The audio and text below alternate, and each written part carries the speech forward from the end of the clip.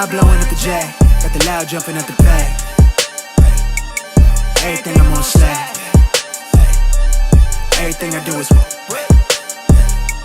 the Benz jumping at the bag. Vibe blowing at my jack, got the loud jumping at the back. Everything I'm on slack. Maybe with the Brazilians, this would be the first. They wild, I think. I'm innocent. Bro, you hear that guy?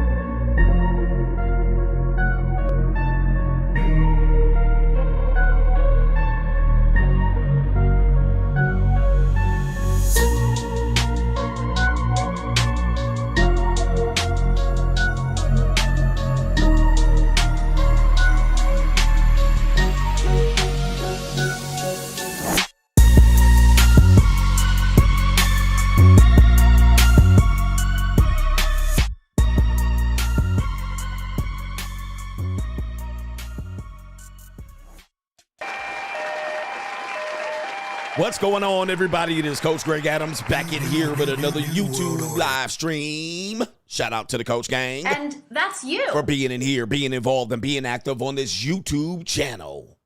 And welcome to the Wake Up Show. Got my glasses on. Part of the Free Agent Lifestyle podcast here on the Free Agent Lifestyle channel. You in here with the Bruce Wayne of this ish. New world order. The King of Kings, the King of Content, and the Speaker of Truth, yours truly, the Notorious One, a.k.a. Mr. Coachellini, better known as the Prognosticator, Coach Stradamus.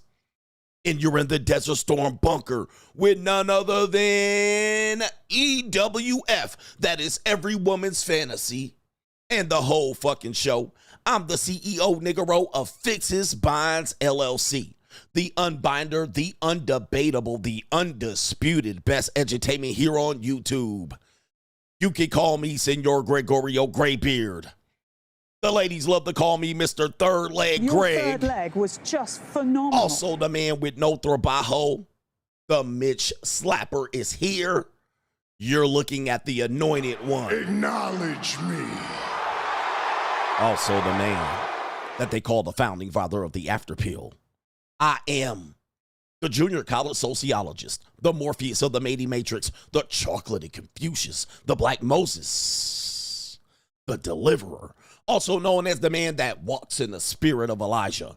I'm the man with more nicknames than anyone in the game, but in case you forget those names, just call me CGA and credit me for quoting me. That C God Allah, and I'll be the 14-time demonetized champion of YouTube. We got a great show for you today with the main event topic, two corny ninjas debate about modern relationships. Yes. And we're going to review this on the Hardly Initiated podcast. And there's a lot of corny ninjas out here debating about relationships.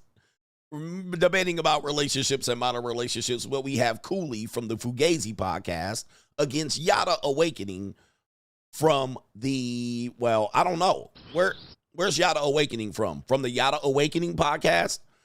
We have both of these men present today. Well, they're not present on my show. We're going to review the hardly initiated debate between both of them with the clip that has surfaced about Yada Awakening going in on the so-called Red Pill community. So we're going to show that later on as the main event.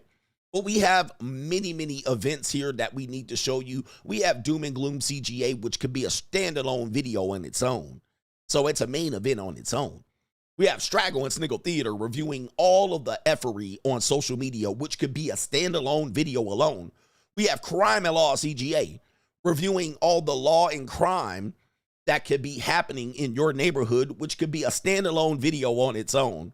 And we have It's an Evil World We Live In, reviewing the evils of the female kind, which could be a standalone video on its own. Then we have the main event. So for people saying, hey, you're taking too long to get to the main event, you realize all of these are main event. All of these could be your common content creators standalone video alone. So you're witnessing the best entertainment here on YouTube, bar none. You got 5 main events in one podcast. But to contribute to today's show, $ the Notorious CGA on the Cash App, Venmo. Coach Greg Adams TV, PayPal is paypal.me/Coach Greg Adams. And that is at the top of the description box on the Free Agent Lifestyle channel. And you can super chat by clicking the link on the top of the live chat on the Free Agent Lifestyle channel. We got a great show for you lined up today. It is Thursday, so you know what day it is. What kind of fuck you give me? We got Takeout Thursday for the brothers who desire, even brothers of all colors who desire the ling ling kind. American people ain't kind of fuck. All right. We got the ling ling time coming up here for the brothers that want to see women from the land of the rising sun. All right. Did I tell you how to contribute to today's show? I believe I did. So that means we got to get on to the earlier contributors to today's show. Shout out to NGN. It says, yes, it is funny how the PUAs and the midgets are obsessed with genuine desire from women. Meanwhile, men with money and on the dark side are never concerned with that and get 100% cooperation and pleasure. All right. Yes, indeed. I'm in a bind. He says, I'm a Gen Z local supporter and money mindset and want you to raise the locals prices to at least $100, maybe in 2025. But what I will do, try to figure out what I'm trying to figure out for money mindset and locals for the group and the men that have supported me here through the last year or two going into 2025. I'm trying to figure out how to grandfather all of the previous people already in. You know what I mean? Like if you're already in, I want to grandfather you guys in. All right. So maybe close off the group for the people that have already supported the last year or two over there on the money mindset. I want to keep you guys relatively at the same price. And then the new people, yeah, I want to get y'all in on a new price. All right. I want to get y'all in. I got money. I want to get y'all in on the new price going into 2025 because y'all been getting the deal around here. I've been giving y'all deals. All right. I've been giving y'all deals around here, and the deals might be going away here. It is what it is. And we're going to keep the main group, and we're going to bring in the new people here just thinking about getting their feet wet. All right, because there's a lot of content over here. You guys gotta realize there's lots of content on the money mindset. There's lots of content over there on locals. You can go back years, 2 years back, and get mad content. So yeah, that's what I'm thinking about. So shout out to you for these mainstream supporters. And it's kind of like, hey, get in now, because some of y'all gonna be grandfathered out if you know what grandfathered is, if you're a slave descendant. All right, for some reason I lost my tabs behind my Ling Ling tabs, but shout out to you, NGN. All right. We don't know what your name is, but you're NGN. All right. So anyway, YouTube TV going up. Yeah, man. Everybody price is going up. All right. All right. But yeah, man, I'm trying to figure out how to grandfather the main group in and then raise the prices on the new niggas. All right. You can limit slots at a level. Yeah, I think Patreon's going to be easy. Locals, I can't figure out. Patreon's going to be easy. We'll be able to limit a group to that size, and then new group comes in, and yeah. All right. We in. Kevin W. says, this week I hired a cleaning service. It felt weird having a flatback clean my house, but now I fully understand the benefits of delegating. Thanks, coach. Shout out to Kevin, the software tester. All right, Kevin is in here, man. I'm telling you, it is one of these things that literally it frees you, but you got to be able to get on your purpose first. It's going to take you a year or two to be able to get there, but the power of delegating is there. I'm actually trying to consider delegating much, much more into 2025 as well. Okay. Shout out to Daniel McGee, says CGA is the only person I know slapping Mitches from coast to coast. Had me laughing hard when you sent dude his dollar back. And he tried to send it back to me, but nah, man, we ain't sending it. We ain't over here, ninja. Sit your $1 ass down before we make change over here. All right, we done with the Mitch ass shit, man. Look, somebody says CGA too generous. For real, man. I've been giving y'all deals for too many goddamn years, and I'm trying to eat now. I'm trying to eat. 50 Mints is in the building. He says CGA for Takeout Thursday. I wanted to let you know that I'm headed to Thailand for my birthday. What kind of fuck you He give says, me? I've been following you in your teaching since 2021 and read your books. Can't wait for Free Agent Lifestyle 2.0 2025. Free Agent Lifestyle 2.0 coming out. Because let me tell you something. As much as we talk about Mitch's here, we have a lot of guys that have read the Free Agent Lifestyle like 2, 3, 4 years ago, have applied it to their lives. They joined the Money Mindset. They've actually joined other groups of people. They've applied it, and they're already ready to go. All right? What they read in the Free Agent Lifestyle, they're like, okay, what's next? All right, and so we got to show you what's next because the purpose of the Free Agent Lifestyle, I remember there was this one brother, and I cannot remember his name, but I think I brought him on my show one time. He has a very deep voice. He had a very deep voice. He used to make content. I don't see his content come across my suggestion box anymore or my subscription.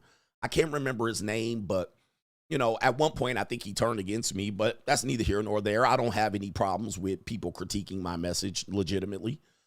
But very deep voice, black brother.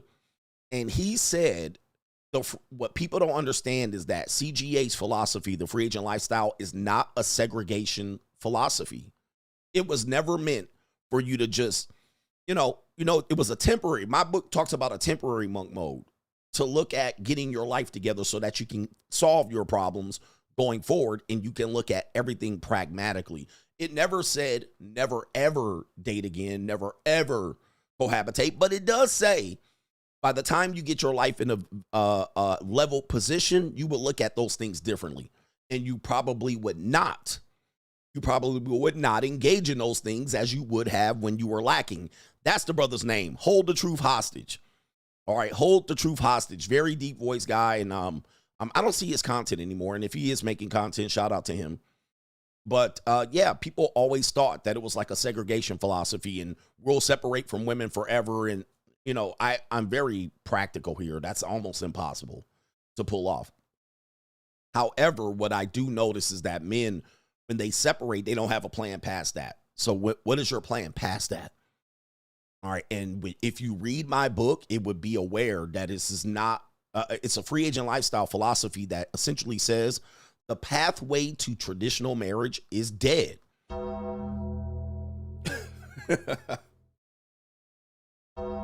The pathway to traditional marriage is essentially dead for most of the remaining singles today. I mean, the way the laws work out, the way society and the liberal agenda pushes LGBTQ philosophy related to partnership. Okay, the pathway to traditional marriage is dead for most of the remaining singles. All right, at best you'll get a partnership. That's what you're getting. You're not getting stay-at-home wife. I mean, many of the remaining singles are way too old, 40, 50, and 60. So what does that mean for you? There's a pathway for you to be able to actually do very well out here, although some of those pathways do close up rapidly. For instance, the Passport Bro movement, it was wide open. Now it's all right. Now they see you coming. All right, now they know you coming off the plane. So pause. So they see you coming, so you got to be aware that they've made adjustments. But before it was undercover, it was wide open. It just was having fun. Now that it's somewhat mainstream and people know about it, and they would identify you as a Passport Bro, even though you might not say you are. I mean, that pathway is somewhat, adjusted, so it's not as wide open as it was before, but it's still available to you. Same as the Free Agent Lifestyle, it's there. But the pathway to traditional marriage is dead. All right, for the remaining singles, not of the people that are already in traditional marriages. They're good, and 50% of them or less or more will get divorced down the line. So then they'll re-enter the marketplace in a non-traditional marketplace where one old bitch looking for love, like a 45, 50. I saw a woman, somebody sent me a 60-something-year-old woman wanting love. It's a lady named, I don't know if she's a Latina. I can't remember where she's from. She's on my Instagram. She sends me stuff all the time on my DM, and she's a cook. I think her name is Sabby. All right. She's a supporter in this space. I think she watches other people. I've seen her super chat. She don't super chat me. All right. I've seen her super chat like the lead attorney. But yeah. All right. The pathway, what people don't really understand is a lot of these people will get kicked. By the way, I was telling you about the video. It was a 63-year-old black woman wearing a wig with bangs talking about she's looking for love. I mean,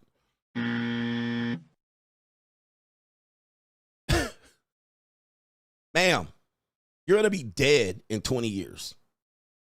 All right. So, and she was a good looking black woman. She was fit and all of that. And she exercised. I mean, she was good looking. I'll give her that. She wasn't somebody I would mess with more than 2 hours, really more than 45 minutes. All right. But ma'am, I'm sorry. You're going to be looking like because then she had great criteria. She was like, well, I want a guy that's, you know, my age or similar, that's active, that's financially stable, and I'm like, oh my Lord. It's not going to happen for you. Sorry, ma'am. I mean, that's probably not going to happen. You're going to go through several auditions of men trying to figure that out. Who else is here? Corey is here. He says, morning, coach. Appreciate you. New world order. Shout out to our brother Corey being here every morning. Shout out to Eric Sermon Scott in the building. Appreciate you. Great, Scott. Shout out to our brother here, Landy. C, he says, I'm 55. Are you a trick or are you efficient? Shout out to you. We're just efficient with it. We're managing our time. And I'm very particular about my time. So yes, the trick idea is basically anybody that calls a guy a trick, they're basically saying that they're gaining an advantage in the sexual marketplace that they shouldn't, right? Or you shouldn't. The only people who are scared, a guy looking out for tricks is ridiculous, right? Oh, I'm looking out for you. I want her to respect you, ass ninja. A lot of Captain Save-A-Holes out here. The dictator, hopefully this is enough for chow mein out here. Shout out to chow mein. What kind of fuck you give me? Do you guys eat chow mein by itself or do you get a rice mix? I get a little bit of fried rice with my chow mein. I like a little bit of fried rice with my chow mein. And do I like shrimp fried rice or chicken fried rice? What kind of fuck you give me? It's interesting. He says a trick is paying for the box directly. Really? All right, anyway. And that means what? All right, what are we talking about here? Listen, I don't know. What that mean? Thank you. Captain Obvious in the building. I know we have a lot of new people here. And a lot of new people, and they're like, let me teach Coach Greg Adams something. You know, a trick pays for the box directly. Captain Obvious in the building. Okay. Believe me, guys, I have this covered. I got this down pat. I understand how things work. And they just be trying to teach you something. Coach, let me teach you a thing or two. Oh, okay. Captain Obvious is in the building. All right, here we go right here. All right, Captain Morgan had that Captain Obvious. All right, hold on for a second. Let's pull it up and make fun of some ninjas real quick. Captain Obvious. All right, we're going to have to give people the Captain Obvious Award is in the building here. Let's see here. All right, we got him up right here. Captain Obvious. Here he is right here. The Captain Obvious Award goes to today. This is you right here. This is Captain Obvious right here. Mic drop. A trick pays for the box directly, Coach, just to let you know. I mean, I'm helping out with the show. All right, thank you. You must be new here. Captain Obvious gets in the chat and drops the mic like this. Thought I'd help out. Oh, all right, thank you. Believe me, I have this covered here. I've been doing this for quite a long time. Bear with me here.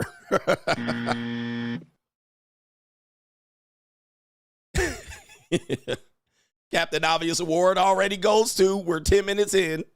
We're 20 minutes in, and we already have a Captain Obvious Award. Here we go right here. There you go.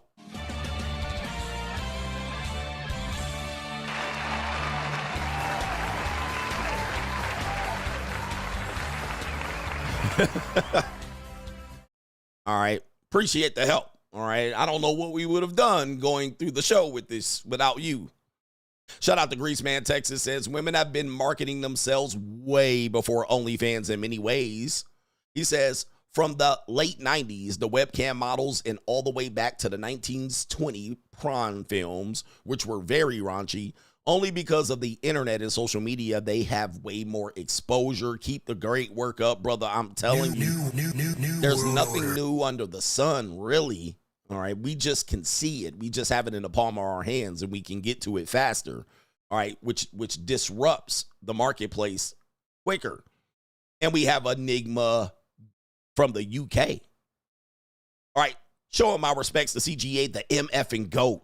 I've been a watcher since 2019 when I was married. Thank God I filed for divorce. The free agent lifestyle is the only way for the formerly married man. And the JUCO is a gift from feminism. Once you've gone JUCO, you can't do normie dating at all. Can't do it. It's very difficult. You're absolutely right. And as a matter of fact, if you guys want to see CGA's dating rap 2025, who did I date from 2024? And you will see what happened. How many normies did I date? How many women that I would say constitute as technically the JUCO? And JUCO, you don't know the definition or description of the JUCO, you can join us over there at CoachGregAdams.locals.com, the greatest morning group going right now, man, and it is pay-per-view. New world order. It is pay-per-view. It is a good time. I think there's a monthly fee and then a pay-per-view fee if you just want to drop in one time. And we're going to be on there on Sunday with this live stream, and it's going to be amazing as we tell you CGA's exploits at the JUCO. New world order. It's going to be litty. All right, Ninjas is going to see what's going on in my life here. But look, you know what time it is? It is Thursday. So, oh, yeah, we got some ling-lings for your viewing pleasure out here. Let's go. I like to get dominated. Yes. Oh, yes. Sookie now. Hello. I cook, I suck, I shut the fuck up. Let's go. Hello from the land of the rising sun. The pearls of the Orient. We got them right here on Takeout Thursday. Let's do it. This is CGA at Takeout Thursday. Let's go. What kind of fuck you give me? Oh, yeah. Get them. Get them, girls. Get them, girls. Oh, my goodness. Hello. Oh, shit. All right. Come on. Oh, my goodness. Wow. What is this going on right now? She doing a little too much. Oh, my goodness. Jesus. What kind of fuck you give me? Yes, indeed. Oh, yeah. Oh, the thick time. That's my favorite right there. That's the thick time. Come on. Hello. Oh, man. Hello. Oh, the humanity. Oh, my goodness. Hello. Oh, the humanity. Hey. Whoa. Whoa. Hey, bro, come on now, dog. Come on, man. Oh, she nasty. She been a nasty girl. Hello. Get it. Get it. I want to be that stick. Look at the big one over there on the stick, too. Hey, they know what to do, don't they? Oh, my goodness. Who is this right here? Oh, the humanity. Oh, man. Blackanese. We got Blackanese girls on here. Oh, the Black Widow. I love this one right here. Oh, the humanity. Yeah, the Black Widow. Let's go. Oh, we need round 2, I guess, already. Oh, man. She's all right. What kind of fuck you give me? All right. Yes, indeed. Passport Bros, stand up. All right. Let me tell you, man, ain't nothing like a good takeout. And look, takeout is great on a Thursday. You know what I mean? You can get you some egg foo young, as we call it over here. Greg Fu Young out here. Yes, indeed. Greg Fu Young is in the building. I like to get dominated. Yes, indeed. I like choked, whooped, spanked, told what to do. I need a man to take charge and let me just, be goofy. All right, Greg Fu Young in the building. We got him, Greg, and we got Greg, and we have Sue Young. Greg Sue Young in the building. And look at that ninja out there showing teeth. Niggas always gotta show they teeth. All right, showing mad teeth out there. He look happy. Him look happy. All right, but look, we ain't done yet because we got some more takeout. Round 2. Fight. All right, hey, let's go. Having a party. We ain't finished yet. Nah, that's what I tell them. We ain't finished yet, ladies. All right, you got another round coming your way. She like, What kind of fuck you give me? all right. Oh, yeah. All right, the thick time. Hey, I left it up to y'all, brothers. You know, we got the petite time, and we have the thick time over here. She ready to go, all right? She like, get him, daddy. Come on. Get him, daddy. Yes, indeed. Yes. And she got the bangs. We got Kamala Harris' cousin in the building. Yes, indeed. Kamala Harris' cousin. They're Asian. All right, definitely from East Asia. Shout out to the Indian women out there with the hairy legs and all of that. All right, Kamala Harris' sister and cousin made it to the show out here. She said, Kamala Harris' sister said, Do not come. Do not come. all right, I got it. Yes, indeed. Oh, look at this. Hello, I got you right here. I cook, I suck, I shut the fuck up. All right, I got you, baby. Hey, do it. Hey, let's go. Man, 4'11". I like 4'11", man. That sounds great to me. All right. We got San Diego State, Aztec University Linglings in the building in the front. Oh, get it, girl. Get it, girl. Hello. I cook, I suck, I shut the fuck up. Let's go. We got it. Oh, here we go. We take your pick. Just make sure she ain't got a. Okay, you know what I mean, because they might have some packing in their shorts. All right, but make sure you check the pants before you go. All right, but they might be post-op too, so you got to watch out over here, man. I like to get dominated. Yes, indeed. I like choked, whooped, spined, told what to do.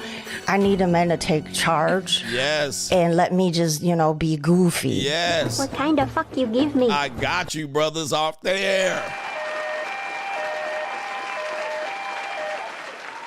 All right, shout out to the land of the rising suns, the pearls of the Orient out there. Just check the pants when you go over to Thailand. All right, they could be packing something. You gotta be careful with them. They can finesse your ass real quick. All right, all of a sudden you in the hotel looking at well, this is a family show. I can't say what that is. All right, so anyway, which one you want? All right, you got options out here, leverage and options. All right, for some reason. Okay, I found my clips that I needed to get to over there for the rest of the show. So what I'm going to do is I am going to move Captain Obvious over to my other browser. Okay, that's the first thing that I need to do, just in case I need to hand out a Captain Obvious award to someone. And then we'll get back to the remaining contributors, early contributors to today's show, as you're going to see a great show. All right, every single thing you're going to see today could be a standalone video. All right, you're like, when are we getting to the main event? Each video is a main event. Each segment is a main event. All right, they're literally, when I do a segment, there's people that take the segment that I presented and do a standalone video on it. That's how good this show is. Ninja, don't take me for granted. All right, shout out to Joe K. Says, I need some takeout, coach. He says, I am a ninja showing his teeth. Niggas always gotta show All right, they sorry, Dr. Umar. All right, Ninja wants some takeout. All right, there's a lot of takeout restaurants you can go to out here, and we're going to show you later on how you can get some takeout.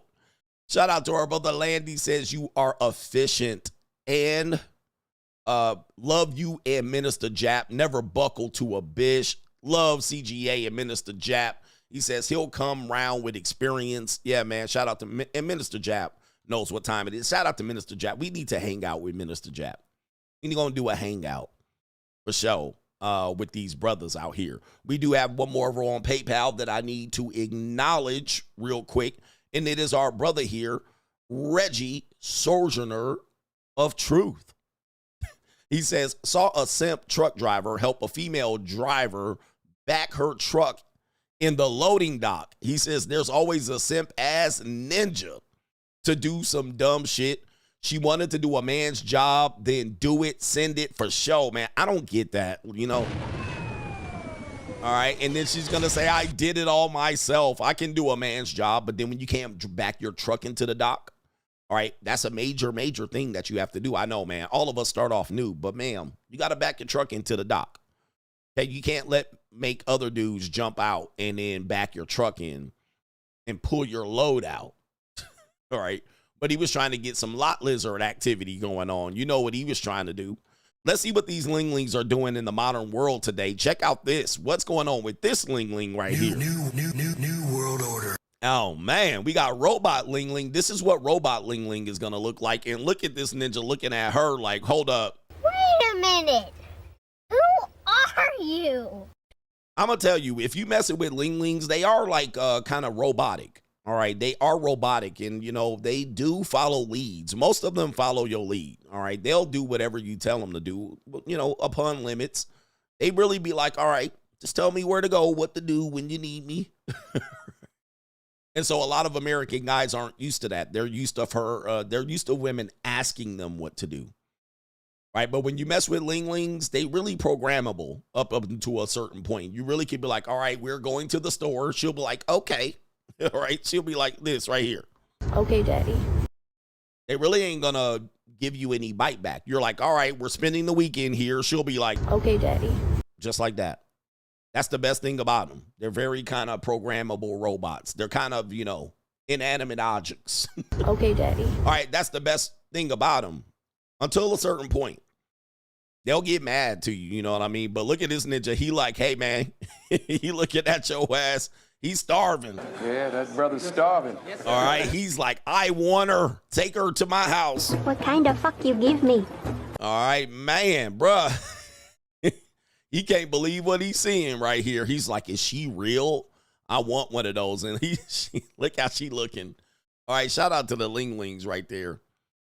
All right, yeah, that ninja is starving. All right, that's how y'all ninjas look on Takeout Thursday. What kind of fuck you give me? All right, I want her.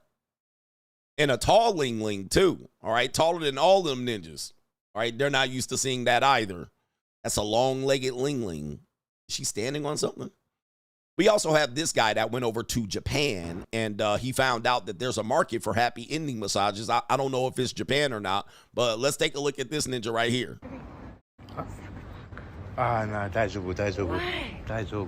マッサージフリー。なあ、大丈夫、大丈夫。転送中に。大丈夫、大丈夫。大丈夫、大丈夫。每次不。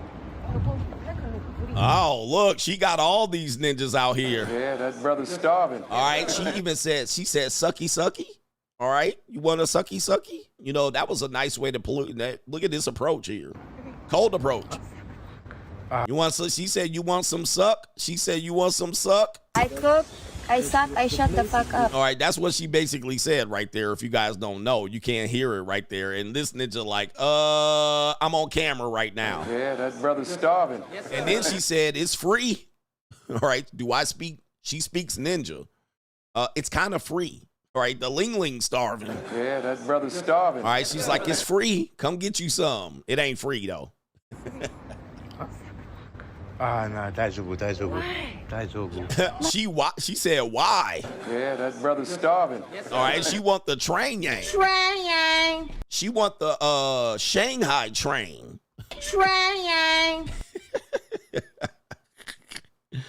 All right, she said, it's free. Come give me. She said, come give me. I'll do whatever you need me to do. American people ain't kind of fuck. That's what she said. マッサージフリー。大丈夫、大丈夫。転送中に。大丈夫、大丈夫。大丈夫、大丈夫。 She said, why? Oh, give me. 每次不。太可能不理。No pain, don't worry. 太可能。大丈夫、大丈夫。No pain, don't 大丈 worry. 夫。 Damn, she said, no pay, don't worry. All right, man almighty. Yeah, that brother's starving. No pay, no worry. She want that. Train yang. The Shanghai Express train. Train yang. The Orient Express. Train yang. Yes, the Orient Express. Oh, my goodness, lady, calm down. She wanted the Orient Express. Train yang. All right, man. I don't know. It's not like that all the time. You know what I mean? But it just depends. All right. Don't fall for this. You're going to have to pay for this. All right. She wants some of that right there. And look at this ninja. Niggas always gotta show they teeth. All right. There it is right there. 大丈夫 cute. Oh, you cute. 大丈夫 Oh, man. It's bad out there, lady sisters. Oh, the humanity. All right. They applying pressures out here, sisters. They applying pressure out here, sisters. Y'all better get on your game. All right. And for the brothers here to know, I basically try to teach you guys that monetized dating is the future of relationships. New world order. And always everything is monetized and so forth and so on. Take a look at this right here. Them young girls don't want you. Look at this old ass ninja marrying his Filipino nurse, as I should say, Filipina nurse. Take a look at this ninja. Yeah, that brother's starving. All right, look, he done got him a full-time nurse and a wife that can change his bedpan. Look at this ninja out there. She said, I cook, I suck, I shut the fuck up. all right, the old man, old passport bros coming back from the Vietnam War, and they coming back to claim before it's too late. All right, and he got a little, he got him a little shrimp fried rice right there. He done went over there putting rings on the bitch, taking her shopping and shit right there. I cook, I suck, I shut the fuck up. Yep, he said, what did he say? Are you a freshman at the university? No. You look like a freshman. Yep. All right. The Korean War veteran going back to claim his turf. All right. He had plenty of these little linglings when he was in the Vietnam War. He probably still got remaining family members over there, but he also got his ass a nurse over there. He too got a nurse. Oh, man, he going with it. He's like, give me that little 4'10" ling right there. All right. Look, hey, brothers, y'all, hey, he ain't going to leave none. He ain't going to leave none left. All right, he ain't going to leave none left, man. Y'all running out of options over there. Well, there's really like, 700 million linglings over in China. I think you'll be good. There's still some left over there. I'm going to just let you know. All right. And what about the Philippines? Shout out to the Filipinas here. The Filipinas said this. Foreigners are scared to bring their Filipina abroad in the U.S. because when a younger Filipina realizes that she has lots of options. Yes. In the West, like she could work, she could make money on its own, and then she would be considered exotic beauty because she's unique, because she's a Filipina. So she has brown skin. So she would have lots of guys that would try to get her, try to date her. So I think that's the number one fear of the foreigners, that the Filipina might cheat. Yeah, but foreigners are scared to bring. And so she's talking about the foreigners are scared to go to the Philippines and bring their Filipina back to the United States. Smart decision.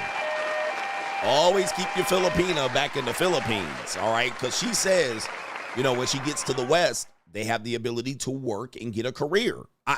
I've been saying that. That's a form of monetization because now her base salary is considered. She went from no base salary and consider relationships to a base salary in considering relationships. That's monetized. And thus, that will disqualify lots of people. So she's like, these men are afraid. They take their Filipina back to America. Not only will they have career options and educational options, she will have options of many, many men. And those men will look at her as she's exotic. Okay, because the beauty she has is somewhat exotic. And she's going to, guys, they don't put up much fight. All right, kind of can take what you get. And they will find that you're nothing but an old four. You a goofy in America. All right, you're a goofy. So she's acknowledging that right there, that these are concerns, trust concerns of American men that go over there. And if you bring her back here and you're a goofy, all right, she going to find out real quick that she got a bad deal. And she will upgrade her deal. So this is one thing that you have to be aware of. She's keeping it real, all right? I know a lot of guys say, oh, man, don't know, but she keeping it real. She keeping it real. All right. Foreigners are scared to bring their Filipina abroad in the U.S. because when a younger Filipina realizes that she has lots of options. Yes. In the West, like she could work, she could make money on its own, and she can make money on her own and real. I mean, listen, I'm not against women doing this. I'm just telling you they're monetized. So once you bring her over, she's gonna realize, oh wait, I don't have to work over a wok steaming rice and making pigeon soup. All right, I can go get a job, and the job is not even gonna be that great. But she's gonna be like, I'm gonna have my own money. All right, fuck that, I'm out. Then she would be considered exotic beauty because she's unique, because she's a Filipina. So she has brown skin. So she would have lots of guys that would try to get her. Oh yeah, we got some dirty macking ass ninjas. I'm telling you, man, we have guys that are the dirty macs are a big problem, because what the dirty macs do is they can approach a woman that has a stable situation, and he only has to be one guy, as opposed to he has to beat all of the guys available to her. He just has to beat that one guy. And so he'll target, the dirty macs will target your girl. All right, and they think they're doing something too. They're like, oh, I'm gonna steal your girl. But what they're gonna do is pump and dump her. So eventually they have no ambitions of doing what you're doing for her. They're just gonna take the easy route, beat one guy, pump and dump her, and now your girl, now she's stuck here. All right, or she pulling a VAWA on you, a Violence Against Women's Act, and she suing your ass and divorce raping you to kingdom come.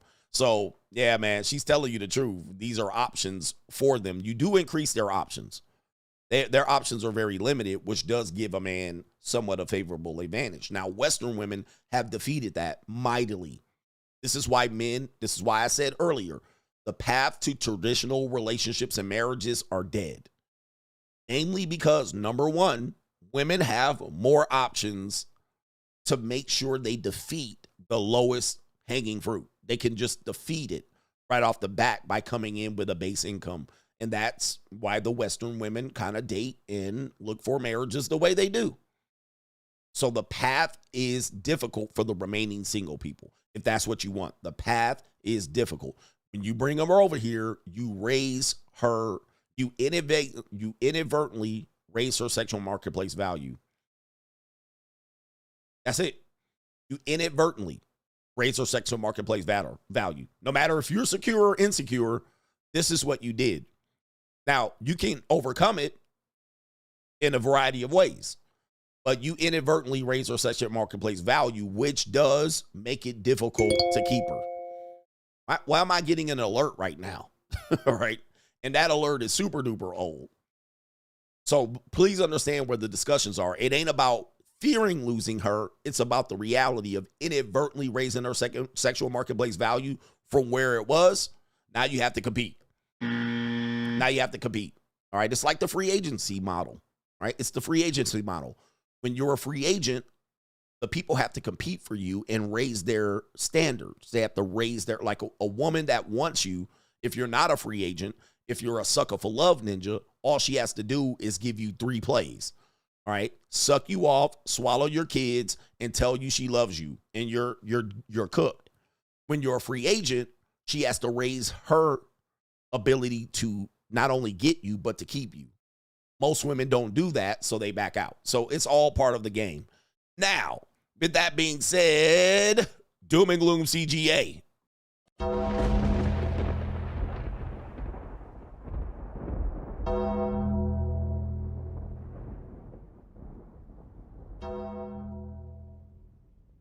Doom and Gloom CGA, brought to you by the New World Order. All right, this is what the New World Order wants you to know.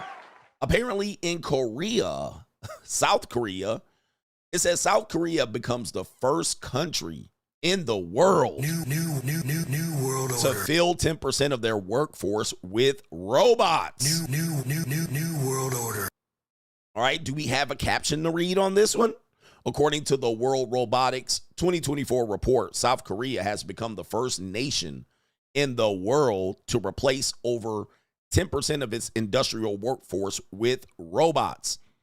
The country boasts an impressive 1,102 robots for every 10,000 employees, more than double the global average and second only to Singapore, which has 770 robots per 10,000 workers. Robots are now being utilized in various sectors beyond manufacturing, including hospitals, restaurants, and logistics. To further support this growth, the South Korean government has unveiled the fourth intelligent robot basic plan, committing $2.4 billion by 2030 to enhance robot development and increase local production of robot components from 44% to 80%. New world order. And we're headed this way, guys. We're headed this way. So you do have to become a little bit more hyper vigilant to make sure that you have yourself protected against this, and that you learn robotics, you learn some sort of computer engineering, maybe some programming. We talk about this on the Money Mindset. This doesn't mean you're out, but it does mean you need to raise the stakes and what you can offer in this marketplace. And companies know this. This is why it's difficult to hire people, and the hiring marketplace is the way it is. Much of these things that you do and you claim that you was doing for the last 20 years are going to be obsolete. Now, this is nothing new. We have been under this type of programming for a long time, since forever, right? Self-checkout lines at Target is literally displaced people who scan groceries for a living. So now you have to find another skill set to be able to overcome that. Same thing with internet, smartphones. A lot of the things we can do now is based on robotics and our dependency on them. Not only that, you're going to have physical robots replacing you and doing what you do, including AI, writing, all of these things we do for social media. Yeah, this is going to be the way of the world, but we're going to see them more, and it's going to be delivered to us incrementally, like South Korea, 10%. Oh, that doesn't sound so bad. Then in 15 years, it's going to be 35, 40%, and we'll be used to it. Remember, it's going to be a slow, progressive leak. It's not going to be an overnight replacement, so that does give you time to build up your skill set. Yep, McDonald's already went there, but they're going to go there a little bit more. McDonald's already went there. You used to walk up to the damn kiosk and be like, "Hi, talk to a human being." Now you order it on a menu. And now some people order it on an app before they even get to the store. All right, so that's an example of it. But then you're going to have somebody collecting the change. It's going to be a robot. Then you'll have somebody delivering it. Going to be a robot in about 10, 15 years or less. All right, so it is what it is. And by the way, get you a Rosie house cleaning robot. I'm ready for my Rosie robot. All right, for you young people, Rosie robot was on the Jetsons. All right, so I'm ready for my Rosie robot. Remember Rosie robot fell in love? I remember that for you old people. I mean, you young people don't remember. But Rosie the robot fell in love. We're going to have my tin can, trash can Rosie robot replace Rosalinda. New world order. Coming soon to a house near you. All right. What else on Doom and Gloom CGA do we want you to know? Apparently, Mitch McConnell at it again. These old senators and these old politicians, they got to go. New world. All right, they got to go. This is Mitch McConnell. I don't know if you remember, Mitch McConnell last year or the year before had a complete breakdown in glitch. All right, speaking of robots, all right, this ninja a robot at this particular point. 82-year-old Mitch McConnell out here running the country had a stumble and slip and fall. Let's take a look.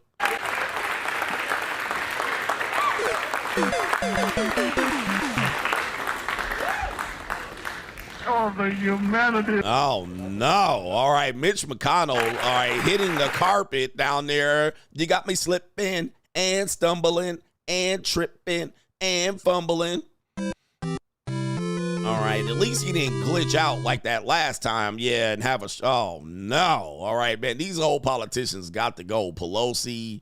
All right, Dianne Feinstein, you know, I know she gone already. All right, she did. All right, but Mitch McConnell, it's time's up, bruh. It's time's up, man. This is, you know, these are old people making decisions about your life, all right? Just holding on to the last day. All right, we need to get rid of lifetime, we need to limit these, how many times these people can be elected to these positions here.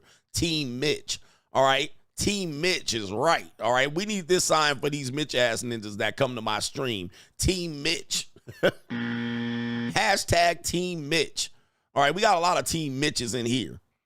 All right, this is your daddy right here. This your uncle right here for the Mitches that be on my show. These old ass Mitch. I told you it's Mitch Purge 2025 out here going on. New world order. All right. These ninjas scraping the last dollar out of the U.S. economy, just stealing the money. These old senators, you learn from the Rome right there. These old ass senators are the problem, man. Sit your punk ass down. Hey. Shut your bitch ass up.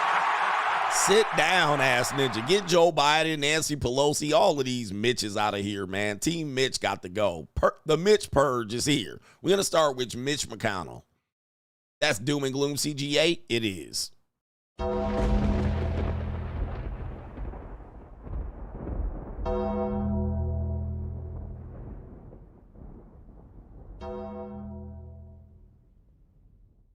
Hashtag Team Mitch. I told you something about these Mitches out here, and that's the first Mitch right there. All right, it's not a slur. It's literally someone's name. All right, come on, man. This is crazy. These Mitches are out of control.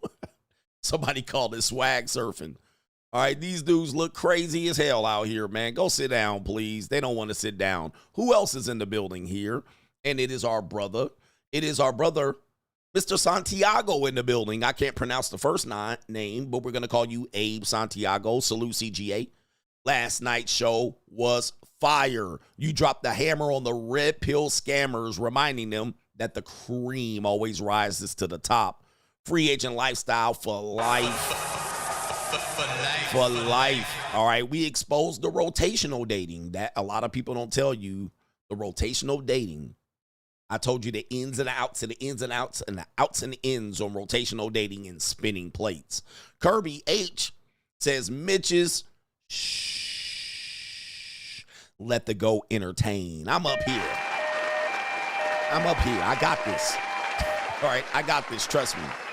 And shout out to our brother Rockman is in the building. He says, past due, sir, in his free agent lifestyle for life.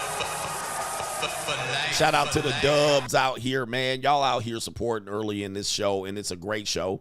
Shout out to another supporter right here. This is Obi-Wan. Wanobi is in the building. He says, Coach, these lame debaters out here on the shambles of the red pill the same way. They got LeBron out here on the rubbles of the NBA. Kobe and Kevin Samuels didn't die for this. NBA viewership is down, and the RP has been exposed. Coach is one of the last few that we got left. Shout out to you with the dub. Yeah, LeBron holding this together, but I think LeBron's reign is going to be seen sort of like Bret Hart and Shawn Michaels' reign as the World Wrestling Federation champion. Although we appreciate their athleticism as shoot wrestlers, they didn't really sell no tickets. They're like Diesel. All right, LeBron is like Diesel, the World Wrestling Federation champion. Ain't nobody going to see that ninja. All right, but shout out to our brother here, Kevin Nash. All right, but these men ain't going to sell no tickets. They ain't putting asses in seats. And LeBron's reign as the GOAT of the NBA, it didn't sell tickets. Viewership is down.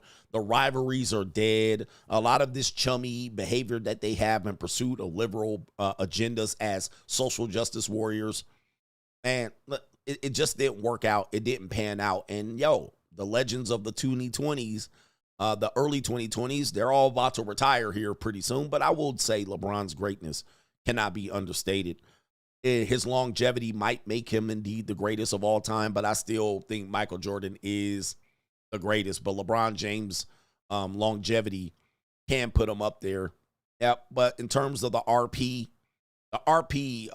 thanks to people like Abbott and Preach and a lot of people that are targeting in on Red Pill guys, they're doing their best to bring everybody down in this that wants to associate with it, because basically, y'all didn't bring nothing new to the game. You need to bring something new to the game if you think. But we will still have our supporters. But now people have armed up and they're prepared for debates now. They're prepared to shoot down the talking points. So if you are a new pill creator, please understand you better come with some very, very good talking points and back it up with data, statistics, moonstars, and quasars. And the top guys have already pivoted out. Okay, the top guys, what's his name? Jordan Peterson. He's pivoted out of there. He's went back to psychology and evolutionary psychology and somewhat political lanes. They've already pivoted out. So you're cooked. Yep. Too many people stealing talking points and beating the dead horse at this point.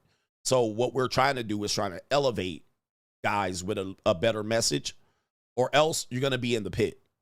You're going to be in the pit. And as I say, you're going to be priced out.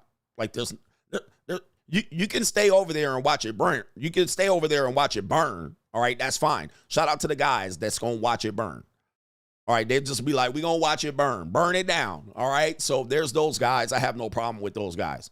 All right, that's their decision. They did it. They dropped out. They went and moved into secluded woods, and they went monk mode, and they burned it down. All right, shout out to you.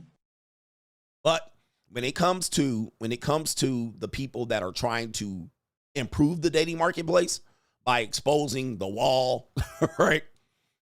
It ain't going to help anymore, because people have now positioned themselves to have confidence to defeat some of the talking points because they're basic. Now, I go a little bit further into it and say, well, you missed this critical, important point. You missed this part, which they do miss things. They take things out of context, but they're ready. Like admin and preach are ready, bro. They're ready for you, and they're ready to, their strategy is to just expose the shit out of you. And so that's what they've done, and many people are doing that now. I can't go a day without seeing someone talking about an alpha podcaster. Okay, I just pull up my suggestion box, and then all of a sudden I'm seeing most of the people getting exposed now is Myron. Right? They going in on Myron like every day, and they're making more off Myron than Myron's making off of YouTube. I mean, directly from YouTube. People are eating off of him. And they're I see the same cut-ups. The next person is Wes Watkins, and then the next person is FitX Fearless, every fucking week. But the problem is they also give these people eyeballs. So it is somewhat helpful. You do want people talking about you. And I think there's another one. All right. But Ninjas is eating off of our RP dudes. They eating.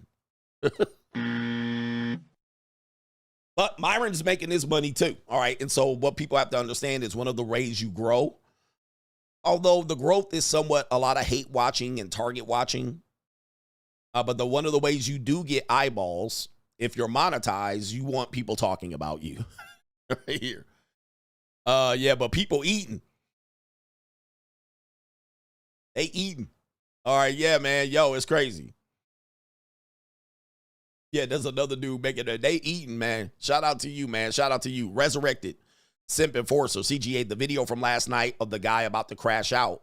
Most of us were at that point of crashing out over our baby mama terrorists because we can't control them, but we have to watch them ruin their own life and ruin their legacy by being a 304. Yes. And sometimes, yeah, I get it. Sometimes you got to let go, though. What men aren't doing is letting go. It's hard to let go, though. Joe K says, I need some takeout. Coach, I got you already. And the Resurrected Simp Enforcer, I got you already. Who did I skip? Oh, I skipped Enigma. Did I skip him? Coach, I remember you mentioning girls keeping images of themselves. I met many JUCOs that had private clients paying for images and videos. That's how they fund their vacations all over Europe and come back broke. So smack these bitch ass ninjas who say you're bragging about travel. Oh yeah, my goodness. Man. All right, and bragging about travel when travel literally is the foundation of the free agent lifestyle. All right, man, it's crazy. But yes, women all have all women have, hey ladies, where's that one lady said? Not me, coach. All women have content that they can send you, and it's somewhat right. It could be a selfie, it could be a picture of them naked in the mirror, it could be some feet pictures, it can be them diddling themselves, it could be them in the bathroom masturbating. Like almost all have it, and they can sell it. All right. A lot of women are hustling dudes online and selling them pictures and videos. That's a soft sell of the JUCO, which I don't participate in at all. I don't find that. I can't do nothing with pictures and videos. But all women have these things in there, if not getting ramrodded. If not getting ramrodded. All right. They all have this particular material. And there's some women that are using that to monetize themselves to get around and, eat lunch and feed themselves and sometimes take trips and travel.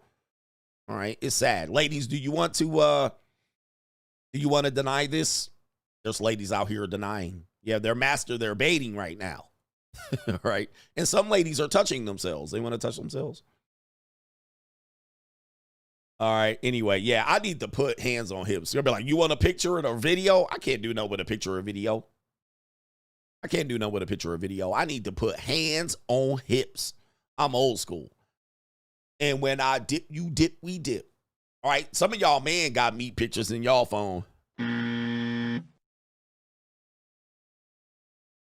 No government aim for the sucker for love Mitches who want to go to the Philippines for wives. Remember, this woman from the province will visit the major cities time to time to sell a little bit of cootie cat, then head back to the province. He says, just give up on love, accept reality, and go get your money up. They don't want to hear that. Better boss up, nigga. All right. They don't want to hear that, man. They're like, no, I'm going to find somebody out there that nobody found. The numbers of these women compared to the amount of men that travel in. Yeah, man. It's tough. It's tough. Teron McAdams says there's a show called Accused. Actually, I talked about this, Teron. We've been talking about this. And he says right here, it showcases men and women AI, and it shows everything that you talked about. Shout out to you and the Coach Gang. Yeah, we show some clips. It's the clip of the guy, Luke Cage. Well, the guy that played Luke Cage. He's in that clip. We showed the clips for a couple of weeks, or a couple of times last week. And then we talked about the aftermath. But go check out the series. But I don't want to promote the series, though. You know me, I don't want to promote the series too much. Alexander Ruffin, last one. There are goofy ninjas in the Passport Bro community who say, if your game is tight, then you have nothing to worry about when you bring your girl back to the States. He says there is no different he said this is no different than from them saying hold masculine frame. Family court laws haven't changed. Oh, man. Like the male ego is phenomenal. All right, the male ego is phenomenal. So any man that says, well, if you insecure and your game is tight, your girl won't ever leave. Okay, guys, this is again what I call ignorant.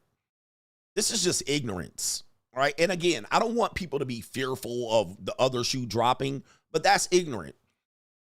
That's ignorant. You know why it's ignorant? Because they're ignoring obvious things that go against you. Let me give you a thing real quick just to let you know.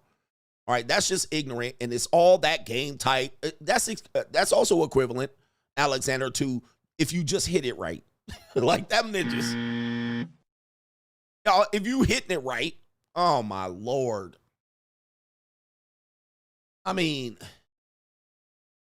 if you just hit it, guys, do you guys realize that most women in relationships are letting you get away with lackluster sex because they like you? There's somebody else that gonna hit it way better than you. And he just might find Joe Bish. But let me educate you, because my point is to not shoot things down. I almost always educate you in the process. I edify you. I give you information. We don't just say people are ignorant and dumb. We bring information to the table. If you bring another woman from another country into America, one of the things that I know women that have done this, so I have not only information, I have experience. You have what you call, and all foreign women know about this. Again, this is why I call men the not so smart people in the dating marketplace, because they're still operating like masculine frame. And if you hit it right, but all foreign women know this. If you know what I'm about to tell you, type it in the chat so that men know that women are aware. Men are the last to know. So having confidence, not being secure, and holding masculine frame, and having your game tight will never defeat this. What is the one thing that all foreign women know that they have in their arsenal to defeat you? Type it in. Listen, when you bring her over here, she knows about this. A lot of women don't tell you. She's going to tell you she doesn't know. This is what they have. And I'm going to repeat it. I hope everybody's listening.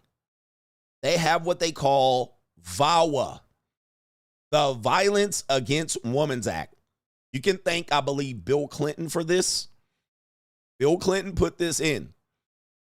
This is called the Violence Against Women's Act. It allows victims of domestic violation and abuse to apply for immigration relief independently of their abuser. They all know this. Now, this is intended particularly for women who are brought over here under the disadvantage of being immigrants. So you bring her over here, or you marry an immigrant, a woman that does not have nationalized citizenship in America. And I'm going to tell you again, they all know this law. I met a woman from East Europe. She was Lithuanian. She knew this law. She used this law against her ex-husband, who was an American citizen, and they were only married for 2 months. What happens is, and this is where the sticking point is, and I'm here to educate you. Thank you for the chat. The sticking point is, if there is an allegation of any abuse, and I'm going to read the levels of abuse, they get automatic citizenship independently of their spouse. Automatic. They're automatically protected on the allegation of abuse, not the proof of abuse, just the allegation alone gives them automatic citizenship. They can skip the line to a path of citizenship. Now, what type of abuse are we talking about? This is where it gets sticky. Abuse: spouses, intended spouses, and former spouses of U.S. citizens or lawfully permanent residents. So you don't even have to be married to her. You can be the ex-husband. You can be someone that is going to marry her or promised her. Or you can be a spouse of any U.S. citizen. What else? Children of U.S. citizens. So it could be, let's say, for instance, you have a 15-year-old son or a 15-year-old daughter, and that daughter abuses your Filipino or any non-citizen wife, and you're at work, but your daughter gets in a fight with your wife. That qualifies for automatic citizenship, and they can divorce you, and they can live independently as an automatic citizen in America. You know what else? It could also be an abused parent of U.S. citizens, son or daughter, 21 or older. So it could be your mother. Say you bring a ling-ling over, or any woman from an immigrant country, a migrant country, Venezuela, Colombia, it doesn't matter. If your mother slaps that bitch because she believes she's only here to use you, and they get into an argument and your mom slaps that bitch, automatically Violence Against Women's Act, automatic citizenship, she gone.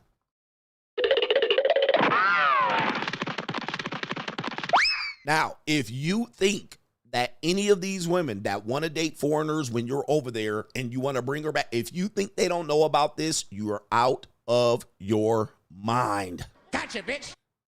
You're out of your mind. So, sometimes your daughter, your son, your mama, anybody might threaten that woman. And this is where the abuse comes in. It doesn't have to be physical abuse. It could be emotional abuse. It could be psychological abuse. It could be financial abuse. It can be physical abuse. So if you yell at her, she could just say, I feel threatened. And a lot of you guys are bringing in smaller women because you're tall, she's small.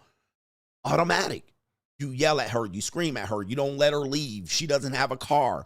You leave her at home. She doesn't know how to drive, or you don't let her get a driver's license. Okay? So we want to tell you, your game tight don't mean nothing. You hitting it right don't mean nothing. All right? You having masculine frame means nothing. And this is where guys have to understand the laws are really stacked against you. It is a rigged game. You can't just bring women over here, or you can't give the migrant woman here and just be like, all right, I got frame over her and I'm going to pigeonhole her in a situation where she can't control. Now, she knows about this. Any foreign women that you date knows about this. Someone said doesn't know how to drive. Yes, you'd be surprised how many Filipinas or Asian women refuse to get behind the wheel of a car. All right, a lot of them will not get behind the wheel of a car. Some will, some won't. I have Filipinas that I date that a couple drive, and some of them don't. All right, and as you know, they are hazard on the road many times. They are straight up hazard on the road. Right? So if you're dealing with Asian women, typically they won't drive because they scared as fuck when they get on the road. All right, they driving in the goddamn slow lane all the way down, causing accidents behind them and shit. So they would rather not drive. Okay, even in California, in Las Vegas, the Asian women that I deal with, they stay off the road. They like pick me up, send me a Uber. They rather you tow them around and pick them up than them driving. All right. All right. There's a woman in here, La Bico. Yeah, bro. All right. Because they will fuck everybody up on the road if you let them drive. All right. They be like, and ninjas will be cutting them off and flipping them off, giving them the finger, honking at them. Bah, get off the road, bitch. So she'll be like, I don't want to drive.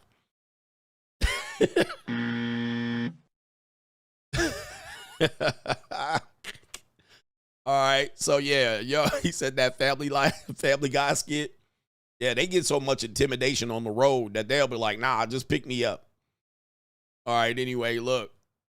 He says, I'm frightened to drive with my Filipino friend. Yeah, and I'll never let a Filipino woman drive my ass. I'll never let an Asian woman drive me. All right, and the minute I take my kids to the bus stop and it's an Asian bus driver, I'm like, oh, nigga, come off the, nope. How many times have you seen an Asian school bus driver? 0.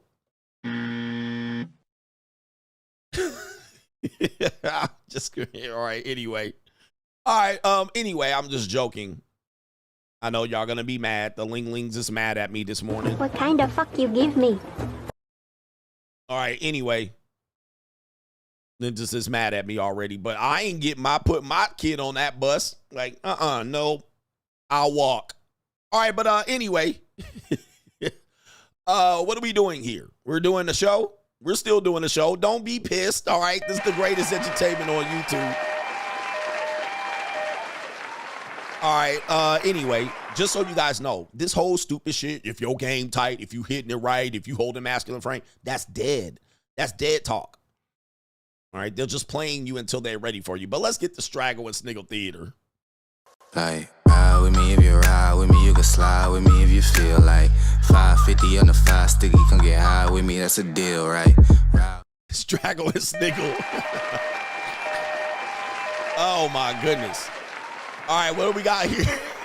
We got the Headless Horseman here. Another guy refusing to pay his peace leave tab. All right, here we go right here. You ain't paid me my money. You ain't paid me my money. I'll get you off this camera when you give me my money. 15 minutes, 125. You know the drill. How many times a week we meet up, Joe? This time, really? You think we finna? No, I'm sorry. Your wife gonna see this. Your wife is gonna see this. Pay me my money or get a divorce. Which one is gonna be? Which one is it gonna be? Get me off the. Oh no. She's gonna know.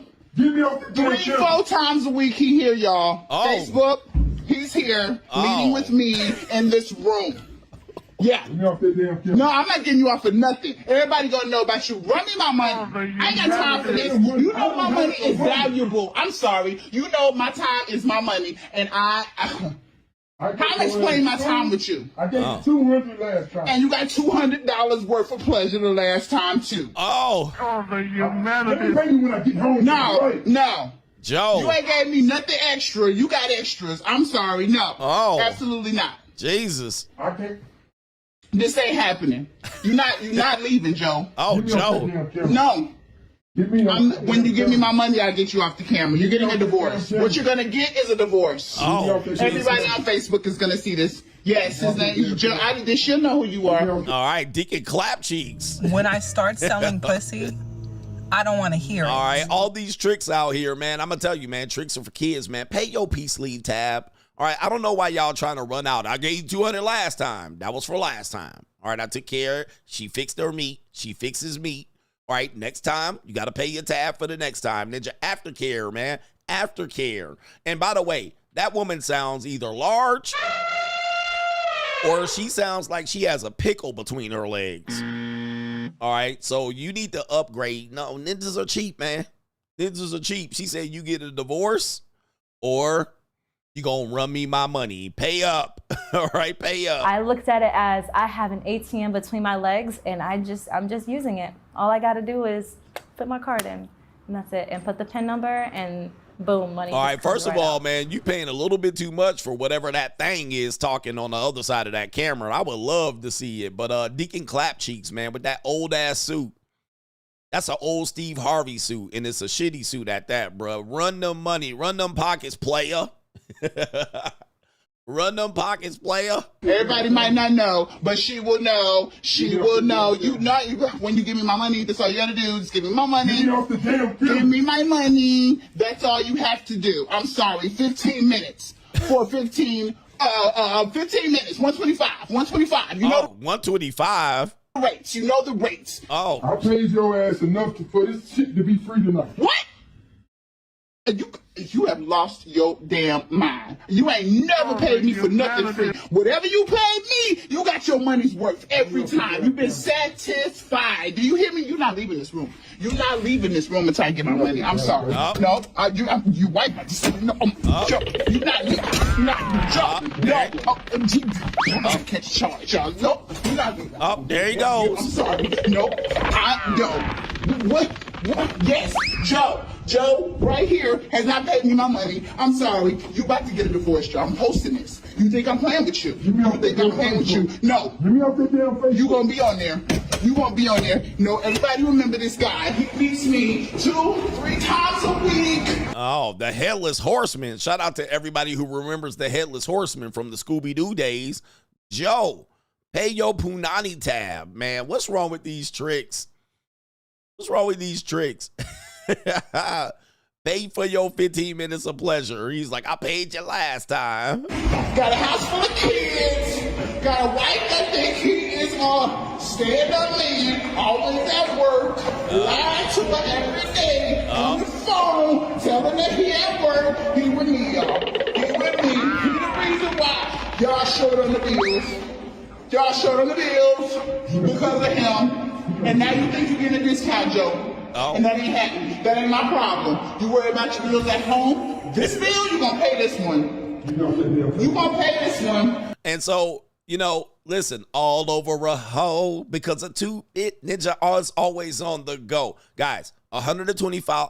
Listen, I know, man. I hate to get stuck up by a 304.2, but charge it to the game, Joe. It's going to be more expensive if you don't give her the 125. All right, she's already threatening you to ruin your life and charge it to the game. You're going to get a major divorce and lose all respect of your kids and your family and your standing in the community and at the church. All right, so 125 or lose everything. Guys, Tiger Woods had the same example. Tiger Woods did the same thing, allegedly. All right, he had them bras that he was banging and flying in, and he was banging them in the back seat at the diner, at Mills Diner. Guess what happened? They start calling him up, asking for $50 here, $100 there, and he's like, you bitches need to stop extorting me. I ain't giving you no money. Ninja lost $600 billion and his career, just like that. So a lot of guys are like, this is extortion. All right, I think only one man in the history of extorting by paying for pussy has ever won a case, and that's Rick Pitino. It's extortion, but you're committing somewhat of an illegal act. All right. So you got to understand, like, pick your struggle. Are you going to sue her for extortion? Probably not. Are you going to sue her and win? Probably not.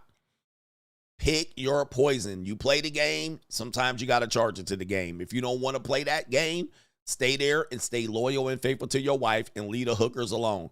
Pay the $125. I know game ninjas don't want to hear that. Pay your peace leave tab or charge it to the game. That's how it works, man. You big dummy. All right, that's how it works. Sorry, man, you can't play it both ways. All right, you want to play out here with the poom poom. Sometimes you mess with the wrong man or woman. All right, you gonna pay. Right here. All right. Straggle and Sniggle Theater, we have the baby daddy reveal. Yes. Remember when I tell you, nothing goes backwards. It always goes forward. Although history does not repeat itself, but it sometimes rhymes. We had first baby showers. Then we had baby reveals. Now, according to this skit, we have baby daddy reveals. Oh, the humanity. All right, let's take you to the community, which is the hellhole of America. Now for the part we've all really came for, my nigga reveal! Okay, so the baby daddy is Justin! I need to go to work anyways. Forget this. Oh my god, we're not back together. We're just gonna keep co-parenting. Yeah, Dr. Junior. Wait, thank you. Yes, sir. Yes, sir. I wanted it to be you. You know, you can be a great stepfather. Oh. Oh, I'm gonna be the dad that stepped up. Yeah. You got kids? I do. Nice. You want some more? You kind of look like my baby mama. Yeah, that is my sister. I mean, shit. You see, I make strong genes. Strong genes. I just want to say, congratulations to the couple. Y'all look cute or whatever, even though I hit it first. It's all good. I'm glad y'all having y'all little baby or whatnot. You what? I was just doing a little... And I'm Auntie TT. And I brought my big purse in case some shit go down. Shit is ghetto as hell. Now for the part we've all really came for, my nigga reveal! Hey, bro, come on now, dog. Come on, man.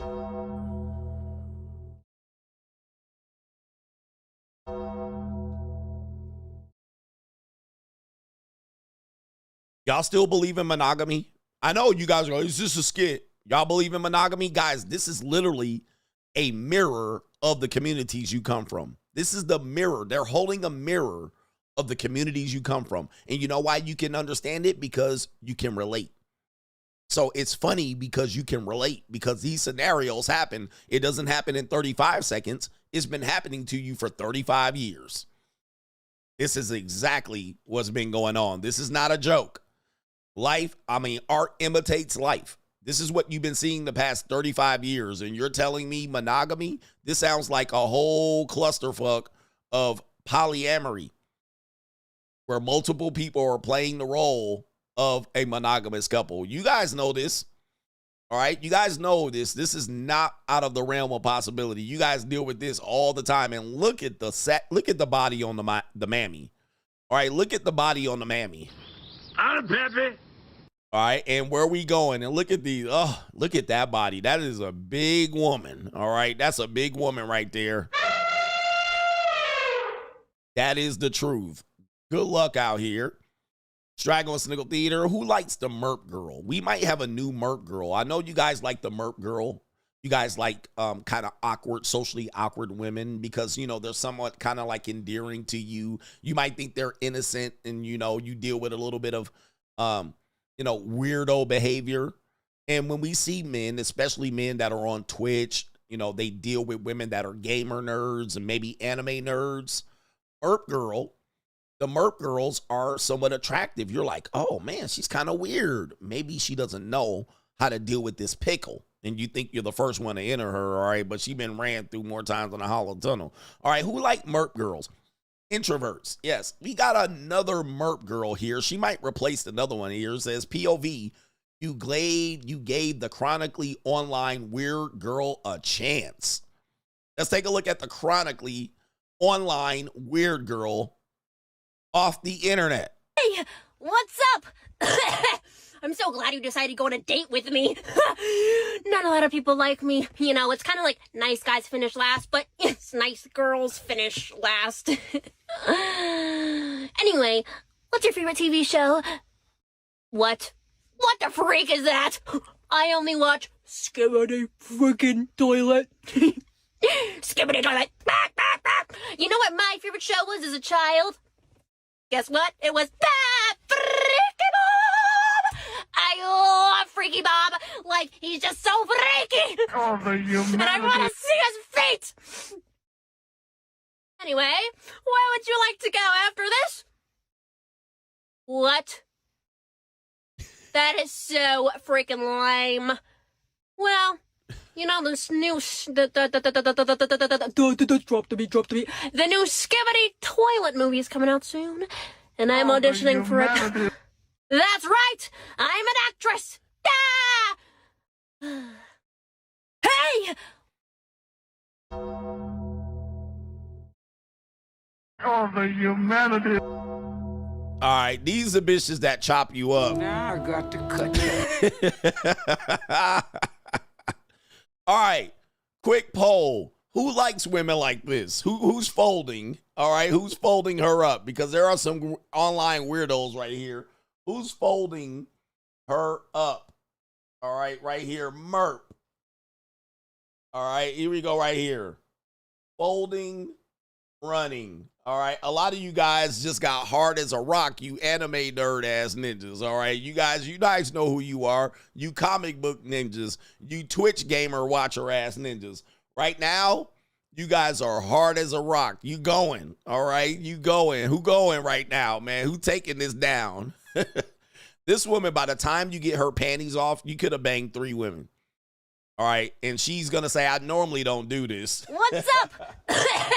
I'm so glad you decided to go on a date with me. Not a lot of people like me. You know, it's kind of like nice guys finish last, but it's nice girls finish last. Anyway, what's your favorite TV show? What? Oh, my goodness. Oh, the humanity. All right, who's taking this down? And I know a lot of women like this. They're late bloomers, and they typically, you know, are kind of socially awkward. They typically don't wear a lot of makeup, and they don't wear a lot of, you know, they don't wear their hair. So you'll catch them mostly. They're plain Janes. But they'll put on just a smidge of makeup, right? A smidge of eyeliner and a little bit of, what do you call this? You call that shit? They put on a eyelash. She don't even have eyelashes on her. Maybe she has very little ones right here. She puts some eyeliner on, and she'll get her eyelash plumper up. And then all of a sudden, she'll put a little lip dick on. All right? She don't got no lips. And she'll fix her hair, all right, because she ain't combed her hair in a week. She'll comb her hair, put her little bang-angs out, and y'all ninjas going, all right? Y'all folded. And you're going to be like, she fine, coach. I don't know how about somebody ain't find her, all right? But they found her. All right, y'all folding. Look at how many ninjas. Oh, they running. Yeah, mascara. I couldn't think of it. She put a little eyeliner and mascara on, and y'all going. All right, y'all like, I got to have her, coach. She mine. She's beautiful. All right, she's an adjustable 6. And then she's stalking you. Now I got to cut you. All right, but a woman like that has been trained. At least, wait. Trying. All right, a woman like this has been trained. Someone says, what is MERP? All right, I know, man. You guys are, yeah, we got a lot of new people here. Press 1 if you haven't been here for the MERP girl. All right, we got a lot of new people in the building here. All right, if you act right, I will show you the MERP girl. All right, here we go right here. Shout out to the new people. All right, we got this right here on Straggle and Sniggle Theater. Shout out to the married men that have been married for 35 years, 30 years, 20 years, but you drop your wife off for her high school reunion. All right, and so we got a wifely girl, a traditional wife. There she is right there, a traditional Salt Lake City wife. Not much makeup, plain Jane. She let her gray come in. Look at her, happy and goofy, no lips. All right, dressed in her wifely attire but you drop your wife off at the high school reunion. Here we go. All right. Have fun. Call me if you need me. All right. Some of these guys fingered me. What the hell? Oh my God. No way. Have fun. Call me if you need me. All right. Some of these guys fingered me. Hey, bro, come on now, dog. Come on, man. Oh, no. Shout out to the happily married people of America. Hey, man, I'm telling you, I'm going to have content forever. Dropping your... Some of these chads fingered her under. Oh, my Lord. They're going to do more than finger her. They're going to butter her tonsils at this high school reunion bathroom. An old 50-year-old ninja. All right, former Al Bundy-ass ninja that scored 4 touchdowns at Polk High-ass ninja. Oh, no. Man, y'all cooked out here. Jesus. Not even the traditional wives can keep their panties unwet for other men. Ay, ay, ay. This is terrible, man.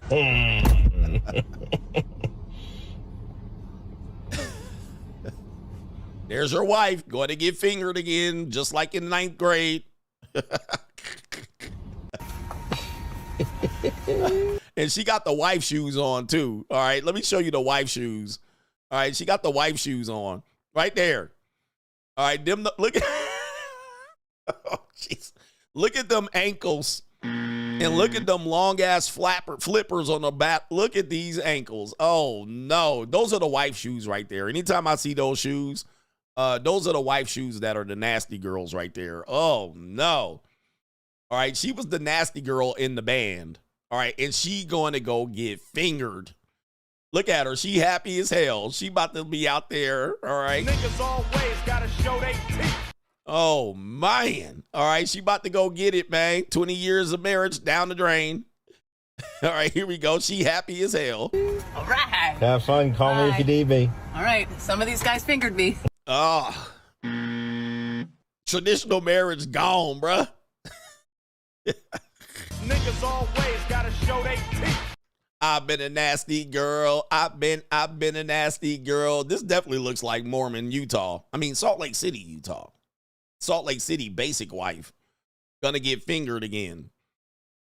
Jeez Louise. Good luck out here. All right, dating in 2024. Last video right here on Straggle and Sniggle Theater. Here we go. How tall are you? How much do you weigh? How much money you got? How many bodies you got?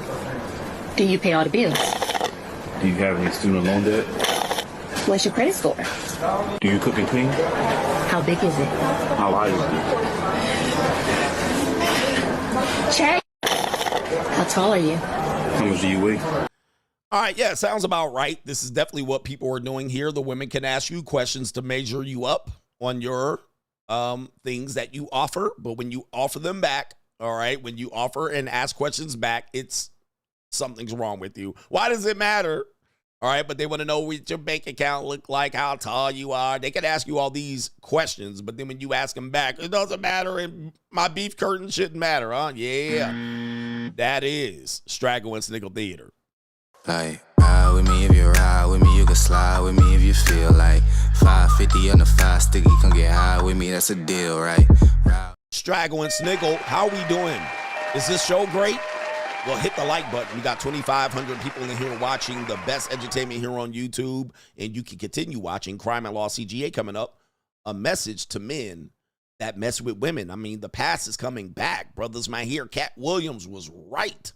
2024 will expose all. Remember, Cat Williams said that in early in 2024, and we got a show about 2 brothers that are out here sex trafficking women. Who do you think these brothers are? All right, new documents on the sex trafficking of women by brothers. All right, this sounds familiar, but it goes back to 2010. This is how far it goes back. Shout out to Vans. Shout out to Vans says, I grew up hearing female family members plotting to use foreigners to get citizenship and get the bag through divorce, wills, or life insurance. My advice is to never elevate a woman out of a bad situation. Similar to men who pay for women to get a higher education, pay off their debt, or enable them to make more money. In almost all cases, I've seen the women betrayed their men and leveled up to another man. All right, so Vans is giving you the prognosis here of what more likely is to happen or what probably can happen. What men don't understand is when I actually had a Ling tell me this about an uncle that married a woman from another one of these countries, and she told her family members it won't end well, and they kind of ostracized her. They were like, oh, you just this and that, and guess what? He got stabbed in the back.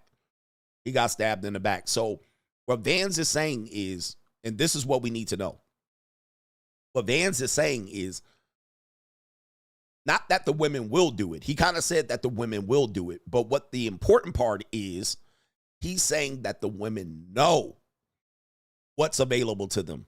Now, they're not going to tell you, and you might even have it in the back of your mind, and you might not even address it with them. But what Vans is saying is all women know that there's opportunities to divorce, get life insurance, be put in a will, or outright claim abuse and then get citizenship. They know it. So they know it beforehand. Now, I have a phrase that somebody's going to steal and not give me credit, but I said the divorce is planned ahead of the marriage.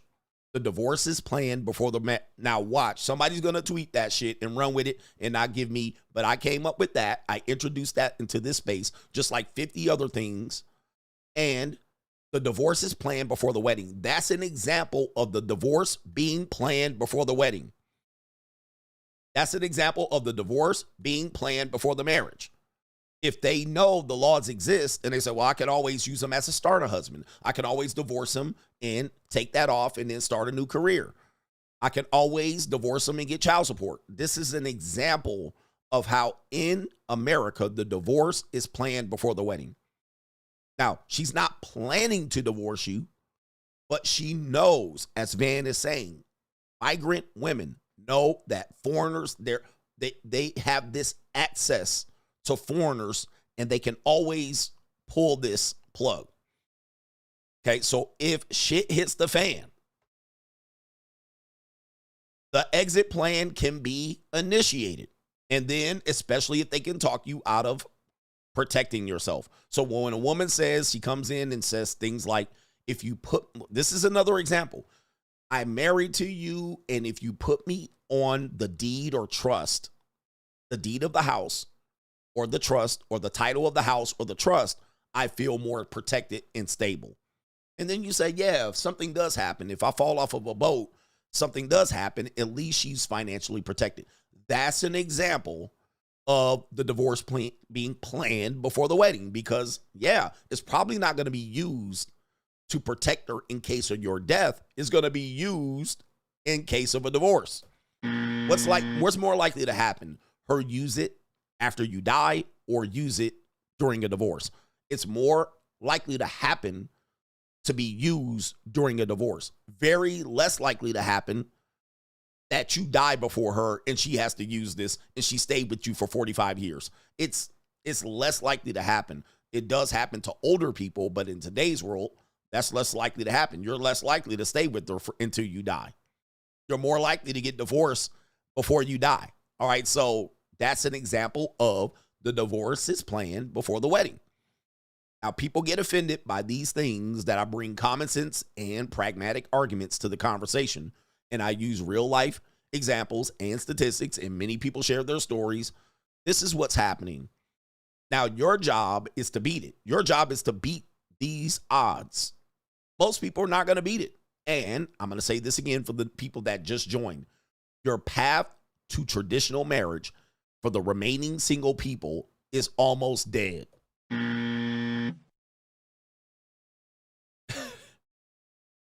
The path to traditional marriage for the remaining single people today is dead. Okay, a small percentage of people will beat the odds. The people who do get into unions or relationships are going to get in partnerships, not traditional marriages, partnerships. And the remaining people are either going to be single, fornicating, or trying to get married. But the path to traditional marriage is essentially dead in America. That doesn't mean you'll never live, cohabitate, have sex with a woman. That doesn't mean you'll never have a girlfriend. But I'm going to tell you, I date women that are in that 30, 25, 20. They almost always use the word partner. And even when you're paying most of the expenses, they still call it a partnership. With that being said, it's not a traditional relationship. That is not a traditional marriage. A partnership is not a traditional marriage. So that means if you get with the one, I could get with the woman and we could get married. That doesn't mean that's a traditional marriage. You have a partnership. You see what I mean? Do you see what I mean? Like, I know. I'm trying to make it so that you understand clearly. The path to traditional marriage is almost dead for the remaining single people that we have here. Thus, you better come up with another way to live, because otherwise you're going to just be bumping your head and hitting your head against a brick wall trying to wait for this. But not many people are looking for traditional marriages, especially women. And the women that are looking for traditional marriage, I can almost guarantee they're 32 and up. They're 32 to 60. Am I right or am I right? They're almost never 18 to 32. They're almost always 32 to 62. And even those that are looking for those marriages are not traditional. They're looking for a partner. I want a partner that does this. I want a partner that does that. They're not looking for anything traditional. All right. They want you to walk down the aisle traditionally, but they ain't looking for nothing traditional. So shout out to Vans for shedding a light on that, because he's absolutely right. He's right. I mean, when you're dealing with foreign women, trust me, they all know. Does that mean they're all going to use it? No, but they all can use it. Shout out to Pro Mansplainer in the building. A father's giving away his daughter at the wedding is implying it's now your job to protect her from herself. Good luck with that, Gumps. I mean, one of the things we know in a partnership, she's not seeking protection from herself. She's seeking protection from her mistakes, but not from herself. All right, this is typical. Everything I say is general or typical, and it typically applies generally to the general population. You know, and I think men, and I want you to look at this, men, because men are saying, why does the laws have it out for men? Well, technically, they don't have it out for men. They have it out for breadwinners. Now, typically, women will try to date and marry breadwinners or men that are not below them economically, so that most of the time it's the men that get screwed. But one thing I'm going to tell you is when it comes down to these kind of philosophies of what's going on, men do not negotiate very well in relationships. They don't. I mean, this is one of the big problems that we have. Men tend to not negotiate because men are in love, women are in business. I wonder who said that. I seem to not get credit for that, but it is what it is.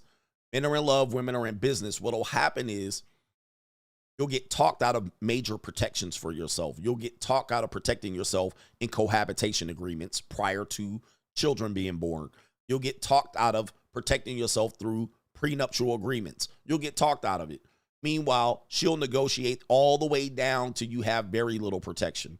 You'll get talked out of protections related to protecting your property. Oh, you're my wife, I'll put you on the deed. Now, if a woman owns a property, I can guarantee you there's very little chance she'll put you on the title of her fucking house. If she has one and you don't. All right. There's very little chance that she would ever do that. She would be like, I'm never going to do that. My father told me to never do that. But you, on the other hand, well, you know, I suppose I need to protect. These are the things where I'm saying most men are not negotiating. Like for me, I would be like, okay, you want to be my wife? All right, we're going to have a commune of wives. And I'm going to have side chicks and JUCOs, and I'm going to have all that shit. You good? Now, typically we don't. We'll talk about how we going to give up every little piece of peace leave for the rest of our life. Travis Hunter style. And you'd be like, okay. Like Eddie Murphy said, okay. We just don't negotiate well, especially, and you know, the number one reason why is we don't have leverage. That's why I always preach leverage and options. Okay? When you don't have leverage, it's hard to negotiate because now this is the one piece of poon. This is the best piece of poon. She sucks you off and swallows your kids every time. She gives you available sex. It's the best looking girl you can ever get. This the love of your life. This the mother of your kids, potentially. Then you don't have much economically. You don't have much resources. So since you have no resources, you don't know what you're going to lose. It's hard to divide 50% of zero. But it's easy to divide 50% of assets that you've attained over the course of the marriage. So you're like, hey, man, she's going to take half your shit, but you don't have anything. How does she take half of zero? 10 years down the line, you've accumulated, you provided, you bought things together. Now when you start dicing that shit up, it's painful. And you start dicing children up. It's painful. You have no children to dice up, so you don't understand custody issues. When you have children to dice up, you understand custody issues. You see the difference between leverage and no leverage, negotiation, no negotiation. Now, I will tell you, women are negotiating the entire time. Women are negotiating all the time. They're negotiating the entire time because they're taking this as a very big risk. They're using risk assessment to make sure that they get something out of it in case it doesn't work. So they're always negotiating. You're always, they'll tell you, we need to sit down and talk about this, and we need to talk. Typically, you'll say, well, my game is tight, so I can handle it. Or I'll deal with that. I'll cross that bridge when we get to it. Meanwhile, the bridge is getting burned down. You know what I mean?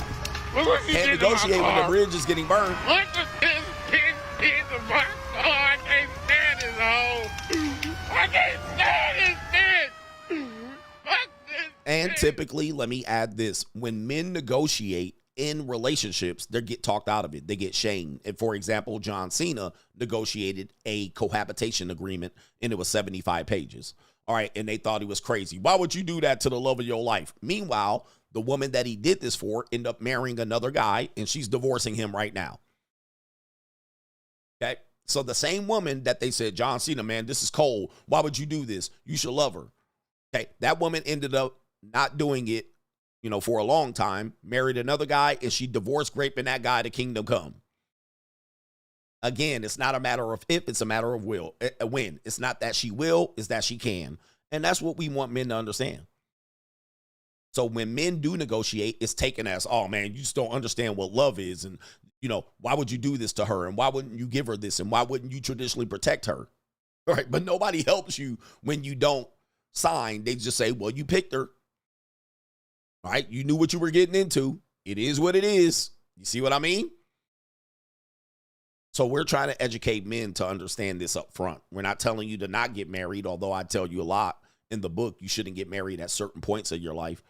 But we're just telling you what you're getting into. Yeah, man.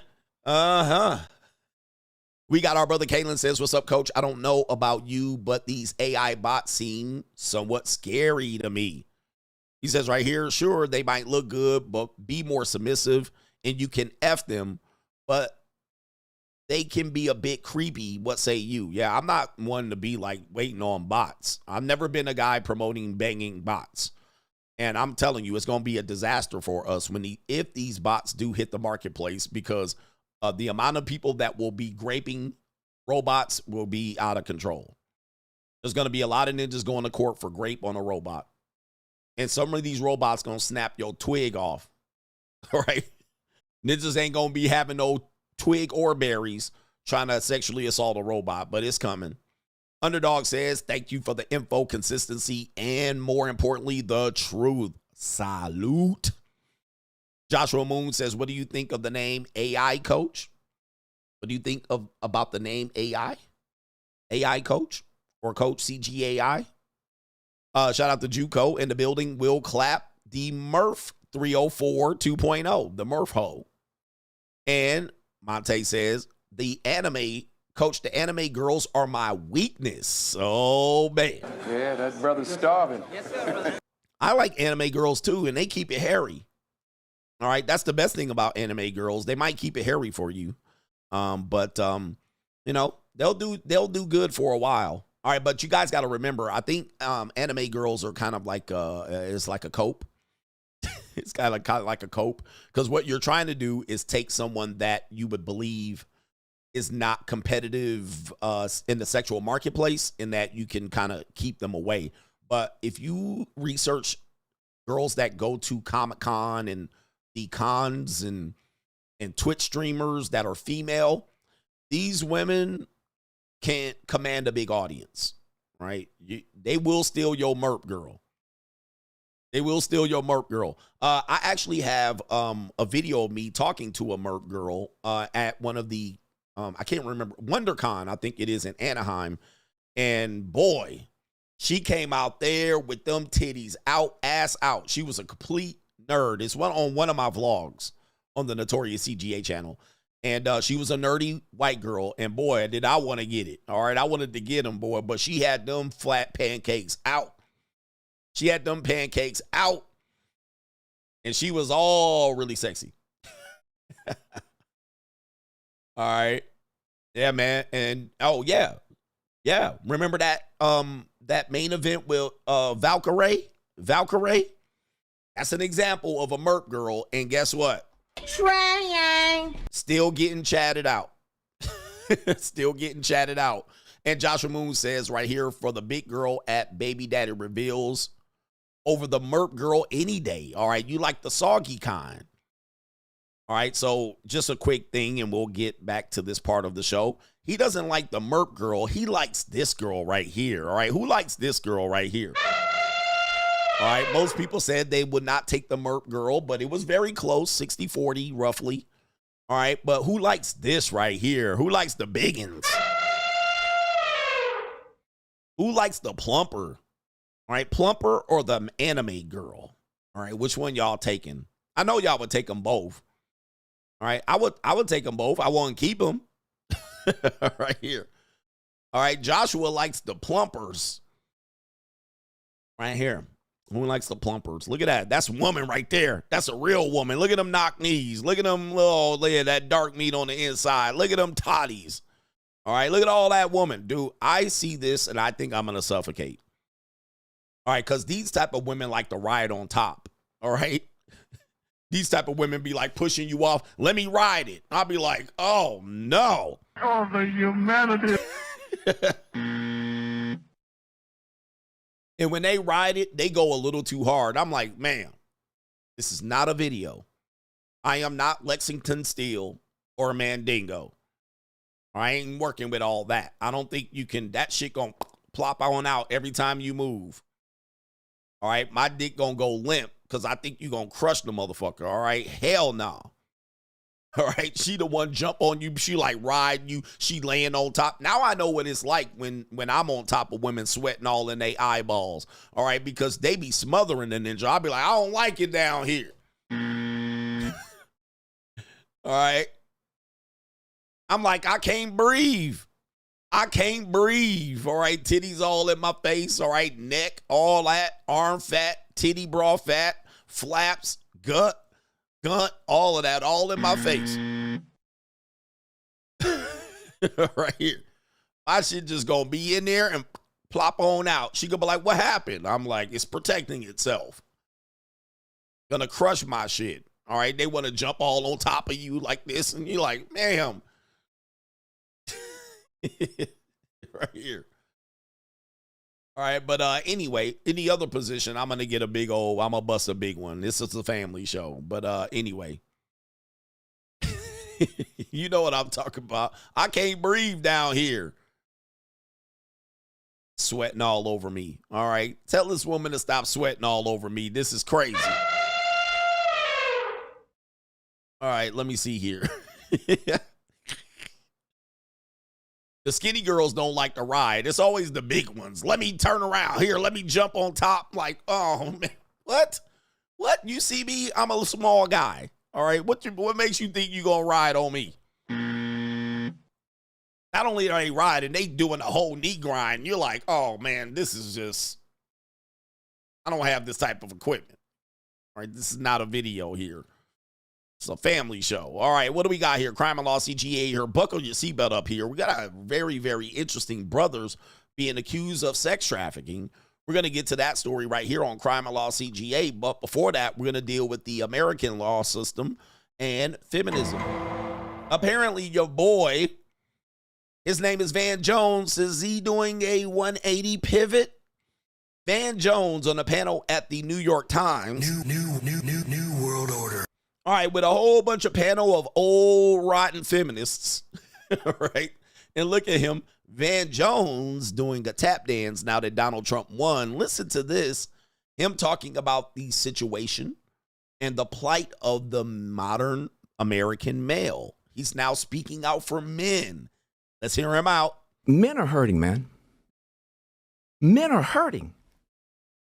And the feminist culture tells you, don't cry because you're the problem anyway. And the masculinist culture tells you, don't cry because boys don't cry. So you just aren't able to talk about how scared you are you can't provide for anybody. You can't talk about how scared you are that you don't understand your kids and what's going to happen to them. You can't talk about anything. So at least Donald Trump lets you have an emotion besides shame. And so, guys, we can sit up here all day long and do this talking point gumbo stuff that we do. But I'm telling you right now, you guys are going to be in trouble next. Because until somebody fixes these problems for real people, there is a rebellion in this country. And anybody who comes out and sounds like they aren't pulling their talking points out of Cracker Jack box will get a hearing, whether they're right, wrong, or otherwise. All right. I can do some shuffling too. Look out, man, what you gonna do? Look out, boys, coming through. Yeah, man, yeah, man.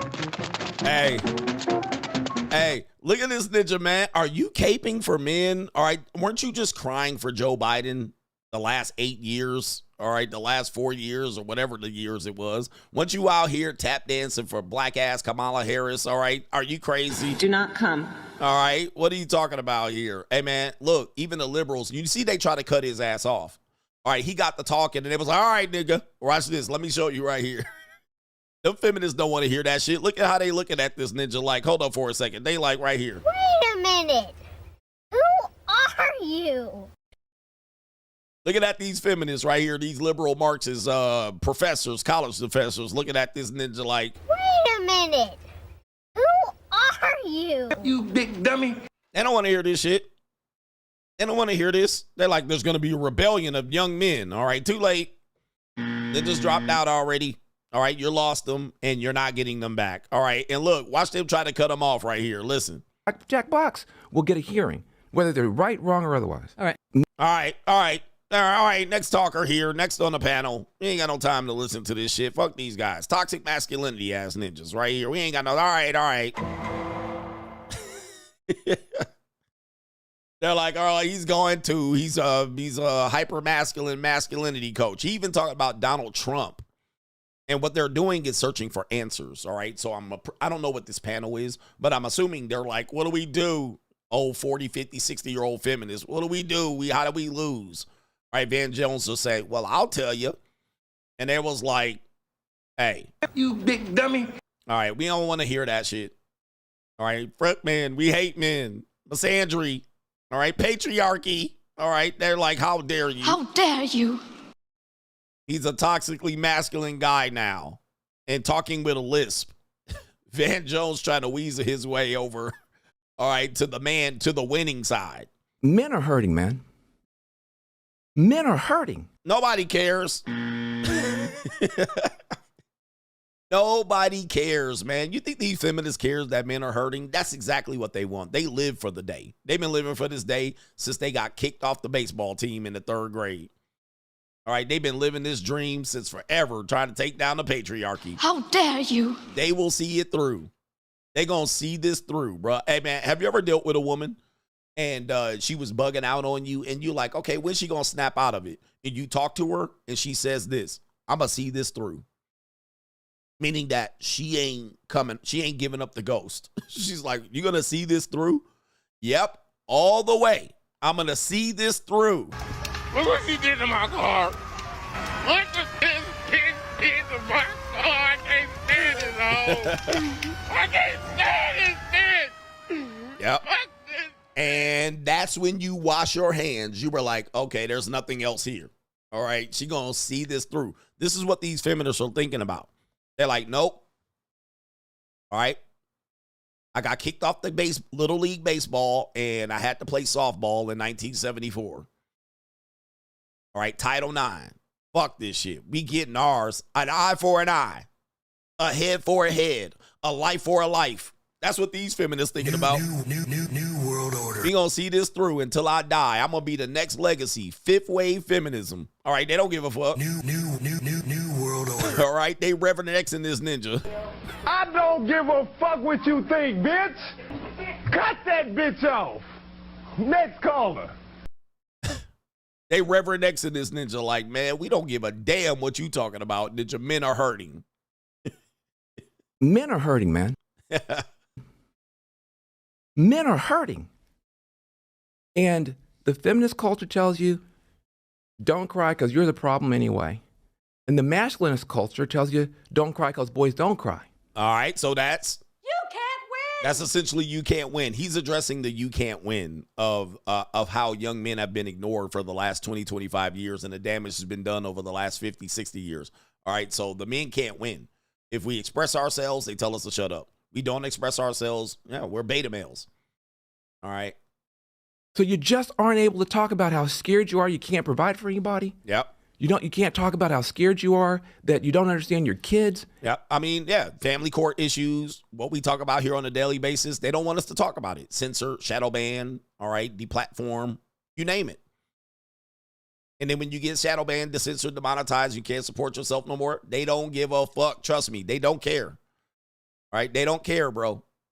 Now, I have to tell you, man, nice try with your goof ass, but they don't care. And what's going to happen to them? You can't talk about anything. So at least Donald Trump lets you have an emotion besides shame. There you go. Are you caping for Donald Trump? Donald Trump's listening to this and like, what? Look at my African American over here. Look at him. Are you the greatest? You know what I'm talking about? And this is why men overwhelmingly across the board voted for Donald Trump. Even African American men parted ways at a 14% rate. Close to 20%, but that was 14%. All right, of traditional vote. They parted ways and said, nah, we want a voice. We want to talk. Who else is going to let us talk? Trump. Vote him in. Who else is telling us to shut up? Kamala. All right. Obama. Joe Biden. All right. They're telling us to shut up. These fifth, fourth wave feminists. So at least Donald Trump is going to let us talk without the shame. So that's why. All right, and so now this ninja trying to go crawl back, you old slithering snake. All right, don't crawl back over here with that bullshit, trying to get on the winning side because you see the writing on the wall. And not only do they see he see the writing on the wall, so do these feminists. They're seeing their legacy getting destroyed by one Donald J. Trump, 45 and 47. All right, he's a one-man show defeating feminism as much as he possibly can, and he can't do it alone. All right, but he blocked the Supreme Court appointment of Hillary Clinton, who would have voted in 3 Supreme Court justices and gave the Supreme Court a 6-3 advantage over conservative values for the next 40, 50 years. He blocked it by beating Hillary Clinton. That was a major, major defeat for feminism. And he did it again, even at the face of getting his head shot off and fake prosecutions of a political opponent. All right, so he beat all of that, and he's defeating the odds that feminism can survive with the legs that they have. All they have now is hate and somewhat the opportunity to censor people. Okay, but now Donald Trump's in power and potentially he's going to run the legs off of feminism. I don't think he could defeat it totally by himself, but he certainly has threw a monkey wrench in their long-term plans. Even the fact that women's rights in terms of early terminations of pregnancy, which was absolutely absurd for them to promote, he's taken the legs off of that. All right, and got the Supreme Court eventually under his leadership, under his term, to get rid of Roe v. Wade and send it back to the states. So he's done a tremendous amount to take the legs and a bite off of feminism, which, in fact, if Hillary Clinton would have got in, it would have been a disaster, all right, for men overall in the long run. All right, so he's giving y'all a little bit of rope. Ain't much rope left, but he's giving you a little bit of rope. Shout out to Van Jones, but you still a snake, in my opinion, and you a weak beta male. All right, but anyway, what do we got here? Crime and Law CGA. Did you guys know that there's a new term that you need to worry about right here? Apparently, we know about regret rape. We know about removal of consent. We also know about financial abuse, emotional abuse, physical abuse, and verbal abuse. We know that as well. But there's a new term that you need to worry about. So write this down.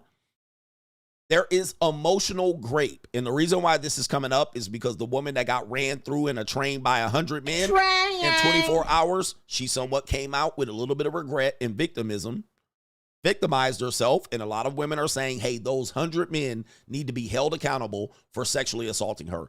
Not only did they sexually assault her by her volunteering for a train, they emotionally raped her. Ladies and gentlemen, we have a new term, a new feminist term right here.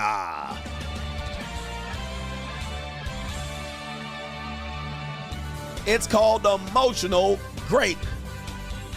Oh, buckle your seatbelts, man. It's going to get worse. This is Jessica Penn, said the only sex I've ever regretted with sex with men who led me on emotionally for months and months. You mean running that game? You mean running game? This is emotional rape. All right. Oh, no. So if you lead her on emotionally for months, days, weeks, years, whatever it is, and you get the punani and you bang that punani out, then you get post-nut clarity, you don't have aftercare, you get rid of her, you pump and dump her, whatever it is, it's emotional rape. Men who do this believe they need to fake romantic feelings and a future to get sex, aka not paying. This is, again, all men pay. And it says, I have meanwhile never regretted honest casual sex, not ever. Okay, so when she agrees that it's casual, it's fine. If you lead her on mentally, emotionally, and physically, it's not fine. That's emotional rape. Send it. Okay, so now, please understand, when these terms come out, I'm pretty sure some Marxist professor at the gender studies lab told her about this, and they've been talking about it, and they've been congregating, leaving you out of the conversation. Now we have emotional rape that we have to worry about here on Crime and Law CGA, just so you know. It's always the white women coming up with shit like this, all right? Why is the white women doing that? And where are the white women at? All right, so always the victim. Forever the victim. Ladies, accountability, I tell you. All right, we got to send it, right? We got to send it. All right, I'm educating today. I'm not taking sides here. Apparently, my Wall Street Journal article's not coming up. Am I still on the show? What's going on here? All right, I want this article to come up. Oh, I messed it up. Let me see if I can pull it up here. All right, oh, it wants me to wait. All right, let's see here. We have a sex trafficking case of several brothers. Okay, it's not coming up. All right, so we'll have to give you the story right here. All right, we got drugged and unable to escape.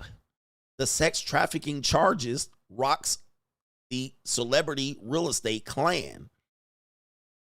And let's give you the story here. 3 brothers in the celebrity real estate family were charged with sex trafficking conspiracy in a case involving dozens of victims from Miami Beach to New York, according to prosecutors. And these are not Andrew Tate and Tristan Tate this time. There are a series of other brothers possibly doing some pay for play. We got to figure out what's going on here, but protect your neck. It says twins Owen.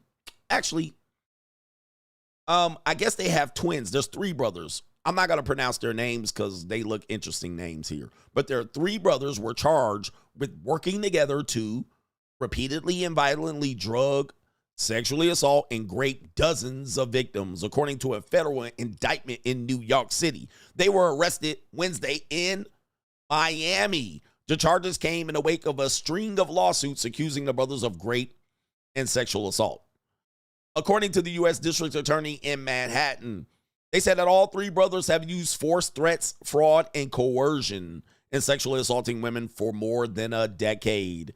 It says this conduct as alleged, is heinous.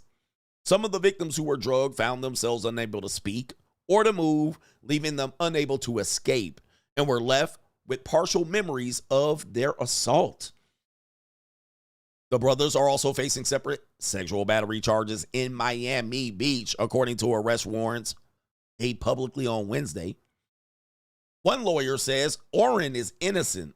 The evidence will show that neither he or his brothers ever committed a crime. The lawyers for the other two brothers could not immediately be reached. There are civil lawsuits in this case that alleges that Oren and the other brother were fixtures on the jet set, attending glitzy parties in Miami, New York, and partying in the Mediterranean.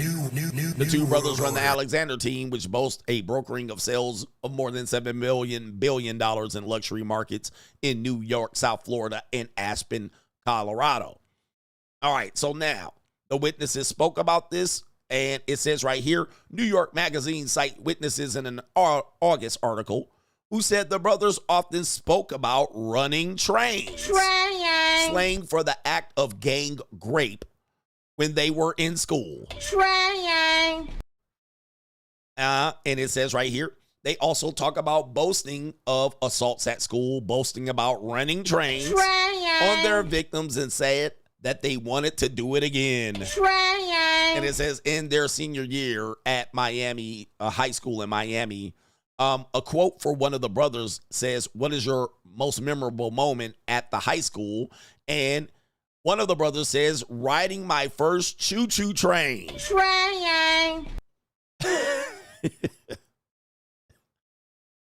This is terrible. 11 years later, the three brothers planned a 2016 trip to Tulum, Mexico with male friends, women flown in for entertainment, and drugs, including GHB, considered a date rape drug under the federal law.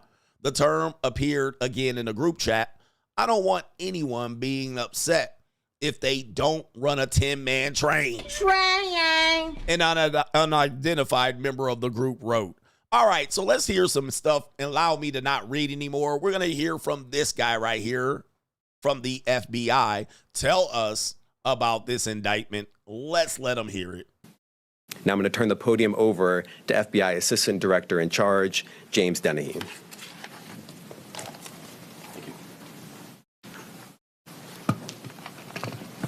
Thank you, Damien. Good afternoon. I'm Jim Dennehy, Assistant Director in Charge of the FBI's New York office. New world order. The charges unsealed today for Tal, Oren, and Alan Alexander detail heinous crimes allegedly carried out by these individuals. The Alexander brothers allegedly conspired to prey on innocent women, coercing them into engaging in sexual acts.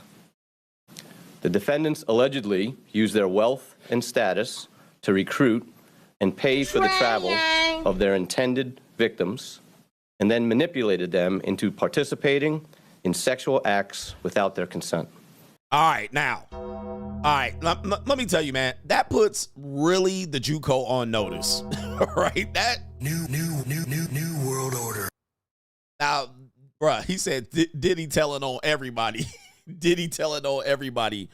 Wowzers. That statement, I mean, that statement alone, guys, that opens up a can of worms for everybody. Not only that, high-value men. Everything this space talks about, when men adapt, they attack. All right, so I don't know what these guys did. I would assume that they had drugs at the party.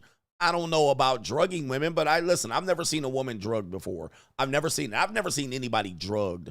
But it does happen, even to men. All right, it's liable to happen even if you go overseas, right? So, let's go back to this statement. We got high value man in there. We also have kind of JUCO, because the fly in, fly out. Those women were volunteers. It sounds like they got on the plane, but they didn't volunteer to get drugged. We don't know if they got drugged because they would have to have evidence of this. But if they have several victims and their statements are similar, yeah, I mean, what do you do with the information? This is why I always tell you, don't get involved with the law. All right? Yeah, even the NDA is not going to save you. They probably signed a non-disclosure agreement, and they probably thought they were protecting themselves. Really, the laws don't really work for men, right? You're not going to be protected here. And even if you do fight, you're going to go broke you're not going to go broke like Johnny Depp. It's going to cost you millions of dollars to fight. All right, so let's go back to that statement. That's a very important statement, breaking it down one by one. Detail heinous crimes allegedly carried out by these individuals. The Alexander brothers allegedly conspired to prey on All right, so we got preying, predator, right? And like I said, I'm not defending these guys at all, but we got preying on innocent women. Innocent women. Okay, I mean, I don't know. Again, if they're got drugged, I don't say women should get drugged at all. All right, but the women got flown in. All right, we're gonna break that down here because we're gonna find out how they got there right here. Coercing them into engaging in sexual acts. All right, so the coercion to engage in sexual acts. So they got flued out. They got flued out on a plane. And somebody had to twist their arm.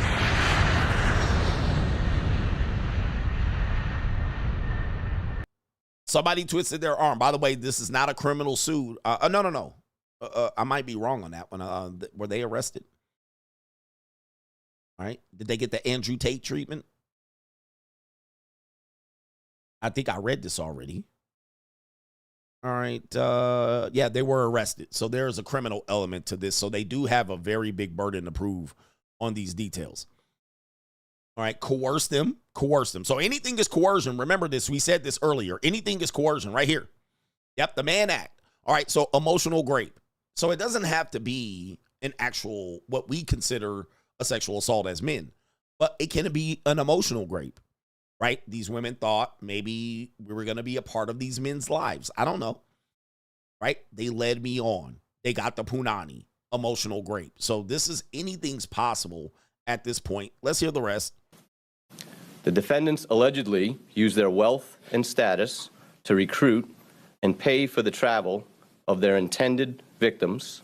All right. So now that's where we get into the pay for play. All right. So coerced. Use money. This is like, oh, if you do this, I'll pay you 100. If you do this, I'll pay you 1,000. Take this off. Do that. Well, the woman can say, well, I didn't intend to come over here and do it, but they start offering me money because they use their wealth and status. That's the coercion. All right. They were wealthier than me. A lot of women will say I'm intimidated by wealthy people. They gave me an offer I couldn't refuse. I wouldn't have normally done it, but I had a little drink in me. And I was sniffing lines of coca myself, but they gave me an extra little tab of this and that, a Molly, put Molly in her drink, and she don't even know it.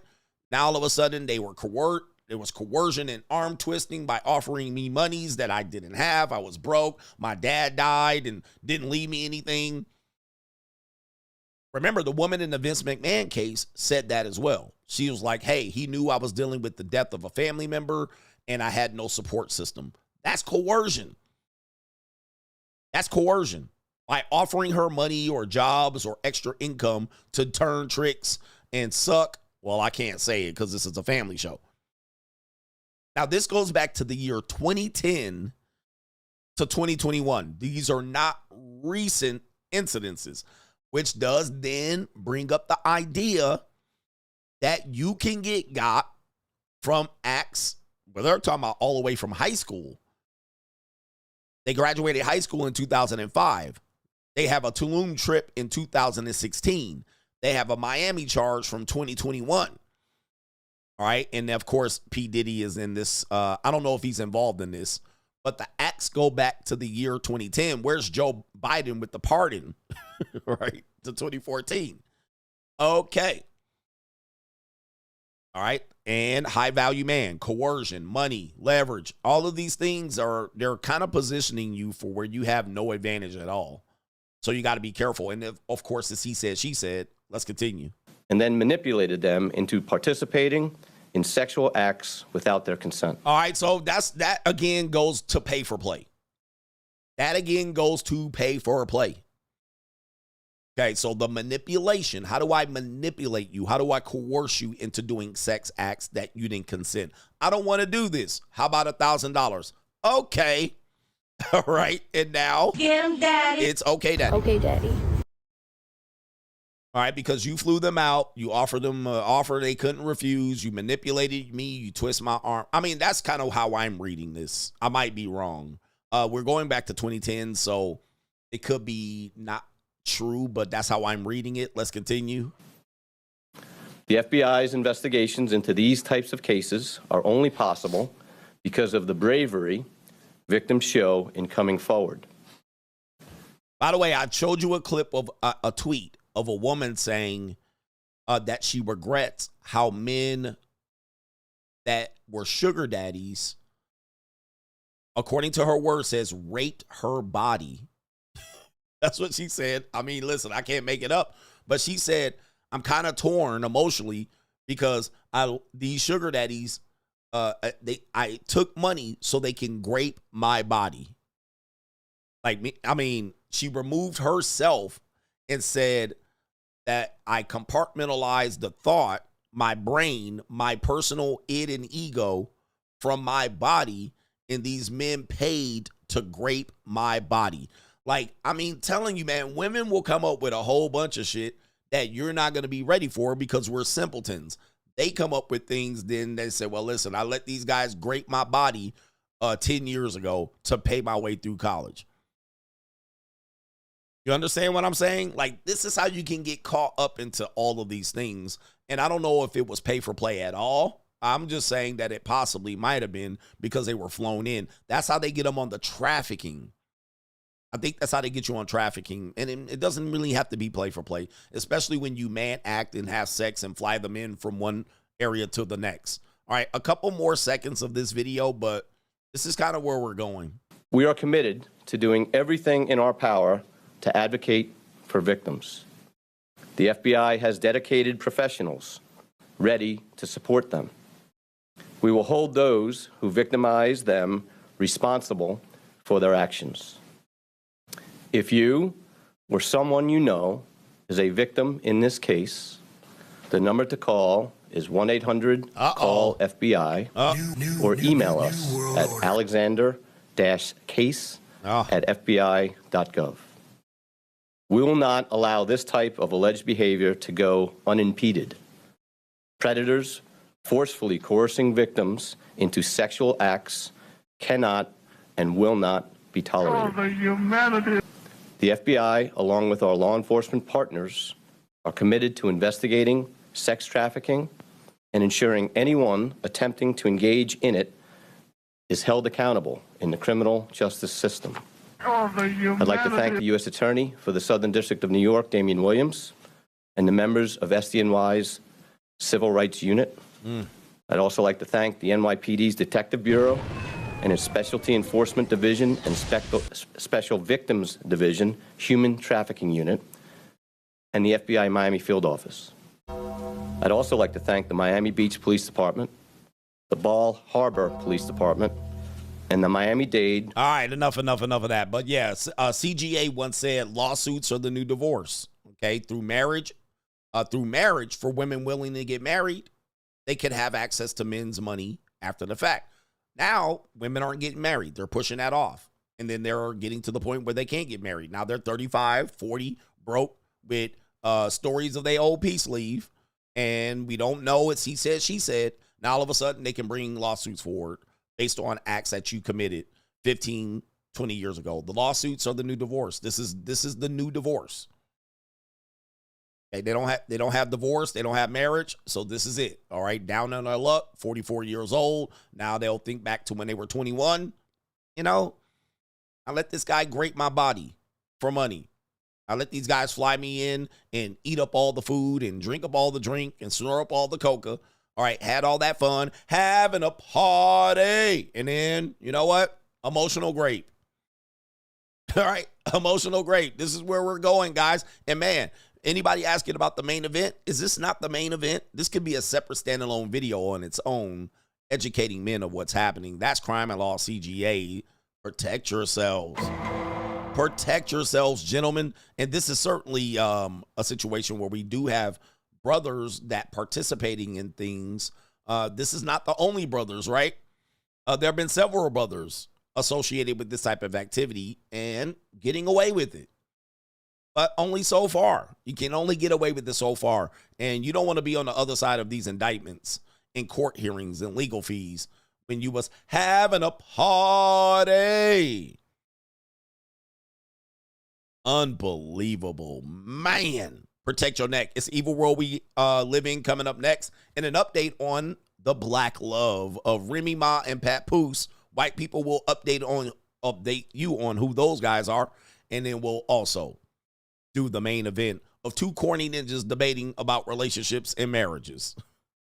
We got our brother here, Van Jones says, wasn't Van Jones just crying for black folks and black women during the election? He's a slithering, slimy snake. All right. He's a slimy snake. Shout out to Van Jones with the lisp. And Van Jones likes white women. Where the white women at? Who doesn't? Who doesn't like white women? I mean, anybody not like white women in here? I'll take one. All right, I'm going to tell you. Hey, where are the white women at? Did I got Teron McAdams? You sent the same thing twice. All right. Teron? How dare you? Oh, no, you didn't. Somebody else sent the same tweet. Let me see if I can find. Or maybe it's the same. Maybe there's not that many donations. There isn't. All right. So that was the last donation. That's what happened. All right. I normally see okay, there it is. I refreshed it. I was like, normally there's a list. All right. Shout out to our brother Blue Baggins says, pray for Papoose. He's in trouble. Manning up. A Can says, Coach, have you heard or seen the video of the woman admitting to sleeping with 16 men in a weekend to get over her ex? Send it. All right. I haven't heard of the video. If you guys want to send it to me, send it at coachgregadams.locals.com. That's where I get all. Do not email me. I'm not going to check it. All right. So send it over there. That's where people can share their stories. And that would be great. But no, I haven't heard that. But guys, all women have a hoe phase. So most women, according to me, have two hoe phases. All right. They have the hoe phase when they're young, which could be high school or it could be college. All right. So they got that phase. And sometimes they'll skip that phase and they'll have a hoe phase after a bad breakup or divorce. All right. So those are the two hoe phases that are almost always guaranteed. They'll have one or the other or both. And that's an example because what they'll do is they'll go through some trauma. Guys, I've been trying to explain. A lot of women have trauma. And one of the first things they'll do is have sex. Even female therapists will acknowledge that. All right. That's how they cope with it. Even if they've been sexually assaulted or raped, they'll have sex as a form of relieving that trauma. All right. Same thing as they have a bad breakup. They'll eventually go fuck like 2 or 3 guys or a guy that's been in the wheelhouse or a bad boy or some dude at the bar and they'll get drunk and like sex is one of those emotional releases for them or something that they can use to validate themselves or kind of remove the past trauma. So if they've been sexually assaulted, they'll have sex. All right. They get divorced, they'll start going on a hoe phase and catch herpes. So this is what they'll do. We know this. People have to be educated about it, and I have to tell you, same thing. You'll get into a fight with a guy, and one of you guys will die, the other will go to jail, and she'll be having sex at a biker bar.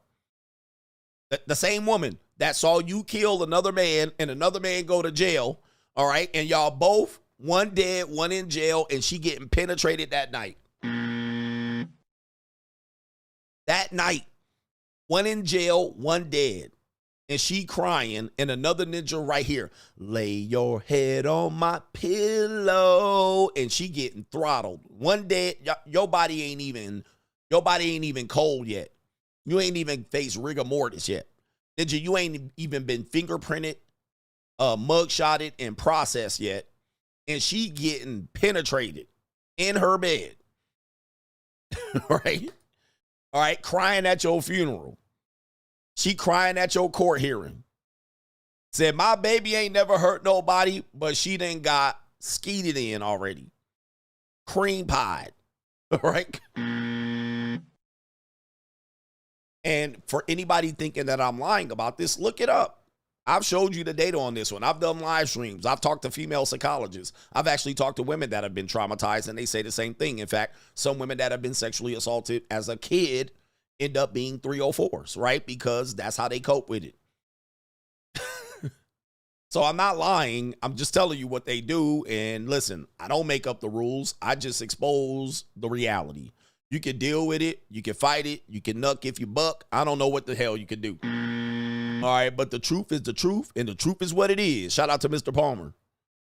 Truth is what it is. It's how they deal with trauma.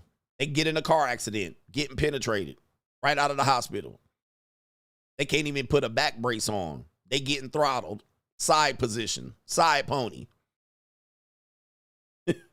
Look at the woman in the Kobe Bryant case. So allegedly, Kobe Bryant put it up the Duke shoot without consent. Pumped and dumped her. All right, cost that ninja a $5 million wedding ring. And she had at least 4 men's DNA in her panties. The panties that she took to the DNA, the grape exam, she had 4 men's DNA in her panties. Either Kobe's or her boyfriend that she lived with, DNA was in her panties. It was 4 other ninjas. All right, it made the DA drop the case because they was going to try to hide that. And they tried to hide the evidence. And Kobe Bryant's female lawyer was like, hell nah, we putting that on trial. And they were like, you can't slut shame her. And they was like, huh? All right, hell no, put it up there. And the judge was going to let them put it up there and let the jury hear it. And then the DA said, we'll drop the case. They dropped the case. Kobe ended up having to pay her off and buy his wife, rest in peace, Kobe. He had to buy her a $5 million ring as an insurance policy. So all men pay. He thought he was getting some free Duke shoe, and he paid. You see what I mean? Like, this is the stuff that people don't realize. So she said what she said. She was traumatized, according to her. Kobe's DNA's not there. Her living boyfriend's not there. But 2 or 3, 4 of the ninjas' DNA in them panties. So what are we doing here? Okay. Trying.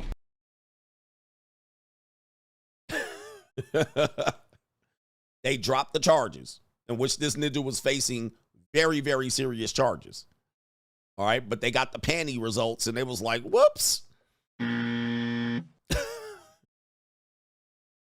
Yeah. Hey, shout out to our brother. Remember, we don't judge. We just observe.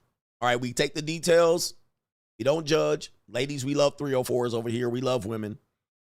And I love 304s. Let these wild horses run free. I don't care. I don't judge, lady. If you a nasty girl, you been a nasty girl. You a nasty girl? Come on through if you want to. Oh, that's nasty. All right, I don't judge.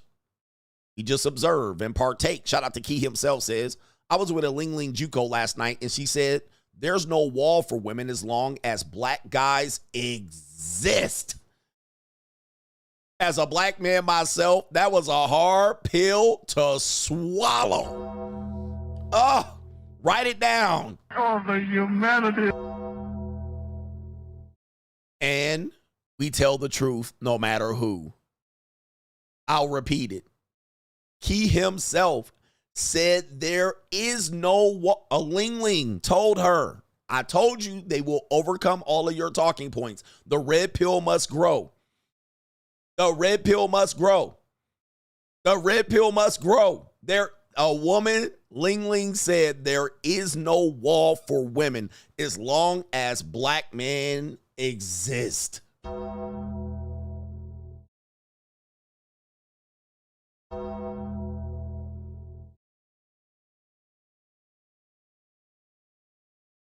Gotcha, bitch. She didn't tell one lie. She didn't tell one lie. Yeah, that brother's starving. Yes, sir, brother.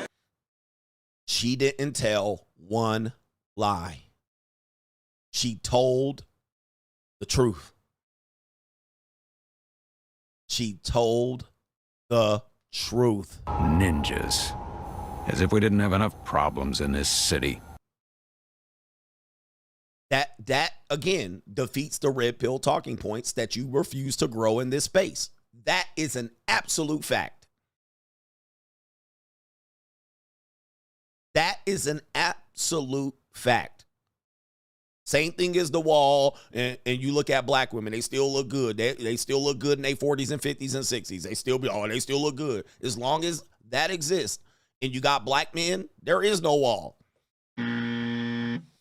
Punch in the gut. And we always talk about this. Older white women, they age up and they say, you know, I like my black men phase. Why? There is no wall. Black men take them all comers.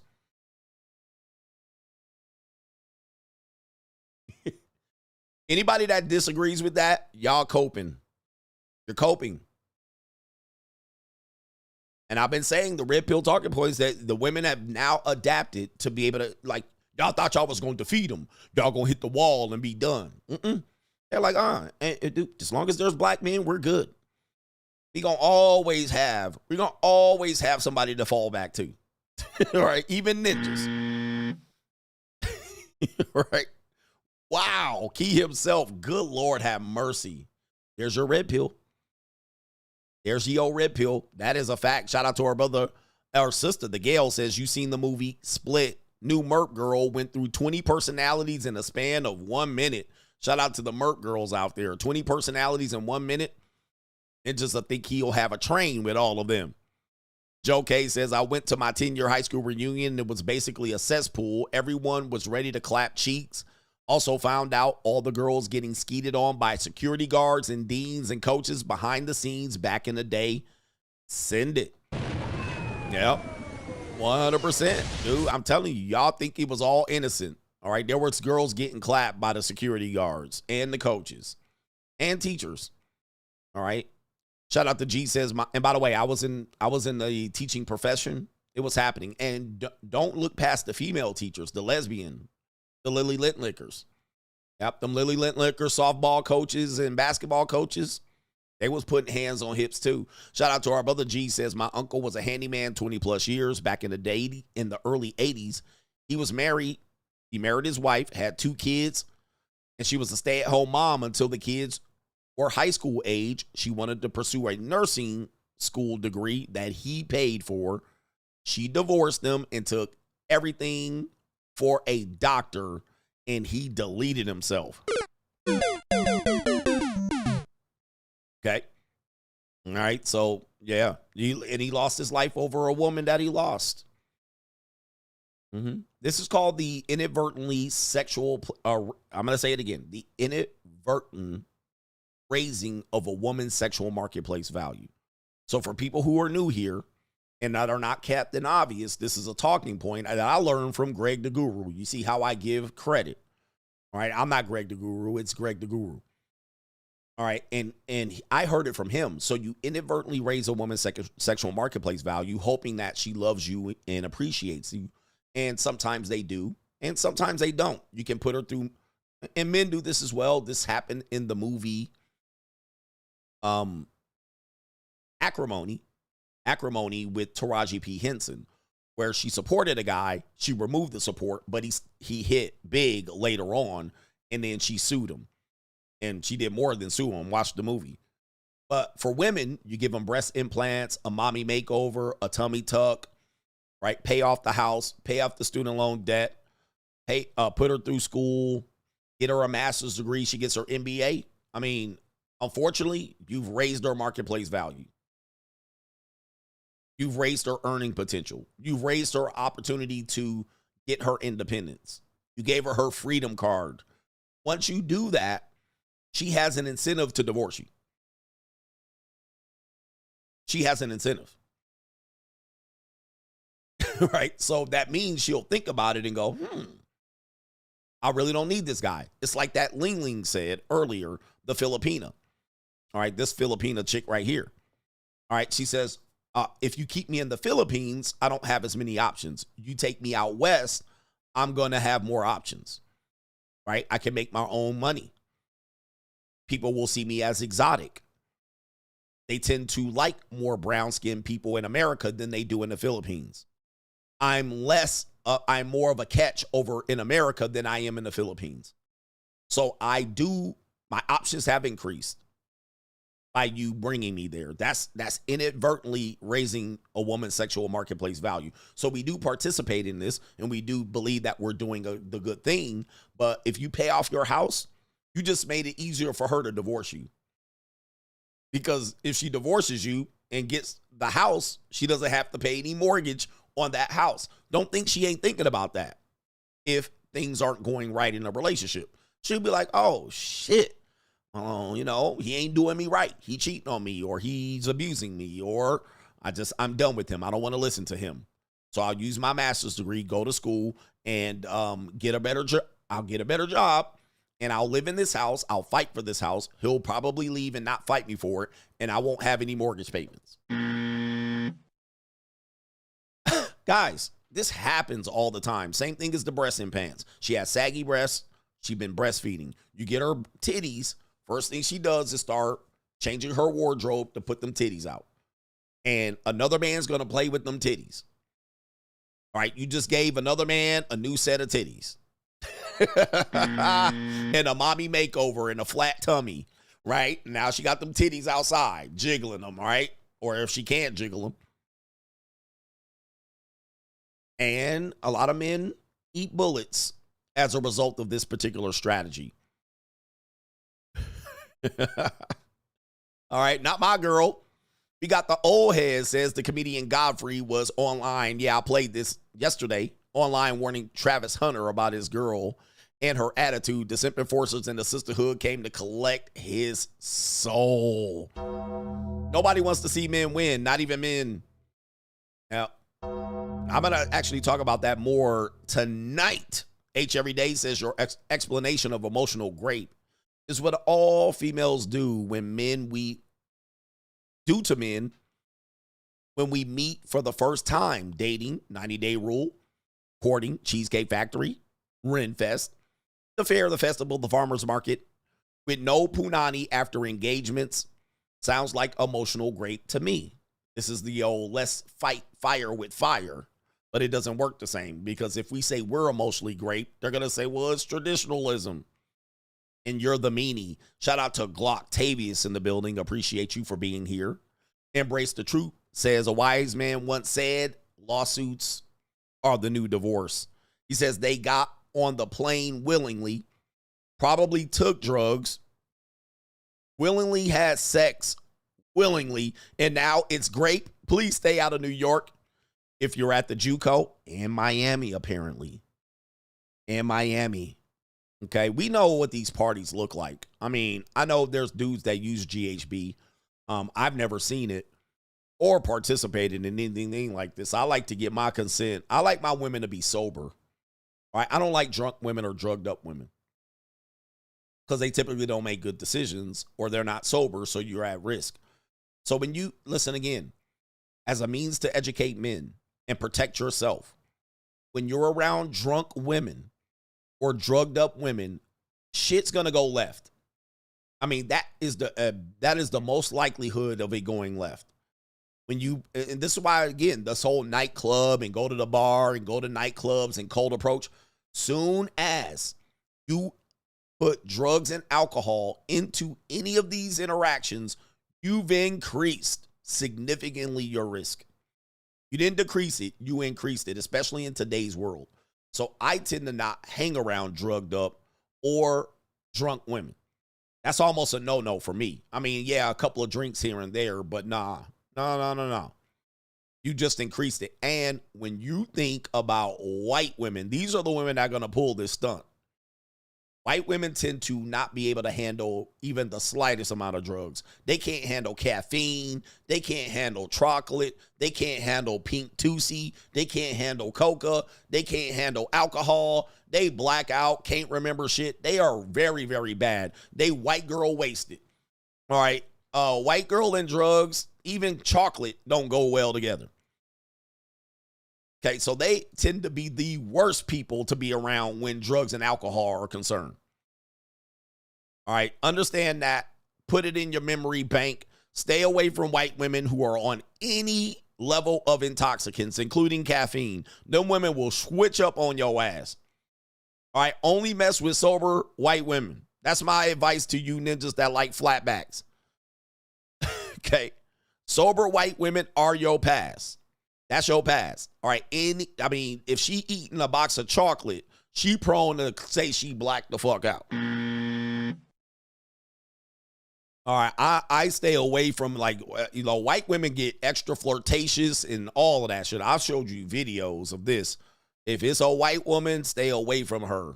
Even if she hyped up on caffeine, that's a dangerous woman. All right. So white women, number one. All right, and if you look at these women that she probably was messing with, yep. He says stay away from pancake booties. Yep, that includes marijuana and, weed. Nicotine. They say they took too many vape hits, and them bitches will say they forgot everything that happened and say they woke up with their panties around their ankles. And meanwhile, they was grabbing your elephant trunk the whole time. They get super flirty and all of that, touchy-feely and extra this and want to talk about dropping that neck. I'm telling you, they bad. It's barbecue in there. They are bad. I only mess with sober white women. All right, I try to only mess with sober white women. If I heard she had some gummies or took a hit of toot up the nose, I'll leave them alone. Oh, hell no. You took some Tusi? Oh, no, I'm out. All right, because they what they're doing is they're preying on the fact that that they're a different person. They say they're a different person. They don't remember. They black out. They have no memory. I have no recollection. I just walk up, and I had snail trail down my legs. And white women will tell you when they eat chocolate, they turn into a different person. Even old white women, Karens and shit, at girls' nights out away from their husband. They'll have chocolate, extra iced coffee at Starbucks, a mocha chocolate latte, and they'll have some wine and a couple of drinks, and they gone, all right? They gone. All right, white women, that's the most dangerous thing you can do is mess with a woman that is on, look, they call it white girl wasted for a reason right here. All right, white girl wasted. Always remember this. I'm trying to help y'all out, especially for ninjas that ain't normally used to dealing with white girls. All right, in America, watch out for this right here. Get the shirt. White girl wasted. Doesn't matter what color. I think, yeah, well, I would say that's a good idea if it doesn't matter what color. But a lot of guys don't know about the white girl wasted. Right? They think, oh, man, she extra flirty. She want me. If it's late at night and they seem to be having any intoxicants, I would leave them alone. I know it's extra cool and you think it's going to be an easy layup, but them women wake up with no memory of anything. Right? That's what they claim. All right. And they will get, dude, remember the girl? They had the girl at San Diego State, a high school senior, 17 years old, goes to a party at San Diego State, and her friends said she was on that act right juice or that liquid courage, and she was going to all these dudes having sex with them in the bushes, getting tag team trained. Then she went home. All her friends told her what she did. She acted like she didn't remember, and she said they all raped her. Who remembers that? That was the whole Matt Ariza or Areza, the punter at San Diego State, the punk god. And it was a 17-year-old young white woman running around getting tagged by every college dude she could. Ended up in a room with 3 ninjas putting a train on her. And then when her friends went back to tell everybody at school the next weekend, she acted like she didn't know. What? I did what? Oh, they must have raped me.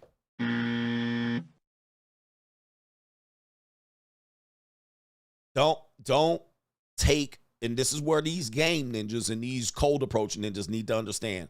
When you're outside, be careful with drunk women and drugged up women. Don't think that that's an easy target. That's going to be a tough target for you, man. It's not a soft target. That is a tough target. And then last one, and I'm going to move on. In that case, even the Sky Daddy married can have their wife. Wait a minute right here. In that case, even the Sky Daddy married can have their wife, or game guys who cold approach can have their woman send them to court for emotional rape via using religion or taking them out on a date, but men won't listen and think that it will never happen to them. So the odds are, will it happen to you?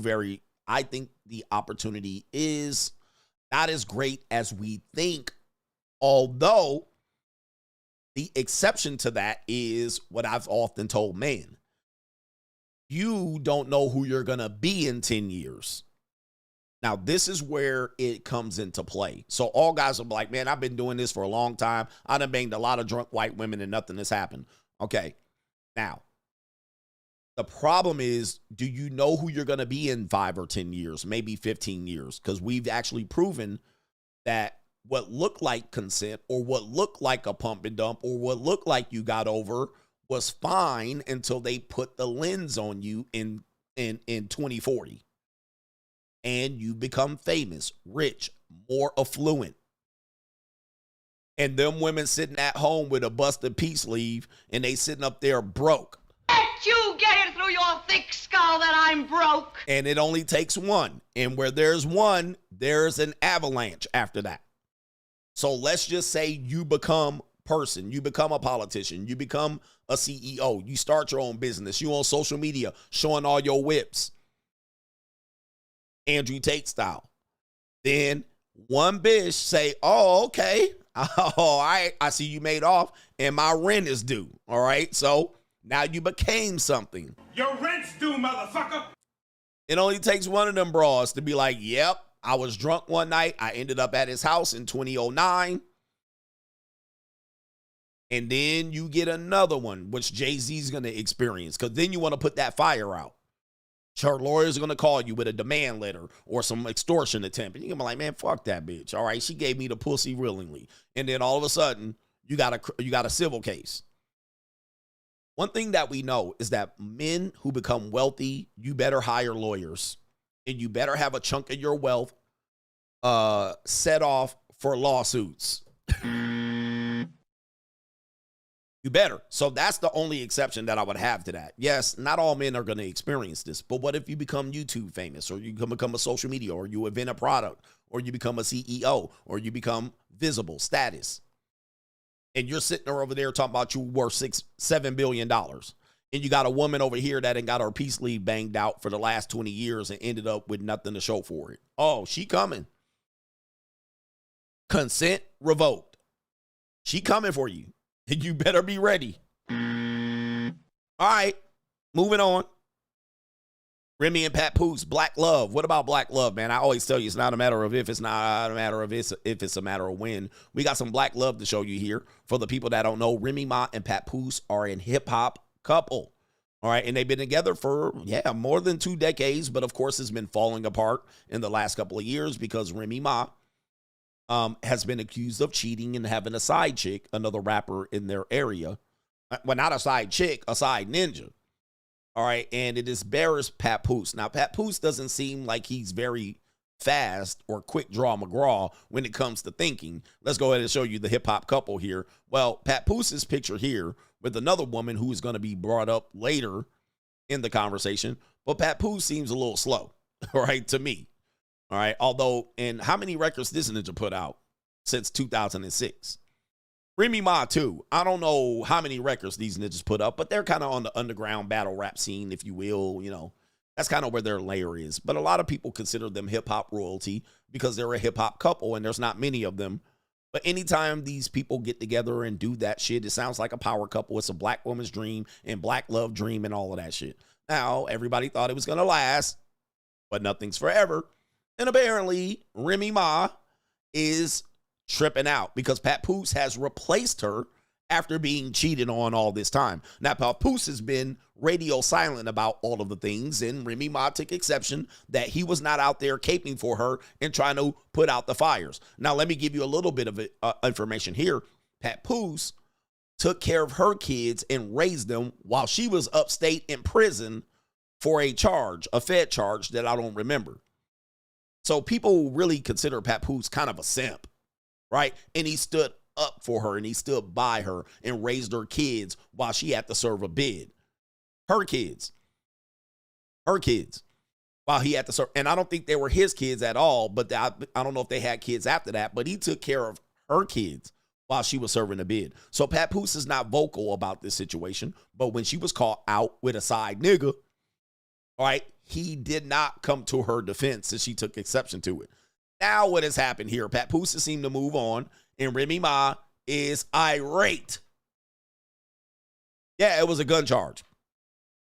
So Remy Ma calls out Papoose for allegedly being involved with boxer Clarissa Shields. Papoose responds. Let me go ahead and see if I can do it. And I know these names are funny. And this is Remy Ma. This lady, hashtag Clarissa Shields, and that sorry ass publicity team been putting out fake stories about me every day to make me look bad and him look like God's gift for way too long. She says, I begged Papoose to put out something to stop the narrative, and he keeps telling me, just stay quiet. that that's the best thing to do. Well, I'm tired. Oh, and he said he would never F you because you ugly. But don't worry, I saw everything now. That's what she said. Now the world gonna see it since you so tough, boo. All right, so she's going in on Clarissa Shields, and there's more. Apparently, there's text messages here from Remy Ma, and I'm not going to read it because I know it's probably filled with ignorance. All right, and so she says, dumb ass fell asleep on the phone with Clarissa Shields.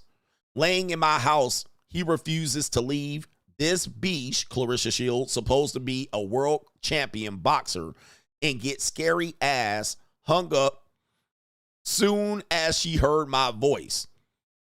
All right, now I'm telling everything. Oh, and baby girl, you not the only one, all right? Aaron, the ninja, out, saying that she's not the only one. And here is Clarissa Shields. If I'm not mistaken, Clarissa Shields once challenged a male to a boxing match.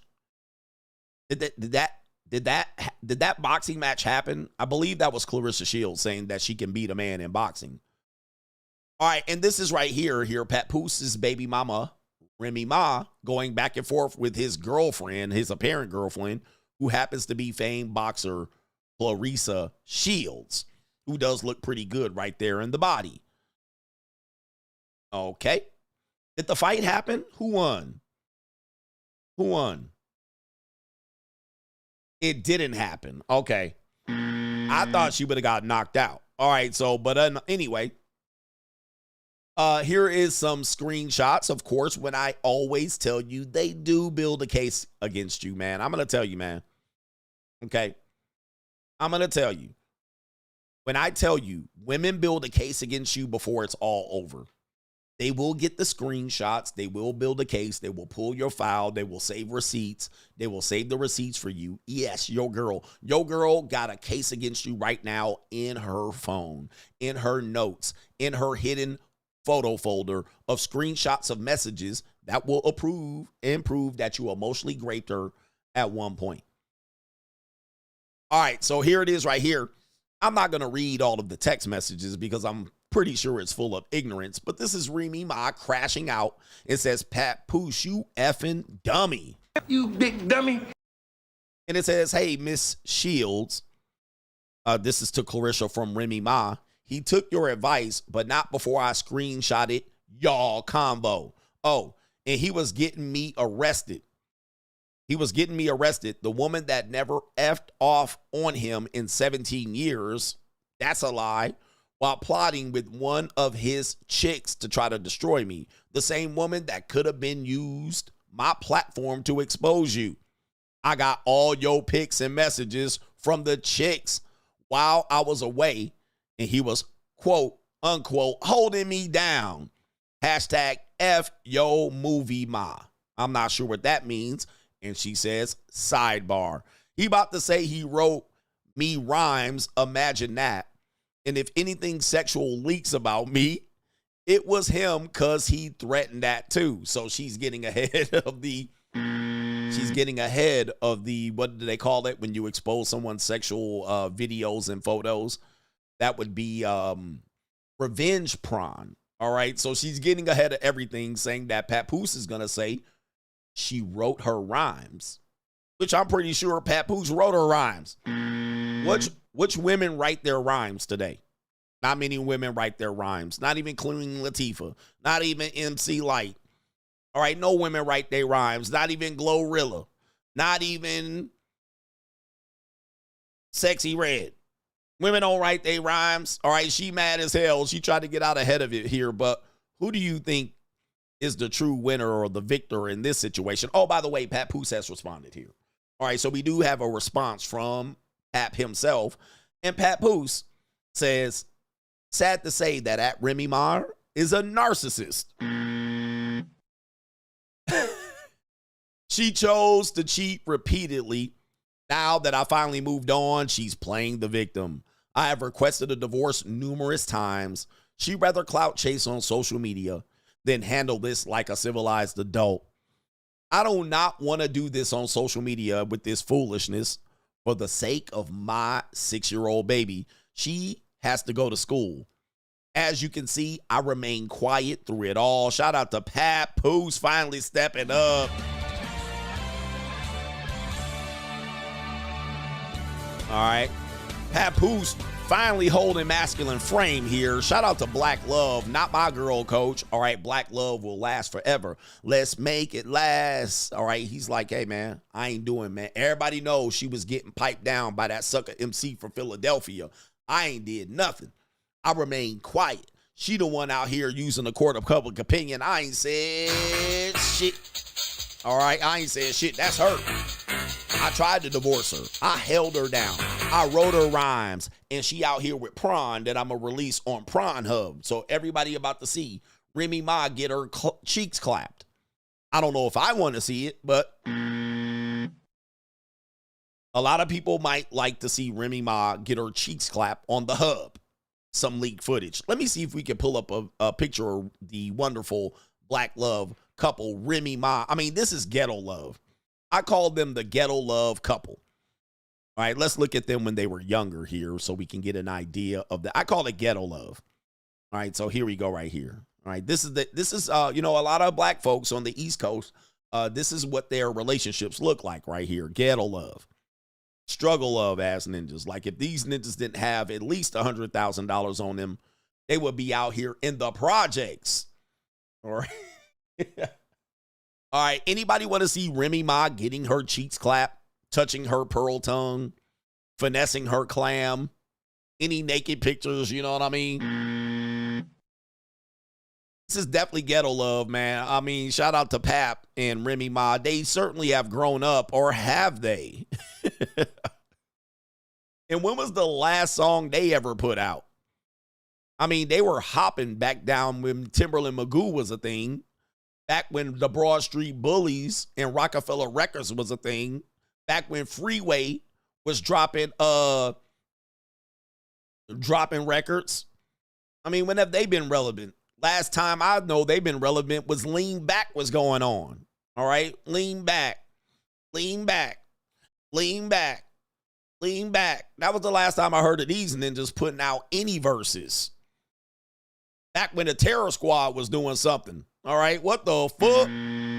All right? Anybody want to see Remy Ma? Lean back.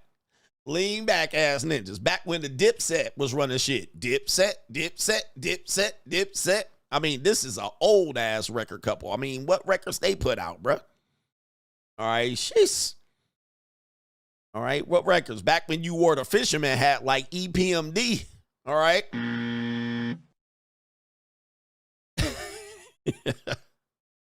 Back when Fat Joe was fat. All right. Back when your boy Big Pun was alive, talking about I ain't a player, I just crush a lot.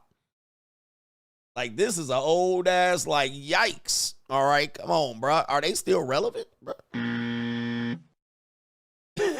He said crush groove ass ninja. Shout out to the black royalty right here, Black Love. This does show that a Pookie can get married. All right. I mean, you know, he would have been a Pookie other than his rap skills. All right, and she's a Strag. All right, so this is a lovely black couple here. All right, it is what it is. Shout out to them. We have an Evil World We Live In main event coming up. It's an Evil World We Live In. It's close. We're chiming down. All of these could be main event subjects here, but let's get us an Evil World We Live In right here real quick. This woman says the quiet part out loud. Pay attention right here, related to crime and law CGA. You lot see as a respectable body count? I think it's about the amount of years. Ask the guys first, actually, and then we'll see. Not ask them first, innit? And then we'll comment on whether we agree or not. What are you saying? I think it depends. If you're like 40 and you've had 10 man, it's not going to seem bad. If you're like 20 and you've had 10 man, that's... Do you know what I mean? I always say you're my first, so that's where I'm at with my numbers. I've never felt like this before, you know the ones there? I love you. I don't usually do this. I need to stop being dirty. Yeah. I ain't got no manners, sorry. Okay, so the body count's going mad. No, it's not that bad. No, but, so what are we saying? What do you? I'm not in the double digits yet. But it's only because I've been in long-term relationships and I deal with gunmen and they're very strict. If I never had gunmen, I'm not going to lie, I would have gone off the rails. You, your friend and your cousin. Do you know what I mean? Yeah, but I'm not going to lie, I've dealt with a lot of dangerous men, and if you're not home on time, it can get very sticky. What do you lot? All right. Bloody bruv. Bloody bruv. All right, so you hear Bumbleclot. You hear what she's saying. A lot of the things she's saying is what women that say to you, I'm not like that. I'm not like those other girls. I only been with as many men as I can count on one hand. I don't usually do this. She's saying the quiet part out loud. I have low body count. It's low for a woman in her 40s. It would have been higher if I didn't deal with dangerous men, Pookie, Philia. All right, everything in one video. Everything in one video, bloody bruv. All right, this is crazy, Bumbleclot. So here's what you got. All right, I want you to know that this is the quiet part out loud. The quiet part out loud. She's telling you, we'll tell you a lie. And I want you to look at the other light-skinned butter pecan Puerto Rican on the other side that was literally slithering in her seat. All right, saying, girl, you breaking the code. I want you to do it here. Watch this. Listen up. See as a respectable body count. I think it's about the amount of years. Ask the guys first, actually, and then we'll see. Not ask them first, innit? And then we'll comment on whether we agree or not. What are you saying? I think it depends. If you're like 40 and you've had 10 man, it's not going to seem bad. If you're 20 and you've had 10 man, do you know what I mean? I always say you're my first, so. Right there. I always say you're my first. Ladies, I know the ladies are here. There's some good women out here. I'm going to put a campaign together. CGA is going to find the good woman of America. 2025. CGA is going to find the good women of America. All right. And I'll bring you on to the show. I want to find the good women of America. But for the good women of America, you see how the Strags do you? They say the same thing you do. They say the same things you claim. You could trust me. I would never do that to you. I'm one of the good girls. You're my first one. All right. I'm not usually dirty. I don't do things like this. This is my first time. I love you. Yes. New world order. All right. So here we go right here. You're my first one. You're the first one to run up my Duke chute. You're the first one to butter my tonsils. You're the first one to blow my back out. You're the first one I nutted on. Right? Yeah. That's what she said right here. Let's see the next one she says right here. That's where I'm at with my numbers. I've never felt like this before, you know? Yeah, I never felt like this. And I never knew love like this before. Yes. Open my eyes. All right, she said, I never felt like this. It was it. I love you. I love you. Damn. All right, CGA, man, not my girl. She said she loved me. She said she got burning desire for me. She said I took her soul. She said I hit that bottom. All right, yeah, man. I don't usually do this. I don't usually do this. Look at the Puerto Rican over here, man. She like, chill.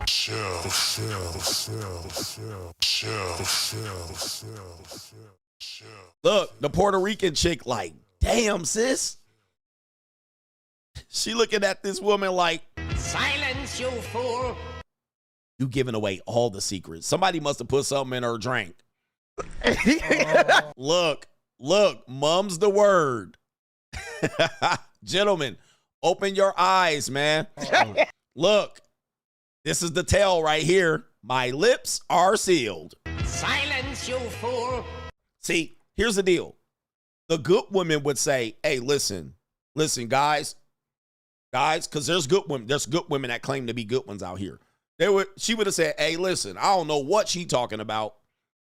All right, she tripping. I never use these words, but look, my lips are sealed. All right, she looking at her like this right here, like, I wish a nigga would. You see that? That's a tell. Silence is loud. It's deafening. Silence is golden. I need to stop being dirty. I need to stop being dirty. Yep. Look at that red cup. All right. That liquid courage is out. She inebriated. Loose lips, sink chips. I got no manners, sorry. Okay, so the body count's going mad. No, it's not that bad. Yeah, you can always say a strag gonna tell. All right, they can't hold water. Right? They can't hold water. It's an evil world we live in. We have this woman out here, and hide the children with this one. We have a Russian Natasha that has this to say about how she cures her headaches. American women, listen up. Hangover cure has to be honest. When I used to be young and I used to go out and I used to get drunk and I used to have a partner, all of them used to, I used to come home and also, oh my God, the headache in the morning was just killing me. So to make it very simple, I used to just suck the dick and swallow it, and 5 minutes after, the headache just disappeared, just like that. So if there are women out there which they never tried this, girls, try it. Trust me, you will thank me later. It's barbecue in there. All right, I know there's things edited out there, but she says her cure for a hangover is it's barbecue in there. Getting her tonsils buttered. Oh, the humanity. Leave it to a Natasha. All right, they know what to do, and they almost always gonna have a hangover. They love vodka. It's barbecue in there. All right, so shout out to Natasha. Come bring it over right here. She said the cure for her headache is nut. That's what she says. Dropping that neck. It's barbecue in there. And married women, listen up. You got a headache? I got the serum. All right, I got that CGA serum. You got a headache? Oh, I have a headache, honey. I can't do nothing. Oh, really? Perhaps you can have some CGA serum. All right, you want a spoonful of that serum? It's barbecue in there. All right, I got the headache fixer. Protein and zinc in little swimmers right there. They'll swim to your little brain and give you that little, what do they call it? Microchimerism. All right, we got it. You can say thank Natasha later. All right, here we go. It's barbecue in there. The more you know. Oh, asshole. What's your hangover cure? Has to be honest. When I used to be young and I used to go out and I used to get drunk and I used to have a partner, all of them used to, I used to come home and also, oh my God, the headache in the morning was just killing me. So to make it very simple, I used to just suck the dick and swallow it. Oh my goodness, man. Oh, the humanity. She been a nasty girl. Oh, that's nasty. Take note, ladies. She used to just do what? Oh. It's barbecue in there. All right, she used to just do what? Man, I can't even repeat what she just said. And swallow it? Oh, my goodness. Oh, the humanity. All right, she got the power. It was like Popeye with her spinach. Super Chat catch-up, main event right here. 2 sucker MCs. 2 Corny Ninjas debate. All right, 2 Corny Ninjas debating coming up right now. Let me get catch up. All right, what are we doing here? Shout out to our brother, no government name, P.I. Double. Says Captain Obvious, girls might leave rich guys too. Yeah, I've heard that one too. Girls leave rich guys too. Of course. Like, who said they don't? All right, they'll just be like, but you're saying women always date up. Nah, bro, man, they fuck up all the time, bro. They always will put themselves in a position to go where they shouldn't go. So if you upgrade her life, there ain't too many men she can go hide to. She will smash the milkman. Okay, it is what it is. Just give her an opportunity, some space and a time, and she'll do it. Preston says men lose in court because they think simply being a great father is protection and a protector is enough. Sorry about that. There were 2 separate chats there. Men lose in court because they simply think being a great father and a protector is enough. Yep. And you think you'll have a moral argument. Well, I did what I was supposed to do, and I was there for my kids, and I raised them, and I paid for this, and I did that. That's not what the court is about. I had to school Hafiz about that. The court has no care about that. They have no care about your religion. If you're a Christian, they could give a rat's ass. The court simply is an administration court. It is not a moral court. It is not a godly court. It is not a court of religion. It is an administrative court. What they intended, it is not a marriage therapist court, meaning like they're not trying to get you back together. Their job is to administer the divorce, meaning that they need to divide the assets, the community property, fairly and equitably as much as possible. If you live in a community property state, it will be divided down the line. If you live in the equitable distribution state, they will divide it as they see fit. All right, know your state. This is why we tell you before you get married, do your due diligence. All right, this is why I put out a book, 52 things that all men should know prior to getting married. And you can get this on my website, gregadams1.com. You can get the ebook right here for free if you put in your email address and a name. You don't even have to put your legitimate name as long as I get that email. And you're going to want to put a legitimate email in there because you're going to want to get the book. All right, but it's a free ebook. You can pay for it on Amazon for $5 if you want, but you can get it for free. We tell you, do your due diligence before getting married. No, it's a business. And yes, it is a lawsuit. She's suing you. And so when I actually told my ex-wife that, I said, oh, what, you need to stop suing me. And she said, I'm not suing you. She thought divorce and child support was not a lawsuit. She's like, I'm not suing you. I'm like, bitch, you done took me to court 7 years in a row. That's called a lawsuit. All right. A divorce is a lawsuit. Child support battle is a lawsuit. An ex parte is a lawsuit. All right. So sometimes it's part of the same court number, but that's a lawsuit.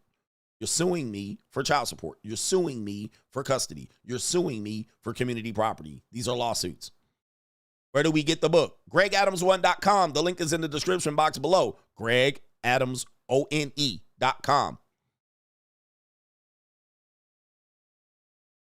gregadams1.com. For the people that didn't hear it, the Captain Obvious is.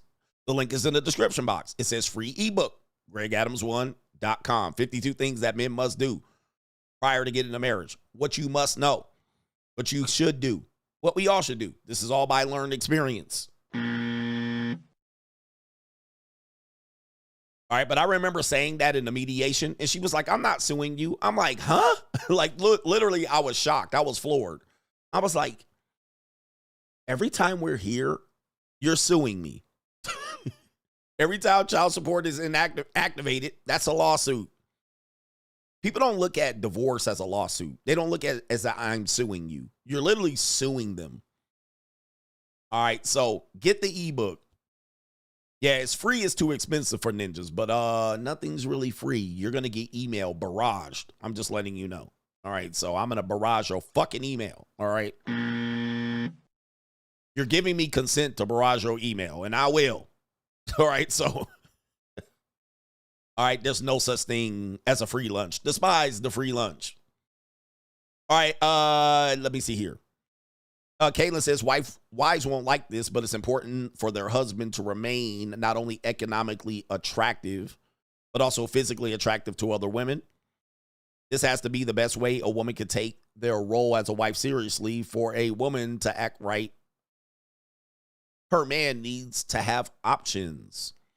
This is competition anxiety 101. Ladies don't want to hear that. All right, shout out to our brother. Caitlin says, wouldn't the most honest form of sex, especially for a woman, be in a relationship or a marriage? But now we have the term emotional grape or honest casual sex. These XXs are full of shit sometimes. Well, they will protect yourself. I mean, they will protect themselves first. Remember what, we tell men, we're telling men, I want to tell men, women, I don't care what you think. Who and what are women loyal to more than anything else?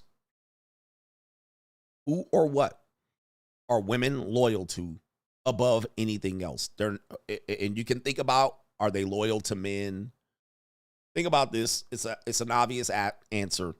This is a red pill talking point, and it's true. We can actually prove a pattern of this over time. As long as we know it and accept it, unlike somebody else that said, understand and respect, we have to accept this.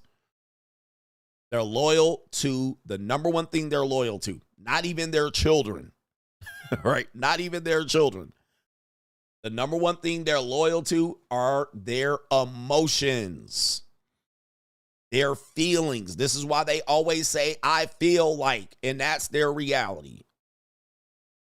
Despite the fact the reality is not like that, as long as they feel, that's what it is. Their emotions are who they're loyal to. Now, emotionally, the night before they were one way, and emotionally the next day, they feel like they were emotionally raped. This is why they always kind of say that they're emotionally intelligent, and I beg to differ. Having emotions or having loyalty to your emotions doesn't mean you're emotionally intelligent, because that just makes you emotional. All right. That doesn't make you emotionally intelligent because you're in tune, or you're in tune to when your emotions flip. That doesn't make you emotionally intelligent. Emotionally intelligent means you apply intelligence and emotions together and arrive at a obvious conclusion, which would be the most logical conclusion. That's emotional intelligence. All right. Anyway. All right. But being emotional doesn't mean you're emotionally intelligent. I can cry. I can kick, scream, cry, stump my feet, shake my finger. All right. That don't mean you're emotionally intelligent at all. All right. That just means you're emotionally a wreck. You're an emotional wreck. You're unstable. All right. That's what that means. So know the difference. And I'm here to teach. Ladies, if you want me to know, I'm here to teach. And I will be teaching without you distracting me with your bullshit. All right. So shout out to our brother Kevin Sullivan says, present. Brandon Beach says, I once had a woman tell me that I worry about money too much. That's all. Hey, that's all you need to hear. A woman says you worry about money too much. She better be wealthy if she says that. If she is broke, run from this woman like the plague. If a woman says you hustle too much, you work too much, you worry about money too much, and run. Do not stick around with that woman. Do not take a day off of work. Do you have to work so much? Yes, you idiot. Silence, you fool. What she trying to say is she about to cheat on your ass if you go back to work. All right, so just know what she trying to tell you. All right. But if you take off of work, she going to ask for something over the weekend, and it's going to cost $300 to $600, and money is very important. In fact, I don't know why anybody would think money's not important. All right. Come on, bruh. Lamont James says, talking to my Georgian flatback last night, she told me that the last guy who was a you-know-who-ish, that she settled for that guy. He says, I had to hit that bottom and eat that cat. Oh, you a nasty boy. Did you eat that cat? And then you had to get my bag and run. Shout out to you here. Gotta get my bag and run. Onto the red eye to Philadelphia, free agent lifestyle for life. For life. All right, you was down there with them ice cream cookies, I see. All right, shout out to the Georgian flatbacks and everybody in the former Soviet Union. Carlos says, hey, coach, he says, what do you think about DEI, mostly about women rather than the so-called minorities? Do you think politicians will address this someday, since incentivizing women in the workplace is not good for men due to the scarcity of jobs? Well, they kind of identified that already. People went away from DEI because it was mostly harmful to the marketplace, and conservatives really just shot it down to get white people more opportunities and white men and so forth and so on. But what DEI overwhelmingly did not benefit black men. So it was more harmful to black men than anyone else, not white people. But black men don't have any political power, so they couldn't say shit about it. All right, but most of the black men that benefited from DEI often served two quotas or two things, like they were black and gay, black male and gay. But heterosexual black men very seldom benefit politically from any of these things. So fortunately for black men, white men and white women stepped up. All right.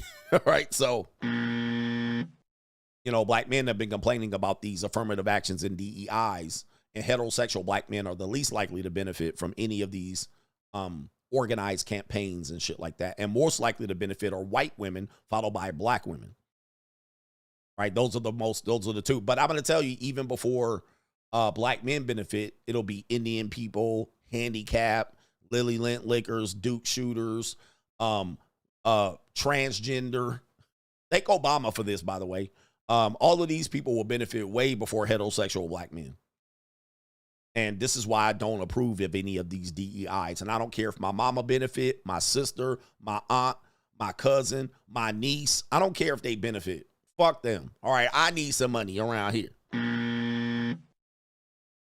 I need a job. All right, I need a job. So hell with your job. Don't you wish your daughter had a job? I need a job. All right, the fuck? but your daughter can benefit in the future. I need a fucking job right now. Get rid of DEI and affirmative action. Right? I need to get to college. What the fuck? My son need a job.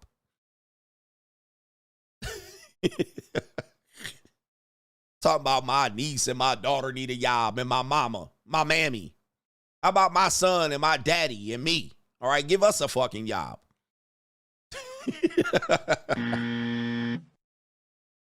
All right, shit. All right, they always try to put somebody else in front of us. The fuck? I'm tired of these people telling me to take a back seat. All right, nah, man, I need to go to work. I'm tired of taking out the trash for these people. All right, let me go in there with my no-credentialed ass and get a job. Shout out to Brooklyn Bay says, can you use the excuse that the cartels keep giving you money and pressured, a.k.a. coerced me into transporting their products across the border, all right? Yeah, man, they coerced me to do it by gunpoint. And I took their product like a drug mule. Justin O says, if the JUCO stops, the economy will tank. Well, and women will be broke. All right, that would happen too. Eagle Eye says, Coach, I warned my son about moving in with his girlfriend, but he didn't listen to me. Now she's pregnant. Give him the buzzer. People don't listen. These men don't listen. All right, you're gonna get got at some particular point. It's free, and I can have as much sex as I want. 2 months in, gotcha, bitch. She pregnant. All right, and then now that sex is gonna plummet. Now all of a sudden, splitting the rent has increased 5-fold. All right, because, man, boy, y'all be falling for the okie doke, man. I tell you, man. And listen, I fell for the okie doke, too. I had to learn. I was one of these guys that used to talk this shit before I got married. A lot of people think I got red-pilled after marriage and all of that stuff. I knew these things beforehand, and I would talk about it, and people would call me crazy. They're like, you crazy. All right, but men have to think about how things affect them. They always kind of think about how things affect others. And then others put themselves ahead of men's feelings and men's needs and men's stuff. Well, just be a man and just pay your money and just support your kids paying child support, right? When men start thinking about themselves, they don't want to listen. But you about to get all this free pussy by moving in with your girlfriend and 18 years, not only 18 years, you got to support this human being for the rest of your life out here, bruh. So much for free punani. Guys, when I always tell you, man, all men pay. All men pay. What seems free costs. And I tell men, no cohabitation. This is a risk of cohabitation. Guys, listen to me. All men pay. Oh, man, I got a girl and I never pay for pussy. Oh, how much you about to pay now? You about to pay up the ass, the yin yang right now in punani fees. Hey, yo, chill, son. Hey, yo. All men pay. You either pay on the front end or you pay on the back end. The back end, you're writing a blank check. If you get it for free in the front end, you're writing a blank check on the back end. And it is a payment that you cannot negotiate. All men pay. Shout out to our brother here. JG says, what will Western women do if they can't sell peace leave? High value men are being charged and normal men aren't chasing. Between STI and lawsuits, the value isn't there. What will they do? Well, I don't care what they do, but I know what I'm going to do. All right, the one thing I don't care about is what will women do. I can give a shit less of what they do. That's the one thing I tell you. Well, women gonna hit the wall. What they gonna do then? I don't care. Let them hit the wall. All right. All right, they're gonna be out here like Vivica A. Fox. What they gonna do then? I could give a damn less because I ain't gonna be with her. I'm gonna be right down there with a prime piece of calico, putting hands on hips. That's what I'm gonna do. I don't care about what a 60-year-old woman gonna do. I'm gonna care about what a 26-year-old woman gonna do tonight, all right? When I start selling pussy, I don't want to hear it. When I start selling pussy, I don't want to hear nobody say shit. When you see me on the corner, bitch, mind your business. All right, but your mama, black coach. All right, that could be your mama. And my mama had plenty of years to get her act right. I don't know what to tell you, moms. All right, but I'm going to have an orgy at my house tonight. Trying. All right, but I need a place to stay. You better put some earphones in because I'm having an orgy tonight. Trying. All right. Hey, man, y'all care about what's going to happen to women. All right. I don't. I've been not caring for a long time. I don't care what's going to happen to them. They're going to be broke. I don't know. Let you get it through your thick skull that I'm broke. Dead, flat, stony broke. I've got $3.85 in my purse. Main event here. Let's do it.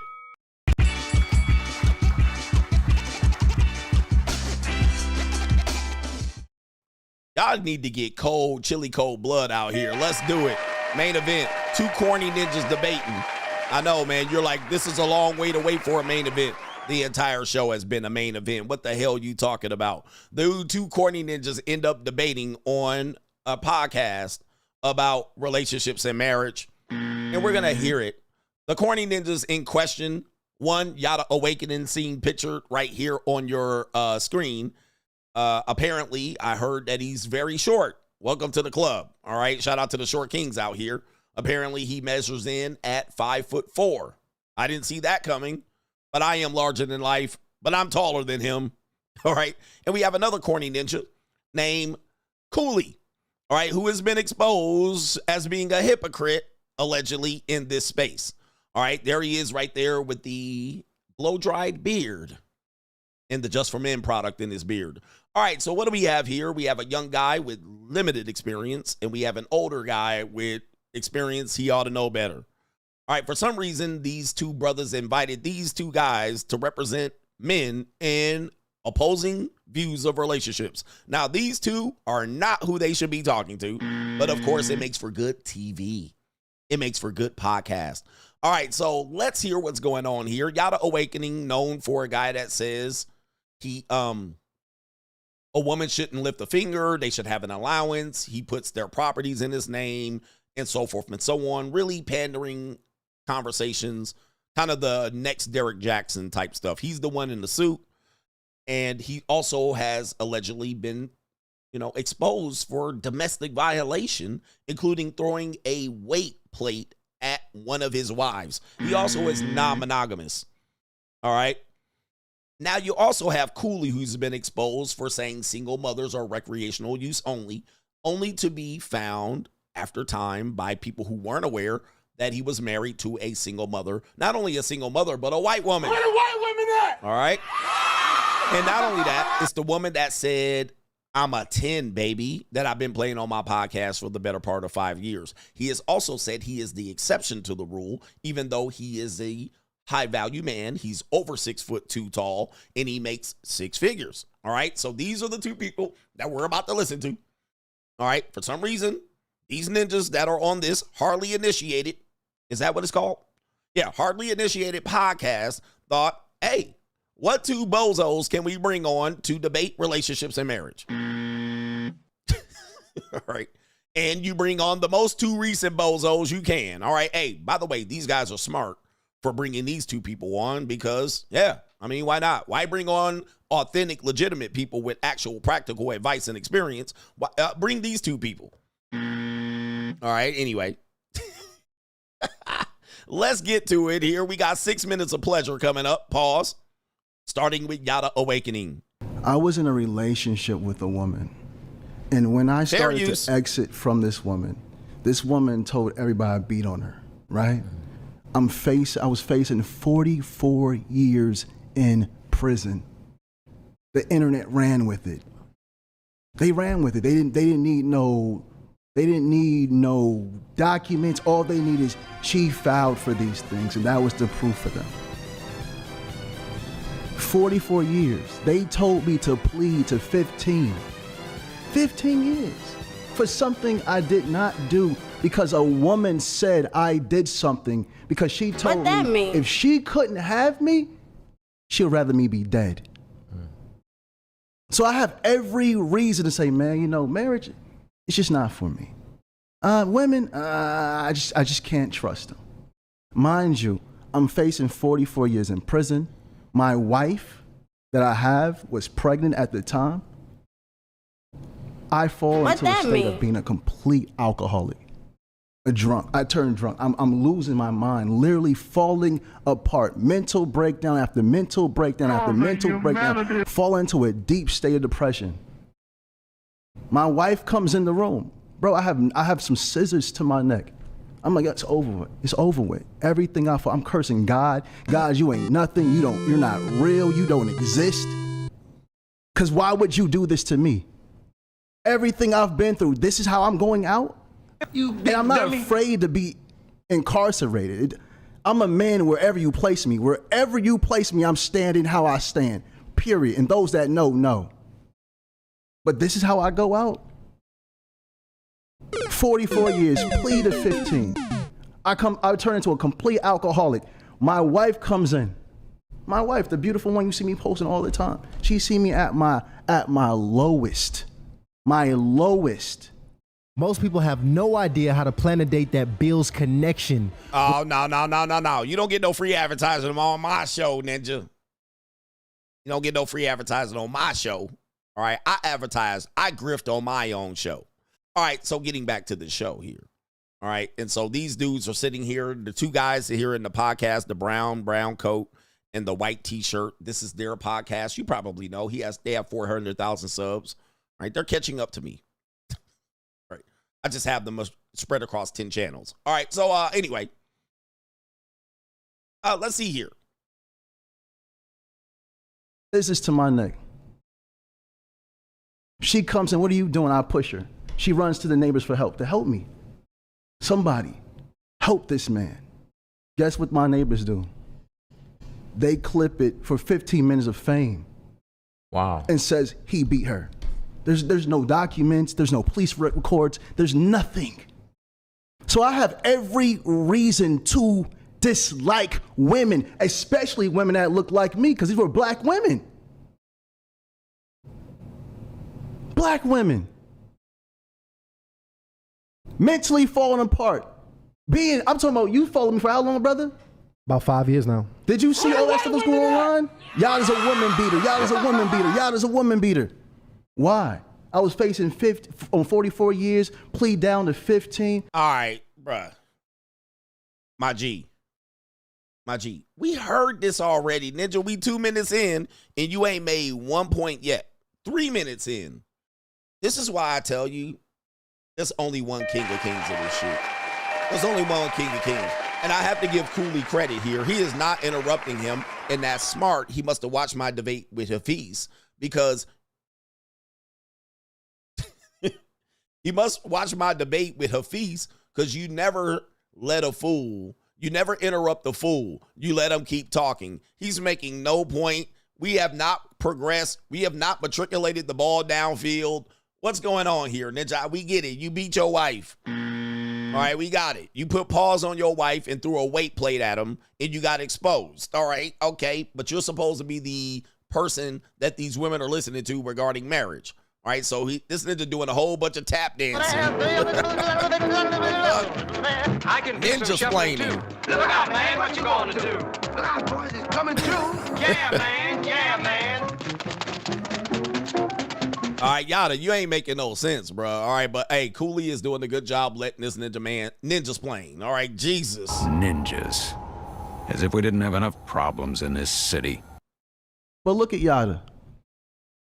Look at Yada. Where's the guilty at? No one cared. So Red Pill, I can understand why y'all frustrated. I've been there. I've been attacked by a woman that said she loved me, told me if she couldn't have me, she'd rather me be dead. I understand. But when I sit across from men like him with no substance, and it comes to relationships and marriage, he comes from a place of fear. We have to understand when it comes to marriage, it's deeper than a piece of paper. We're talking about being ordained by God in a. See, this is when I know nobody's listening to me properly. By the way, this is CGA versus Hafiz 2.0. It clearly appears there's no God in marriage. I would have just simply hit him with that and watch him crash the fuck out. There's no God in American marriage. I covered this in 2022, but here they go. I tell you, man, nobody's taking the CGA seriously. Ordained by God. It is not ordained by God in America. Now, you can have it ordained by God, but take God into court. Marriage is a business. Marriage is to be taken seriously. So Yada Awakening is clearly wrong here. I hope Cooley has a response to this, because this is too easy. But Cooley probably is one of these red pill guys that says, I don't know who CGA is. Like, a lot of these guys get an audience overnight, and then they act like they don't know who I am. All right, Ninja, I'm on here with almost 3,000 people watching me, and I know you can't pull a cool 1,000 on a consistent basis. You got to know I'm live, and you got to know I'm here, or else you ain't red pill. All right, so anyway, Cooley, take it away, sir. You could interject at any point, but apparently you're ill-equipped to do this. They needed a real one to show up, and they brought a clown. All right, so here we go right here. A lot of men suffer from divorce because no one has properly told them how to choose a woman. If a man knows how to choose a woman, he does not have to worry about divorce. Me, when that woman was giving me 44 years to say I beat her, I chose that woman. They can go online right now and will not see no response about anything she said. There's no video ever of me speaking bad about this woman because I take full responsibility for what goes on in my life. That's what men do. So when you step into marriage and you have to doubt the woman that you're with, you've already lost. You've already lost. I believe every man that's following the will of the Most High God. Because if I'm not mistaken, God says when you find a wife, you find a good thing. Am I mistaken? No. When you find a wife, not shack up with a woman, not have a babies by a woman and not claim her, but when you find a wife, you find a good thing. That's why you have to stop following men like this. He's a shack up man. He shacks up with women. And I know for a fact, he was raised in a single parent household. He's never seen his mother properly loved. This isn't a man. This is a devil in physical form. Brother, what's your name? What's your name, brother? You want What's your name, brother? You want What's your name, brother? What's your name, brother? What's your name, brother? What's your name, brother? I'm talking about the demon in you. No, not Cooley, the demon in you. The demon in you. What's your name? The demon in you. You don't know my name? You have before you are a woman. Oh, crazy. There we go. That's the devil showing. That's the demon showing. What's your name? What's your name? What's your name? What's your name, demon? What's your name? What's your name, demon? What's your name, demon? It's going to come. It's coming. Guys. It's coming. 1 second. It's coming. Do not come. Do not come. I'm gonna come. All right, he said it's coming. All right, hey man, hey Yada. Hey yo, chill, son. Hey yo. It just said it's coming. He a demon. All right, man, Yada, let the man talk. You a goofball right now, man. I mean, this is why when people be saying, debate me, bro. Debate me, bro. This is why I don't debate people. This is why I don't debate people, because it never turns into a real rational conversation unless I hold masculine frame like I did in my previous debates. But this is a clown show. So Yada Awakening is battling unfair here. He's not letting the other guy speak, and he's really trying to humiliate him by asking him what his name is and claiming that there's, the Sky Daddy and demons in him. Okay, so let's go on. Hopefully Cooley gets a chance here. Cooley, it's up to you, sir. Let's see how you handle this. Oh, wait a minute. There's only 30 seconds left. Coming. Guys, it's coming. Guys, hold on, wait. Quick, because I destroy men like coming. and you're going to see it. It's coming. You're going to see it. It's I want to coming. make sure we clearly get the answer. Because he never answered the question. coming. Should marriage It's coming. and yada, just so I can be clear here, should marriage be the ultimate goal for men? All men should strive to marry the woman that they're with. If they don't see that, they should not be with her. All right, so we're going to give Cooley a chance to speak. I know he's watching, or his people are watching. Hey, Coach, you didn't give him a chance to speak. All right, we'll do it now. All right, we're going to do it now.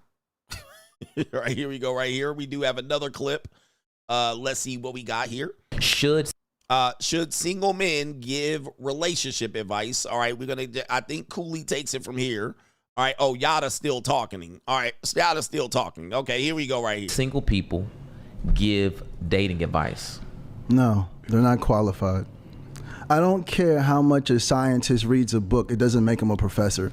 He can't go to college and say, hey, I'm about to teach because no, you're not qualified. You have to have the experience. And this is something that only God can give an individual.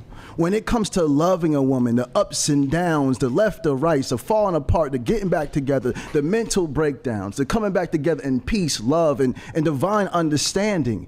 Only a person that's been through something real can speak on that. You have to be qualified. Qualified, and this is the word I need you guys to understand. Qualified. If a man is speaking on relationships and he's not married to a woman, he knows nothing about marriage life, he has no business speaking on relationships at all. Strong statement right there. And I think that when we had the conversation, that's where Tony Gaskins stood last time we had the convo. Go ahead. I want you I'm to drop that poll in the chat, by the way, too. Absolutely. By the way, Tony Gaskins is another Sky Daddy clown. All right. You heard it here first. Tony Gaskins is another Sky Daddy clown. All right. But let's continue with the show. Cooley, man. Step up for yourself. Come on, man. Absolutely. I'm sorry, Paul. We should have been dropping polls this whole time. Tripping. But go ahead. Cooley, what's your thoughts on that, man? Should single men be able to give dating advice? Yeah, what he just said was he spoke from feelings. He actually didn't think about what he just said. So let's just extrapolate this out. Can an unmarried person give dating advice? Sure, they can give dating advice. Why not? Right? Then he says some things. He says, well, you can't give dating advice if you're not married because you don't have the experience. So let me ask you a question. If someone that's been in a relationship, a long-term relationship, and it's a good one, that man protects and provides for his woman, that woman follows his lead, it's a great relationship that they have. They have 20 years together, but they just never signed that paper, right? Never signed that paper. Versus someone that just got married for a year. They only been dating for 6 months prior to, and they got married. Who do you think is more qualified to give dating advice? Who do you think is more qualified to give dating advice? The newlywed or the person with all of the experience? The person with all the experience. Okay, so what you just said was a logical fallacy. It is a lie. Let me finish again. See, this is feminine traits again. He asked me a question. As soon as I start to answer the question, he cut me off in mid-sentence. Most people have no idea. Blah. No ads on my channel, but fair use. Hey, Cooley, just so you guys know, if you're ever in the debate, never, when you get a chance to talk, never ask a question back to the person you're addressing. Just make a declarative statement. Just make an example and answer the question. You never go rhetorical. You never give them back the floor. You gave him back the floor when he was quiet. And it's probably very rare that Ninja got quiet. You just make your statement, be bold, and make your point. Just a piece of advice, young buck. Want to listen to the great one here. All right, so you gave him a chance to argue you back, and now you gave him the floor to talk, and I'm pretty sure this is not going to go well here. Here we go. Please control your emotions. You're leading men. Listen, you're leading men. I asked you men a question. watch you. Control your emotions. And you answered it. It's still my turn to give a bro, you asked me a question. Yeah, that's true. Hey, listen. Hey, as much as Cooley made a great point, Yada Awakening took the floor back. And you gave him the floor, and now he said, you asked me a question, so I get to talk. Again, just debating tactics. Debate me, bro. All right? All right, debate me, bro. You guys got to know that and be aware, especially a motor mouth and an empty mouth like Yada Awakening. So you gave him the floor back, and now he gets to do what he wants. It's good luck getting it back here, sir. All right, here we go. And then you cut me off in mid-sentence. You just said yes. The more Hey, family, I want to show you again. This is a boy trapped in a grown man's body. This dude is 5'2", talking about someone here we go again. In a grown and man's here body. we go again. And here we go again. And here we go again. Midget Matt over here. Here we go again. Here we go, fellas. Let's get back to it. Let's get back to it. Can I finish answering the question, please? Yeah. Hey, anybody can see that I'm right on that one. Guys, before you jump on here with your debating and debate me, bro, this is why I got to know who I'm debating, because I don't debate just anybody. All right, I know they have zero good intentions about debating. Now, you also have to know tactics, when to be quiet, when to talk. And if you're going to say a statement, just make the statement and stand on that shit. And now, since Yada Awakening is losing on that question, he wants to take the floor back. And I haven't even heard Cooley. All right, I haven't even heard what the hell he had to say because you gave up the floor. You abdicated the crown. You abdicated the seat. Never do that. You abdicated the mic. Make your statement and move on. Let me get Yada's context behind this that. This guy got his suit from a daycare. Matter of fact, go ahead, brother. All right, and so now, because Cooley is frustrated, now we have insults. 5'2", got his suit at a daycare. All right, this is why I tell you, man, this space is cooked. This space is cooked. This is amateur hour, right? This is amateur night of the Apollo. And I think Yada Awaken is winning so far, but I didn't see the entire debate. But let's go ahead and preview a little bit more here. You got it. Okay, cool. So what I was expounding on, that question itself makes no sense. That question itself makes no sense. Well, the answer would be, like I said, yeah, sure, someone that's unmarried can give dating advice. He said they can't give dating advice. Then I just checked his logic, right? And then he said, oh, well, if they have enough experience but they're not married, they can give dating advice. So which one is it? Again, is he finished? Can you ask this man if he's finished? I'm finished now. Oh, man. Ninja, this is why I don't debate people. This is why I don't do this, because y'all want me to do this and do losers they want to make a name for themselves. I haven't heard anything here. I know these are just clips. Both of these guys have insulted each other, which I know most debates are going to just end up in insults. All right, a bad debate is going to end up in insults. And they haven't made a clear point. Cooley has abdicated his position in his seat and his mic twice in a matter of a minute and 30 seconds. And that tells me he has no point. And he's responding to Cooley. Listen to me. You're responding to him. You never respond to him. You make your statement. There's no God in marriage. Let them deal with that shit. All right. Whatever he just got down talking about, I don't give a fuck. I'm going to talk about what I want to talk about. You see what I mean? There's a way to do this. And when you're dealing with someone who has no point either, and they always just want to run their talking point and be heard, there's no point in debating them and answering anything they got to say. So now it's, can I talk? Can he do this? He's interrupting me. This is why I don't debate on YouTube. All right, just to let you know, it is a circus. It's a clown show. And neither of these guys are equipped with anything that is helpful. Yada Awakening is a scam artist. All right, Cooley is inexperienced, although much of what he's done, and far as I'm concerned, is just swagger jack the shit out of everybody. All right, that's what it is. Straight jacket. All right, so I don't think he has anything to say. Plus, his lifestyle doesn't match with what he's talking about. He's the exception. So why are we listening to either one of these people? Well, it just makes for a good video. I'm going to play a couple more minutes to see if any of these two have anything to offer, which I told you, I don't watch red pill shit anymore because none of this shit makes sense to me at all. All right, but I'm going to see if we come to any logical conclusion here. Are you done? Are you done? Are you done? Yes. You got it, Yada. You sure? Thank you so much.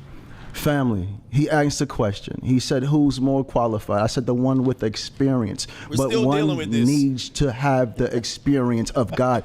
Marriage opens up who a person truly is. If a man is afraid to write a contract with a woman, he has no business being with a woman. So why would this man try to give relationship advice? Because majority of people are dating for marriage. No one says I'm dating to shack up. No one says I'm dating to have babies by a bunch of people and not marry them or lead them or guide them or protect. Bruh, that is false. Even the most common statistics can prove that to be false. A lot of people date and marriage ain't even close to be on the table. Now, if you take black people alone, most of their dates never end in marriage. The fuck? Most of their dates end in fucking, fornication, and children. All right, what are you talking about? All right, especially when it comes to black people in relationships. I don't know why you guys can't get out the blocks, but it's clearly, obviously, you guys are bad at it. All right, black people are the worst people in the history of time to develop any relationships except for the 1950s. You guys suck at it. It's always a broken home. It ends in the most divorces, the least marriages, the most out of wedlock pregnancies, the most abortions. I mean, I would just put that out there and disrupted that talking point. The hell are you talking about? Dating does not lead to marriage. Now, it's supposed to, but dating, it stems from prostitution. So how can it lead to marriage? Dating is directly from prostitution. Now, courting probably leads to marriage. Dating does not. I've proven that wrong over and over again, but apparently nobody's listening to me. Nobody wants to ride with that. Dating comes from prostitution. Courting leads to marriage. All right, so let's keep it going. They got a couple more. These two clowns got a couple more talking points to make, I'm pretty sure. But they haven't matriculated the ball downfield whatsoever and hardly initiated. What the hell are you doing? What kind of clown show are you running over there? All right, don't let me get into talking about you two. All right, but here we go right here. Them or show them the divine covering of God. And again, I say, God said, the Bible says, when a man finds a wife, he finds a good thing. He just repeated that again. Hey, man, can we not bring Sky Daddy in the debate? All right, anytime you get Sky Daddy in the debate, I'm going to bring in atheism and destroy it. All right, just to let you know, because God does not belong in this debate. All right, because that's called the God pill. Anybody that used the God pill in a debate has nothing to fucking say honestly about it. Now, we can bring in Bible verses and thump the Bible if we want, but I can also bring in rabbit's foots, coin flips, wishing on stars. I can bring on all of that shit too if we're going to do that, but let's be mature. Let's have a mature debate about what's happening out here. Let's not bring in the God pill and Sky Daddy or any of that. I don't disrespect people's walk in faith. Do whatever the hell you want, but we in reality, we under the man's law here. We're under the state's laws here. We're under the federal law here. That is our God when it comes to marriages and relationships and divorce. The God pill don't work today. All right, that's a disingenuous argument to put because I might not follow your God. I might have my own God. I might have my own God. So your God doesn't trump my God if we bring it in Sky Daddies. Now, let's continue here with these two bozos that can't debate worth shit. All right, but here we go.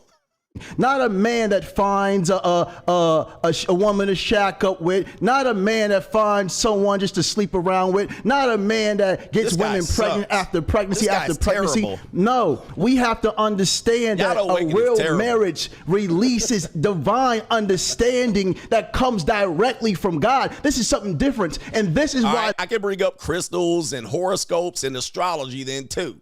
I can bring up multiple gods. I can bring out Amun-Ra, the sun god, the moon god. I can bring up all kind of shit if we bringing up gods. But anyway, the Loch Ness Monster, the Bigfoot, square toe, little pussy. Shout out to our brother here, Paul Mooney. All right, I don't like the use of God pill in the debate. It is disingenuous, but continue.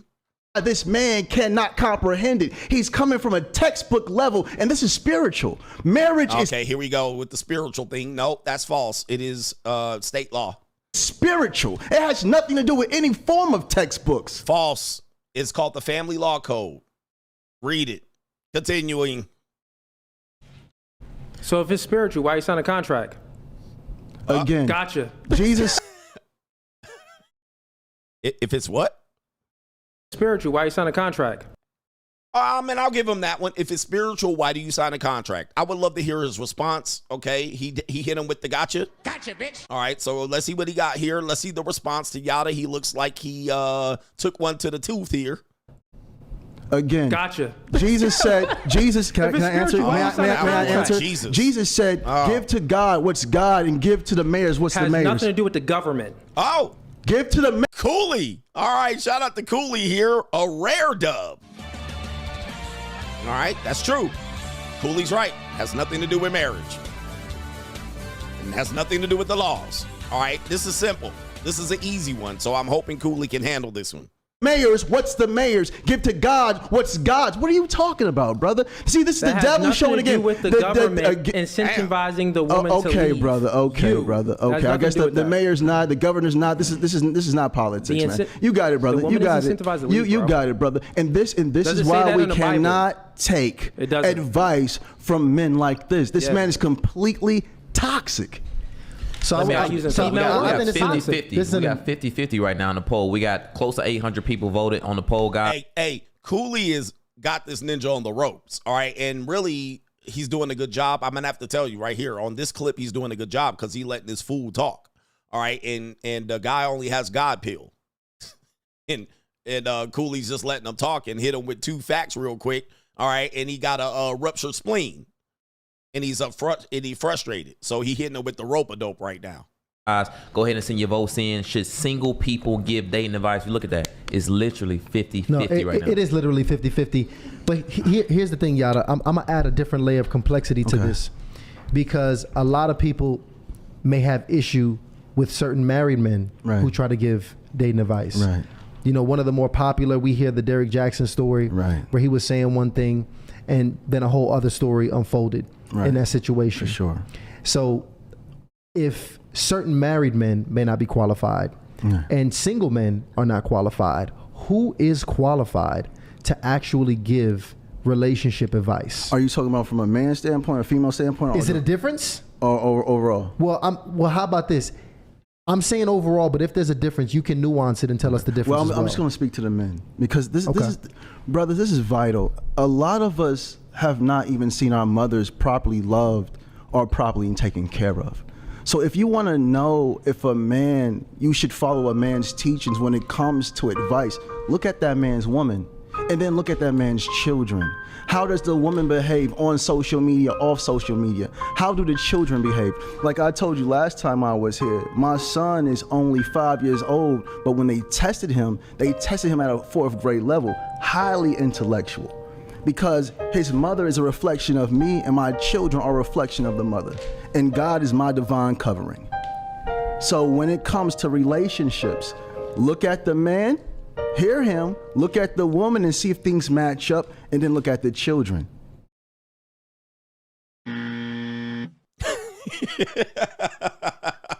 Hey, what that mean? The question was, now I hope Cooley, for God's sakes, because the clip ended, I hope you didn't even address any of that. All right, because he didn't answer the question. All right, but apparently, you know, you got cancel talk. He didn't say nothing. Man, I can't stand these people, man. Good luck in this space. This is why I stay. Hey, man, if you ever know why I don't debate, it's this reason right here. They wasted all of that studio time for nothing to be resolved and nothing but insults to fly and Sky Daddy hovering in the sky. Did he answer the question? Oh, my goodness gracious. That's why I stay over here, ladies, man. Goodness gracious. Let me get to these super chats so we can get you out of here. Class dismissed here in a few minutes. Appreciate the support. Thank you for everybody on Yada Awakenings team that has watched me for the first time. You're in here with the King of Kings. Speaking of God Pill, you're in here with the King of Kings of social media. You're in here with the notorious one, the best. New world. All right, and shout out to everybody on the new No Fugazee podcast, YouTube year, Red Pill, wet behind the ear ninjas who think you learned something because you've been here for 2 years. I've been here for 10, and I've been doing this for almost 8. You're in here with the best. You're in here where all of these guys probably learn from other guys about what I've been spilling here in this space for a while. Welcome to you for the first time viewer. You're at the right spot right here. Look me up, research me, Google me. You'll know you're in the right place. Most are fakes and frauds, but you're in here with me. I appreciate you for being here for the first time. Ladies, for the new ladies watching me, we have an introduction. What you must do, you must type meow in the chat. Okay, Daddy.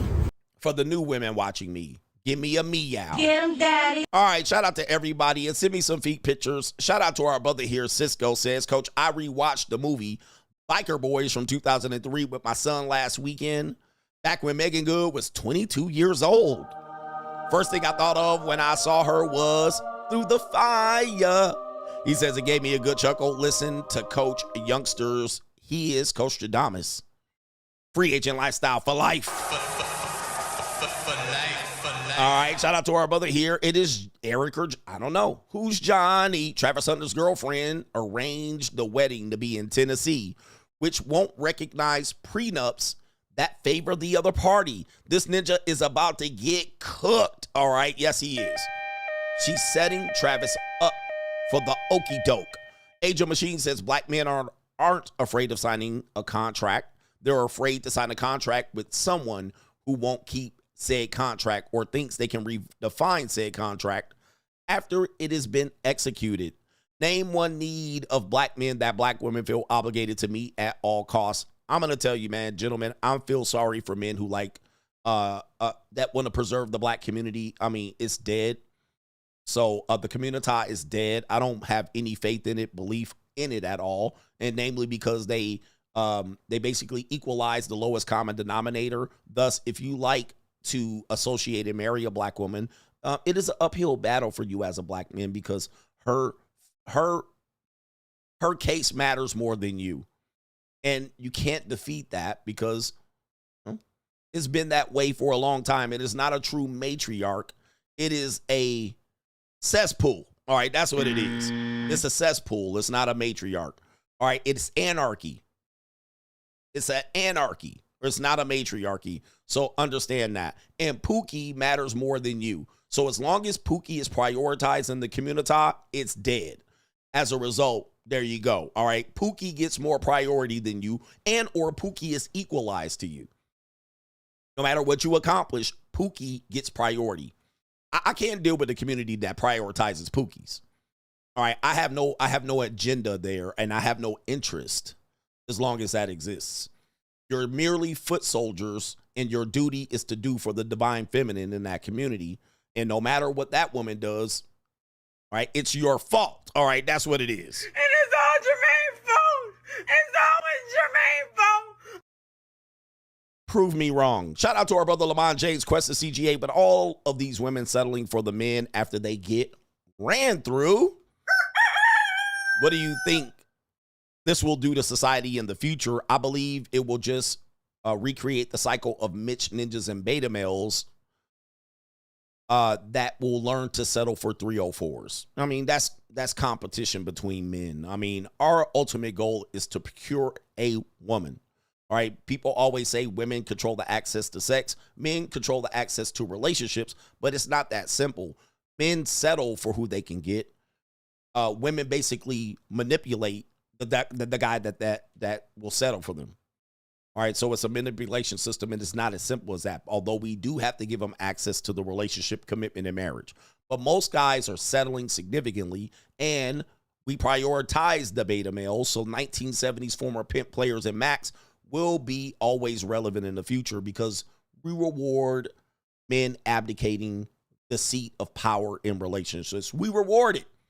All right, we give Yada Awakening a platform. We give Steve Harvey a platform. We give the beta male a platform. We actually excuse the beta male's activity, right, by saying, oh, no, there's short guys that get women all the time.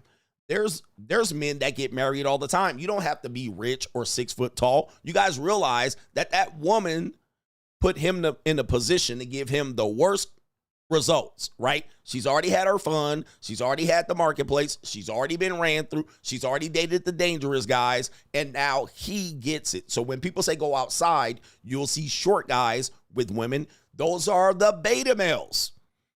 Those are the beta males. And that's you. Those are the beta males she settles for. Those are the beta males she presents as a gift to him. Oh, you couldn't get me 20 years ago, Dr. Boyce Watkins, but you can get me now. And then you see that and say, what? There's short guys winning out here all the time. Are they really winning? Are they winning?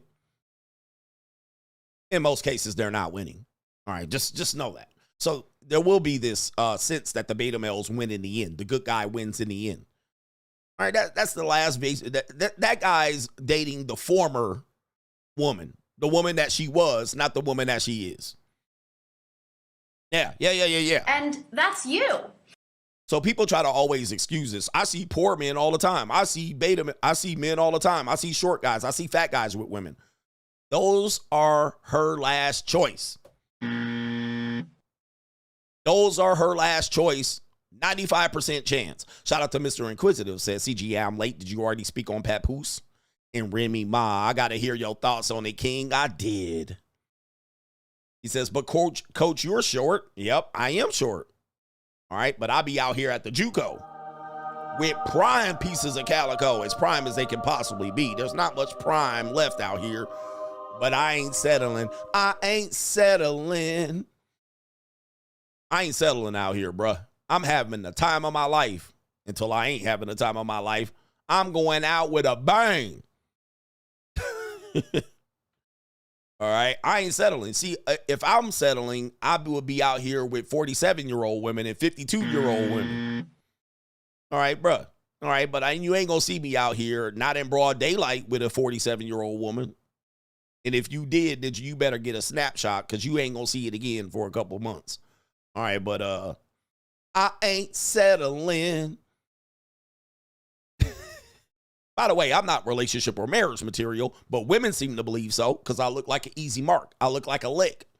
All right? They be like, oh, this ninja a mark-ass ninja. Because women do really believe that they got the golden for JJ. So that after they done thrown it around the marketplace for 15, 10 years, 5 years, and 12 years, they done thrown it around. And every time I date some of these women, these old women, they running around town.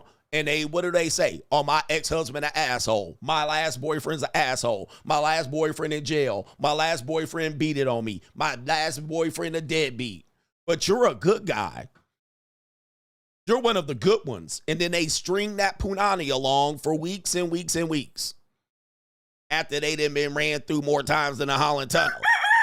All right, now I got to wait after she done repackaged that peace leave up and became a godly woman, and now she know who she want at 47, 2 divorces, and a couple of snotty-nosed crumb snatchers, all right? All of a sudden, she know how to make a good choice in a man. All of a sudden, she ain't settling. She's intentional. And I got to wait for that roast beef to be planted against my lips, all right, after I jump through every hoop and hurdle and obstacle she throws up. But she let deadbeats cream pie her. Now tell me, all right, she let niggas put paws on her and choke on her and grab her and drag her by the hair. Now all of a sudden, I get to pick it up, and now all of a sudden, I got to wait for a piece of punani. All right, what kind of sense did that make? Kind of sense did that make? Bro, that is the worst deal of all time. I don't think so. I'll be at the JUCO. Find me out here with some putting hands on prime young girls' hips. Unapologetic. Hell no. And that's you. Now I gotta pay some of your bills. And you got 2 men that knocked you up, ain't paying no child support. No, sir-wee. No, sir-wee, Bob. Twin A says, word to the wise. Listen, fellas, don't debate with Mitch ninjas or women. In fact, don't debate anyone at all. Just stand on business and lead by example. He says, by the way, he says, I've been blocked in the chat for a week now, Coach. Hep. All right, I'll give myself a note here to try to find out why you've been blocked. All right, I've been demonetized, so I ain't never got no answer, but I'll try to look it up. And he also says, it's funny how the Sky Daddy ninjas always get emotional over this subject. Yada is shuffling like Hafiz. And Cooley could have quickly dispatched of this clown long time ago, but The one thing that he did use, and I think those guys hardly initiated, the one way they failed, and this is why I would always demand a moderator at a debate, is that those guys failed the debate. All right, they were not good moderators of that debate. Now, occasionally they would ring the bell, the main event bell, and stop things, according to the clips that I've seen. But they let Yada awaken filibuster. They let him filibuster. They let him dodge questions. They let him be disingenuous. They did not bring him back to task and bring him back center. All right, they let him float Sky Daddy theory out there without letting Cooley shoot it down. All right, and then some men they're afraid to shoot down Sky Daddy. Now, again, for those who walk by faith and not by sight, and you guys follow the Most High and the Lord Jesus Christ himself, all respect due. I'm not telling you how to think about your faith. But in a debate, it is disingenuous to bring it up. And if that is your main point, it is unfair, because if I am too cowardly to attack that point, which I'm not, I will attack Sky Daddy. All right? I'll attack that point and I will humiliate you with it. And I will drag your Sky Daddy down into the mud. All right? Because that's where I have to take it, because you're giving me no choice. I don't mean to be disrespectful, but you're giving me no choice. So I will discredit your God if you bring up your God as the main crux of your theory, right? Because it's unfair. We don't know what God I practice. So it's unfair for me to bring it up. And men are scared to attack Sky Daddy, and I will do it. All right. So I will actually, you see me in the debate, do it. I will take it out. I will shoot Sky Daddy down right up out the clouds. All right. So now that's the only thing you're giving me to do, but I will do it in a way that proves my point. You see what I mean? Like, I'm not doing it to be atheist or wrong, but you're giving me no choice. You're giving me no choice. And for a moderator to allow him to keep leaning on that makes the debate unfair. It makes it unfair. That is not our right way to do it. Now, if we were both in the same religion and we both confirmed, then it's fair. But I will snipe down your Sky Daddy if you bring it up.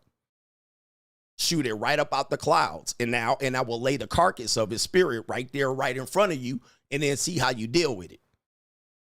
Let's deal with that. If we want to take the debate to Sky Daddy and talk about the presence of Sky Daddy, or if he exists, well, I guess that's what the debate is about. But that's not what the debate is about.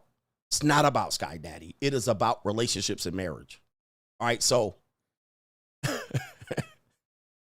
right, you see what I mean? Now, again, I'm not going to argue Sky Daddy, but if you want me to argue Sky Daddy, I will shoot him. All right? You see what I mean? Skitty keep pop pop. And a pop pop. All right, boom. And if anybody types in all caps, Sky Daddy, shoot him. Sky Daddy, shoot. Sky Daddy, arguers. If you argue Sky Daddy with me, I will not argue with you. I will shoot him. All right? Please understand, I don't have time for you lukewarm Christians. All right? You lukewarm Christians are an issue because you let feminism take over your black church. So I will shoot your Sky Daddy at fucking will. Do not argue. Do not make me argue church. Now, if we want to talk about church, we could talk about it, but I have to agree to talk about it. All right, I have to agree that that's what we're talking about. If I had not agreed to it, I'm going to shoot him. You fucking male cowards, especially you black Christians. You guys are cowards at best. All right, you look at your community and you want to bring up God. Please. All right, please. All right, spare me, please. All right, your community needs God, and I can bring him to you if you want. All right, but apparently he don't exist where you live. All right, please. Please, this is not fair in a debate, period. It's not fair in a debate to bring him up. All right, that's the basis of what I'm talking about. And these two moderators were cowardly. They did not shut it down. Look at you cowards are scrambling, lukewarm Christians at best. And you guys are out here in a spirit of fornication and broken home. And you got the nerve to bring up God. Please. Please. All right. Fucking immoral human beings. All right, you want to lean on God when it's in your favor, but you want to forget about God when you boning fat women. I don't got time for you lukewarm Christians. All right, you want to bring up God when it's in your favor, but look at the state of your bodies, the gluttony, the seven deadly sins. Look at your fucking stomach. God would be ashamed of you. Are you good with that? Is that a good enough argument? God would be ashamed of you guys living in sin the way you do. And those who have not sinned, cast the first stone. Jesus. Jesus. You see how that's not fair? You see how that's not fair? You don't like it, do you? Well, I don't like when you bring up Sky Daddy in a debate. You see what I mean? Your fucking stomach hanging over your belt. I bet you God had a sin against that. And stop eating pork. You see how that don't work? You see how you're offended? You see how you're offended? Well, let's not talk about God, because I can bring God into the argument and make you look like a goddamn sinner. God damn it. All right, see how that don't, do you see that ain't fair? You see how you're offended? You see how that doesn't work? You see I can swing it the other way? Because I'll do it. All right, I will lay your Bible out and I will splat it all over the floor. And I will use it against you if that's what we want to do. But that's a whole separate debate. Let's talk about what we really want to talk about.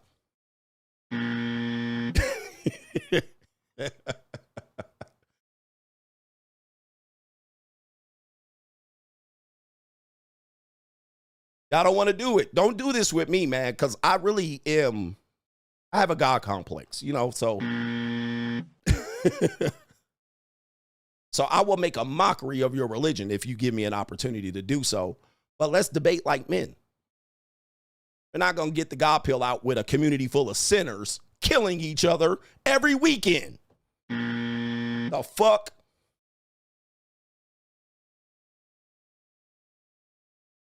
God. You guys killing each other at a high rate, talking about God. You must like heaven, don't you? Can't even let your sons get to 18 years old without killing them every weekend. But God, don't start with me. Don't start with me. Good Lord. Jesus Christ. I don't play. But if you want to bring foolishness into a debate, I'll bring a grenade into the motherfucker. I'll bring a grenade. Right into the middle of your church to the altar. I'll do it. And I'll do it live. All right, don't play with me. We'll do it live. Okay. No. We'll do it live. Do it live. I'll write it and we'll do it live. Don't play with me. I don't let you guys get away with that. So do not come in here with that shit. All right. But if we want to go to church, ladies, I'll go to church with you. I'll go to church with anybody. You see that hellfire and brimstone? You see that thunder and lightning? How do you like that? You guys kill each other. You guys abort your babies at massive rates, and you want to talk about God. You guys were going to vote that demon Kamala Harris in at a high rate, and you want to thump your Bible and say your prayers. Well, let me remind you, Adams 3:16 is what we operate on over here. That's the only scripture that matters during these hours. Until my show is over, no other scripture matters. Adams 3:16 is what matters. Now, you want to bring your God into it? Come on. That's how I debate God. Goddamn shame.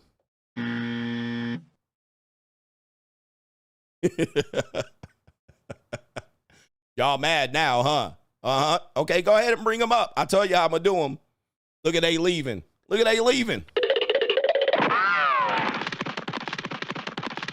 Shout out to our brother Patrick Pierre says, just wanted to mention that Hafiz is back from the grave. The grave is challenged. He says, after you and the other members of the New World Order right there. New World Order. He says, after they put him down, shout out to him. Thanks for being a daily source of knowledge, allowing me to boss up daily. Let's go. Yeah, boss up, nigga. All right, here we go right there. Boss up. Now, which men are, we need more men out here, bro. Y'all some scary ass men. Scared of everything, especially you boomers. All right, y'all scared of everything. Y'all scared to be men and say what's on your chest and say it with your chest. I mean, come on, man. We need some men out here. All right, we got a couple more. He says, no government name, says Adam 316 says, you are your own God. The answer is within you. He says, being a man is making decisions, and making decisions makes the man. For he who waits for canned beans to turn the steak is a fool. 100%. All right. And he says, all right, here it's funny how people bring up Sky Daddy and it's allowed the government to shut down the churches during the lockdown when their tax exempt status was threatened. It seems money talks and bullshit walks, and their God does nothing in reality. Right? He has no control. He's giving you free will, and he's giving me the free agent lifestyle. I'm gonna tell you, man. I'm gonna tell you. But yeah, all of a sudden it came about money when the church was gonna be have to pay state taxes during COVID, and they shut their church down. So much for that. DG Seymour says, Blessing CGA, roast these Mitches and Gumps time and time again. These Mitches show they have no experience in marriage and relationship. These Gumps want the most from women and are unwilling to offer women anything. They got a man up. Do the JUCO or go monk. Where we at, man? Boss up, man. You better boss up, nigga. Boss up. Boss up. I don't like that men out here trying to get the most out of women for absolutely nothing. I don't agree with that at all. But there needs to be some balance, ladies. There needs to be some balance. All right, and we have no balance in the current relationship marketplace. By the way, if you're new here, let me just go ahead and quote you this right here. The pathway to traditional marriage. The pathway to traditional marriage for remaining single people is dead. Okay, this is my philosophy. This is my interpretation based on what we see, based on the science, based on the data. The pathway to traditional marriages for the remaining single people today is dead. Okay, there will be a couple of you guys that will sneak in and out, or you will have temporary sexual exclusivity or possibly a marriage. Statistically, half will get divorced. I'm not trying to scare you. But traditional marriage is dead for the most of us. And if you've never been married, odds are you're never going to be. All right. So let's get used to it. Everybody's telling us this. And I've been telling you for 10 years. The world has been showing you for 30 or 40 years. And anybody in a relationship going forward is going to be in a partnership at best, which is not a traditional relationship and is going to be under the guise of a gynocentric court system and or the woman leads or is equal, which is not traditional at all. So let me say this again. The pathway to traditional marriage for the remaining single people is dead. It's dead, without a doubt. That's everybody 18 to 60, maybe 70. It's dead.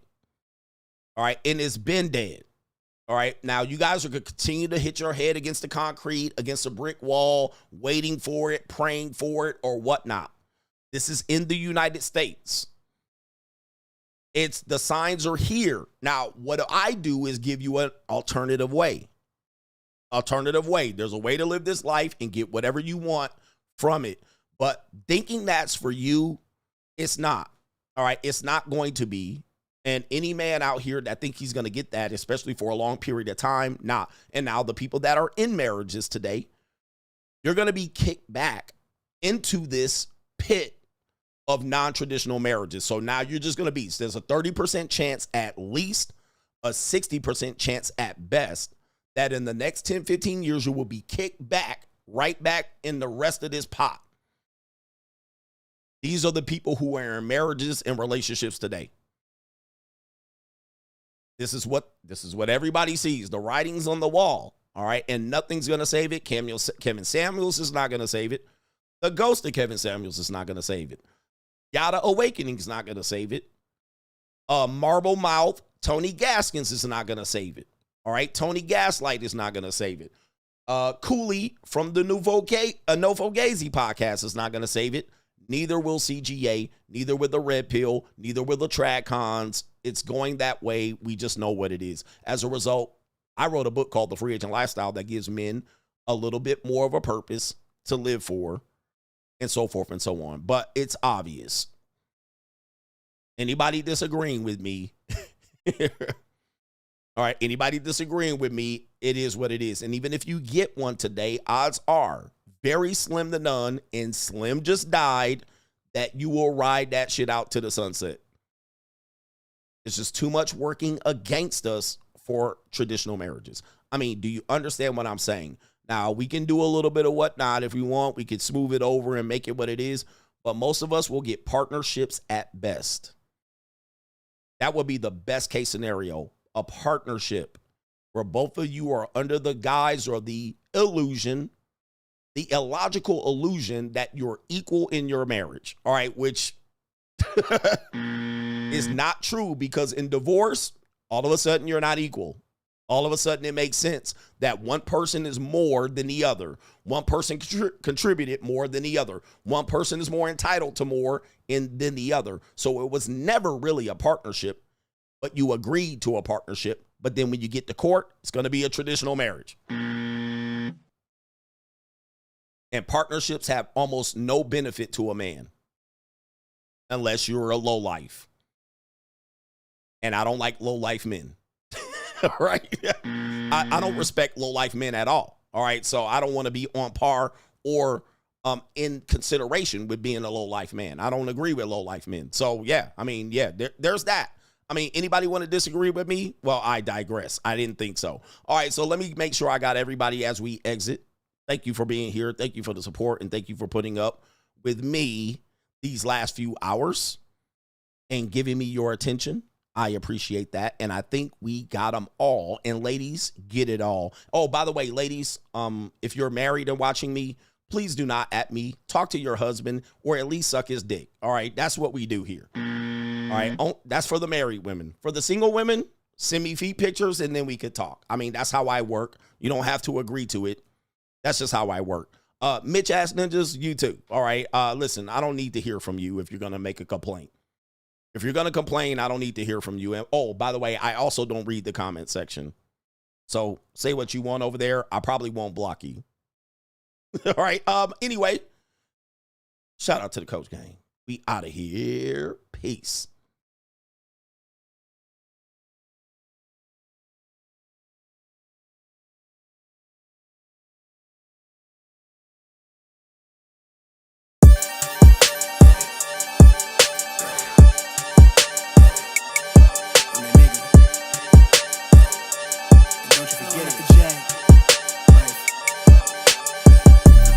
Vibe blowing at the J, got the loud jumping at the bay.